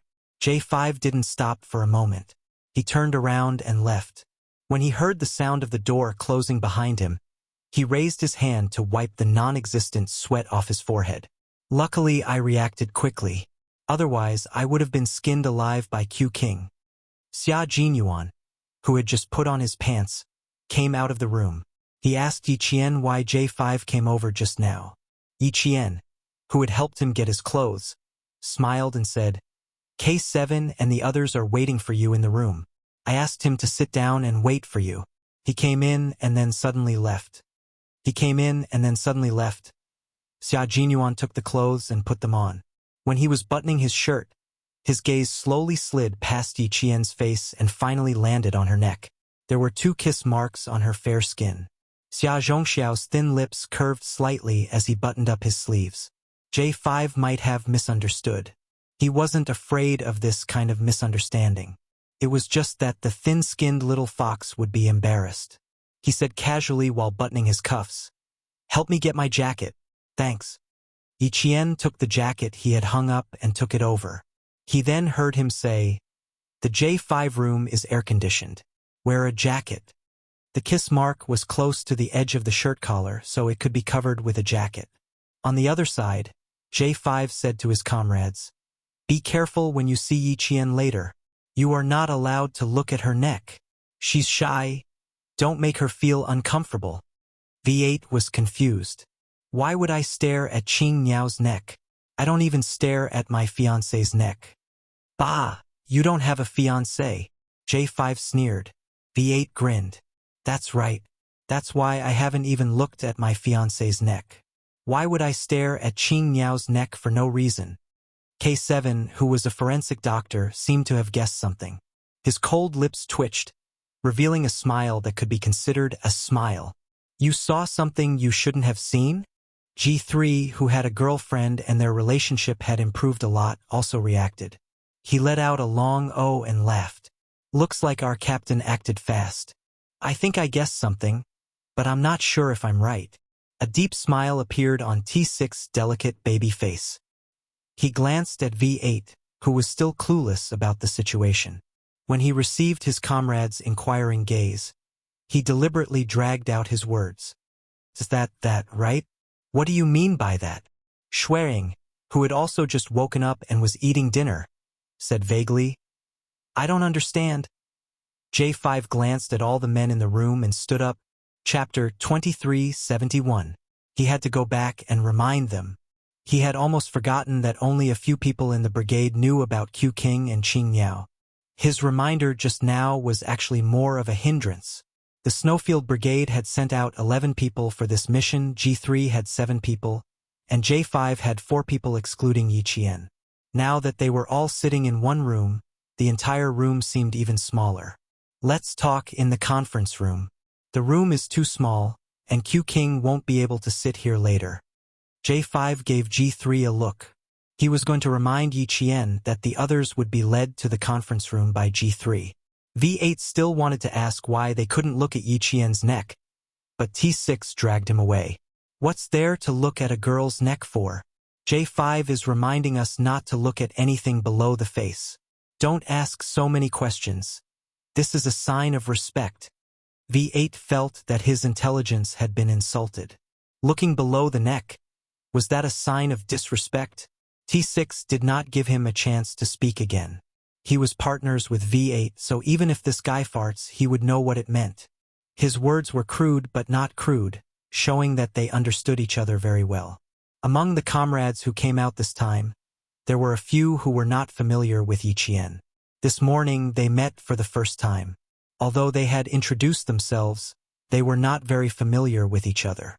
Regarding Q King and Yi Qian, it was better not to let too many comrades know about it for the time being. At least not now. Other than V8, there were also a few people who did not quite understand. The main reason was that no one knew that Xia Jinyuan was in Yi Qian's room, so naturally, They did not think in that direction. Outside the room, Xia Jinyuan was about to knock on the door when it suddenly opened.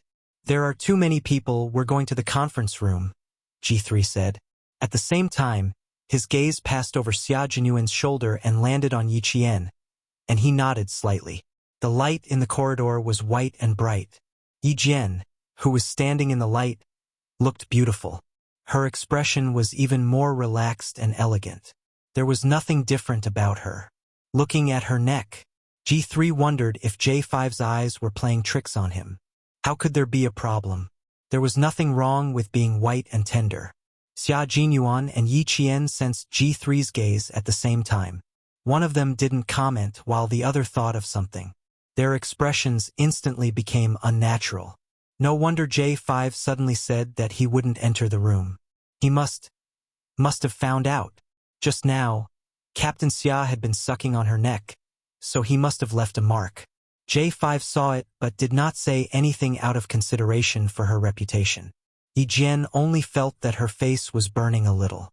But in the face of more than 10 comrades, no matter how unnatural it was, he had to maintain his composure.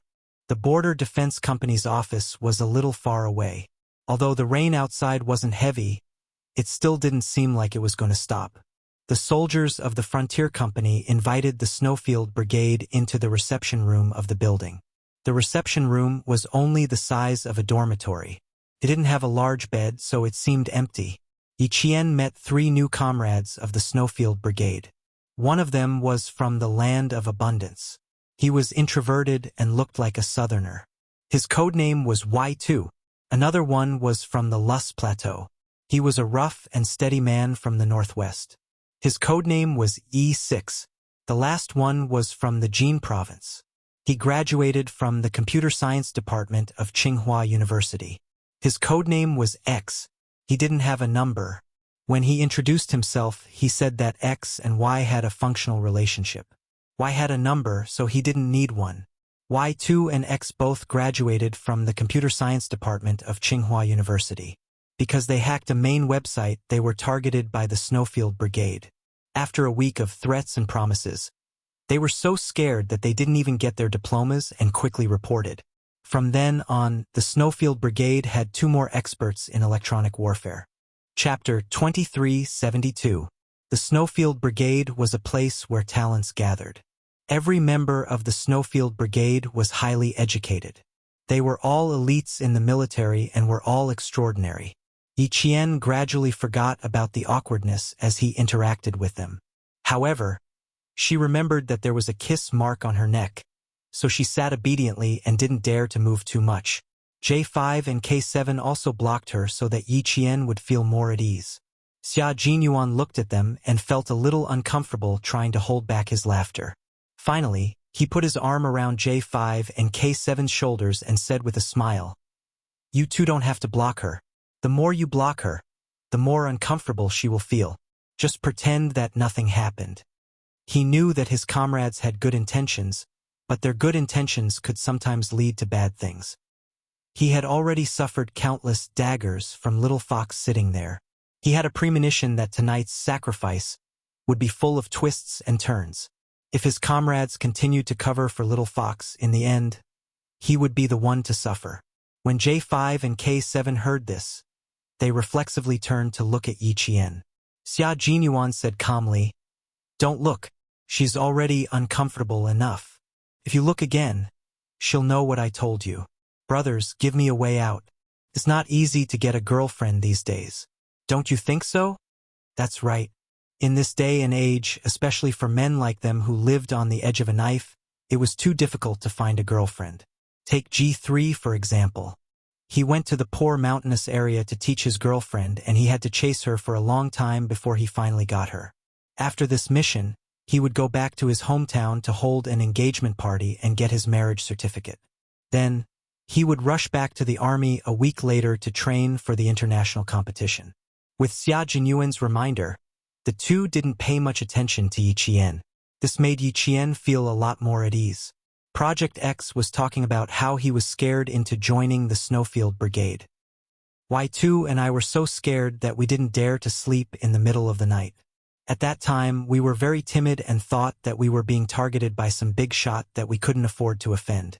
We were afraid that we would lose our lives if we weren't careful. After a week, Y2 and I lost a total of 5 kilograms. 5 kilograms. Then, guess what happened? Our Qing Niao. Yiqian listened with great interest and asked with a smile, "What happened?" Because Y2 and I were overweight, if we didn't lose weight, we wouldn't be able to meet the team. We were scared and we lost 5 kilograms. We met the team. Our comrades for half a year. We slept in the mountains, we ate our food, and we were all taken by helicopters. Y2 foot S's families twos. Ours. Where?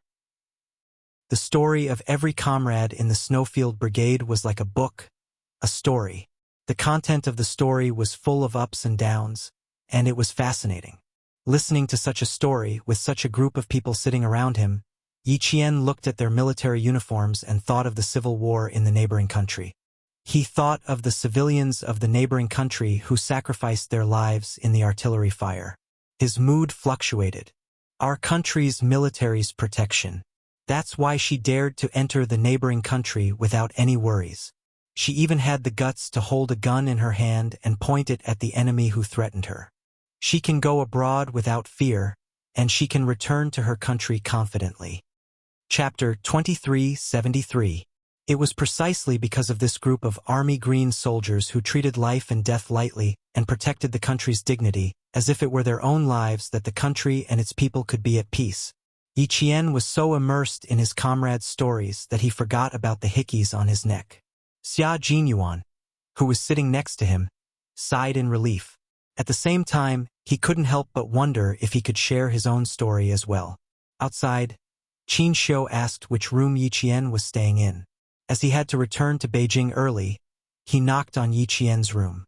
After 3 knocks, he smiled and said, "Yiqian, it's me, Qin Shou." It was very quiet inside, as if there was no one inside. Qin Shou looked at the room number. There was no mistake. It was indeed Yiqian's room. Could he have gone to another room?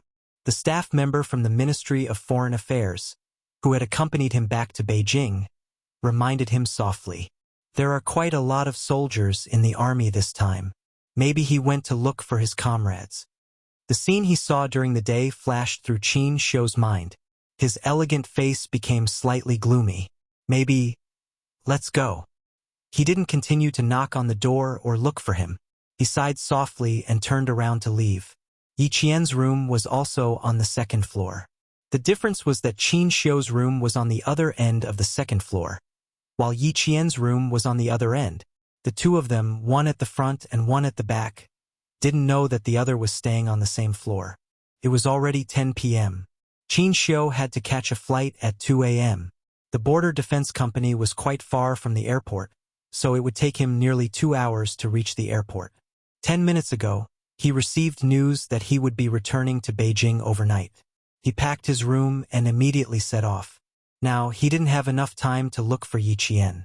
Downstairs, Yiqian was saying good night to Xia Jinyuan and the others. At the same time, he glared at Xia Jinyuan, who wanted to follow him upstairs. He and his comrades personally escorted him back to his room. Then he returned to the 2nd floor alone. Someone came down from the 2nd floor. Yiqian looked up and saw Qin Shou, who was halfway down the stairs and was about to come down. "Qin Shou? You are returning to Beijing overnight?" Yiqian's gaze fell on the small black suitcase in his hand. When he came from Beijing, he was carrying the same suitcase that all diplomats carried. Qin Shou, who had given up on saying goodbye, did not expect to see Yiqian at the corner. A light flashed across his eyes and he smiled. "Well, the Ministry of Foreign Affairs called. I have to leave early." He Shou, Yiqian, Yi, Qin Shou of course. Yi. "Sorry. I went to the reception room to chat with my comrades." Yiqian was a little embarrassed. He went to say goodbye to her, but she wasn't in her room, so it was a little rude of him. Now that they ran into each other, he had to take the initiative to send her off. What she didn't know was that the smile in Qin Shou's eyes deepened because of her explanation. "No wonder you weren't in the room. You went to chat with your comrades. Did you sleep too long during the day and can't sleep at night? As he walked down, Yi Qian naturally turned to send him off and went downstairs with him. Qin Shou's lips curled up slightly. I slept too much during the day. When I woke up, it was already dark. I don't feel sleepy anymore. Yi Qian replied. In the misty light, her eyes were not as sharp as usual, and she looked exceptionally gentle. Qin Shou glanced at Yi Qian out of the corner of her eye, and her heart thumped. Chapter 2374. It was raining outside. Even if he wanted her to walk him to the car, he had to stop. He turned around and looked at her with his dark eyes. Let's go upstairs. It's raining, so it's not easy to walk. There was no way for the car to drive downstairs, so he had to walk. Yi Qian looked at the rain and pointed at his trousers. Roll up your trousers. There's a lot of mud outside. Be careful not to dirty your trousers. The Border Defense Company's barracks were still under construction. The two-story building they were staying in had just been built, and the greenery outside had not been completed yet. It was not easy for cars to enter, and the roads were not easy to walk on. When the rain flowed through, it became muddy water mixed with yellow soil. Yi Qian thought of Qin Shou's cleanliness, so she reminded him. Qin Shou smiled. I'm not obsessed with cleanliness, but I have to pay attention to my image at all times. Over time, it became a habit. Although he said that, he still bent down and carefully rolled up his trousers. The Ministry of Foreign Affairs staff next to them smiled. People who were obsessed with cleanliness usually did not think they were obsessed with cleanliness. Yi Qian also smiled. If he was not in a hurry, she would have counted on her fingers and told him all the things she knew about his obsession with cleanliness. Qin Shou opened the large black umbrella and held the handle. Under the umbrella, his elegant features nodded slightly at Yi Qian with a smile. In the dense light, there was a touch of gentleness in his gentle eyes. Before Yi Qian could notice, he lowered the edge of the umbrella and the shadow of the umbrella covered his eyes.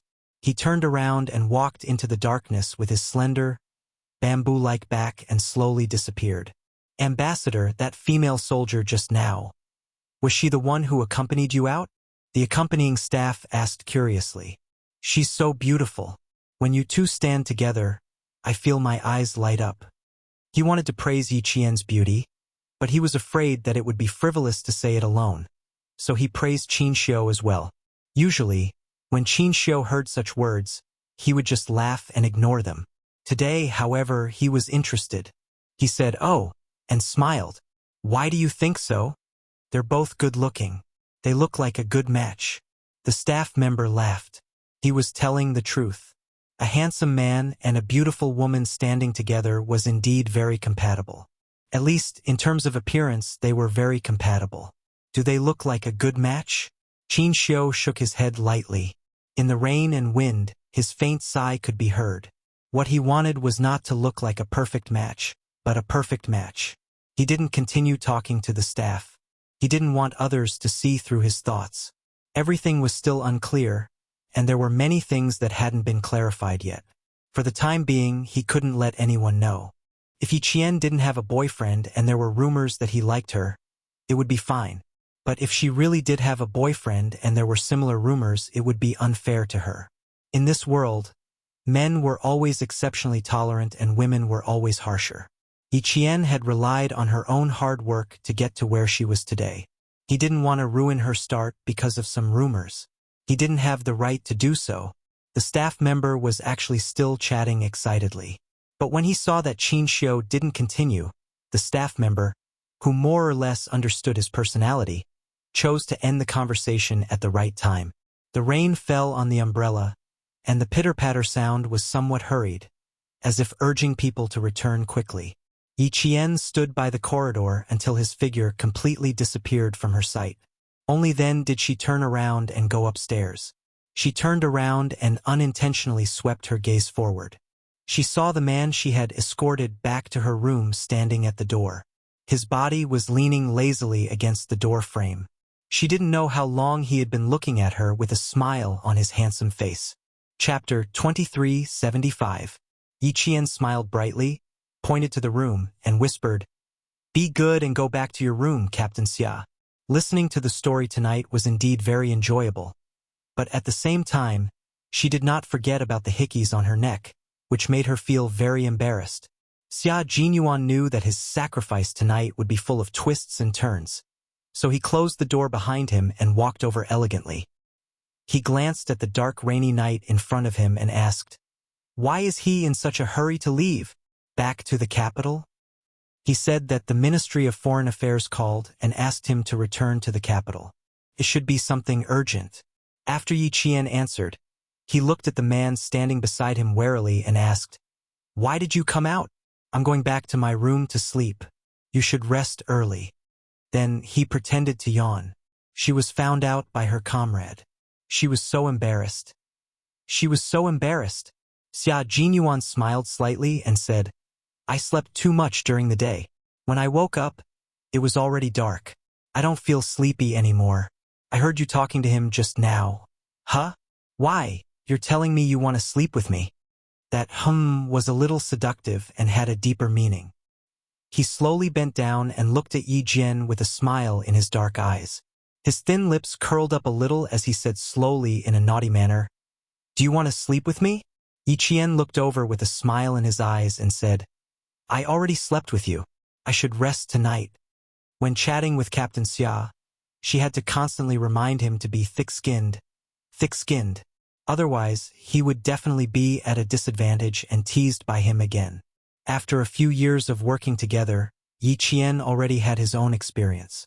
Xia Jinyuan loved to exchange words with her. In the dim light, his tall and broad body leaned towards Yi Qian. Yi Qian leaned back, but he continued to move closer and said with a faint smile, "You slept with me, so shouldn't you take responsibility? How come you've just slept with me, and now you're turning against me? You slept with me, so I have to sleep with you too. That's only fair, right?" Who would talk about fairness with him? Yi Qian, who knew that his kung fu was insufficient, smiled faintly. Then, he quickly turned around and ran upstairs. Seeing this, Xia Jinyuan laughed in a low voice. How could she be so adorable? He really wanted to hug her and rub her in his arms. He still had to wait for a while before he went to sleep. He still had some important matters to discuss. In the end, Xia Jinyuan entered Yi Qian's room and successfully laid down on a bed. He put an arm around her shoulder and talked about the mission with the J5. "Your combat style is quite fierce, and your momentum is fierce. While making your comrades feel at ease, they are also worried. They are worried that you will suddenly move forward with the next step of the battle plan, and they are also worried that they can't keep up with your pace. I discussed with J5 for a while, and we agreed that it wasn't your fault. The main reason is still us. Also, you haven't done any daily coordination training with the team. Although you have experience fighting together, you still lack a certain degree of tacit understanding." Yi Qian listened very seriously. At the same time, she was also thinking about whether she was too impatient. Sometimes, she really wanted to complete the next step of the battle plan as soon as possible. But every time she had this thought, she would remember what he said, "Collective combat is teamwork, not individual action. Remember not to make individual mistakes that will affect the entire battle situation." Whenever she thought of what he said, she would endure it. She didn't expect J5 to see through her. She pursed her lips and said seriously, "I will change these bad habits.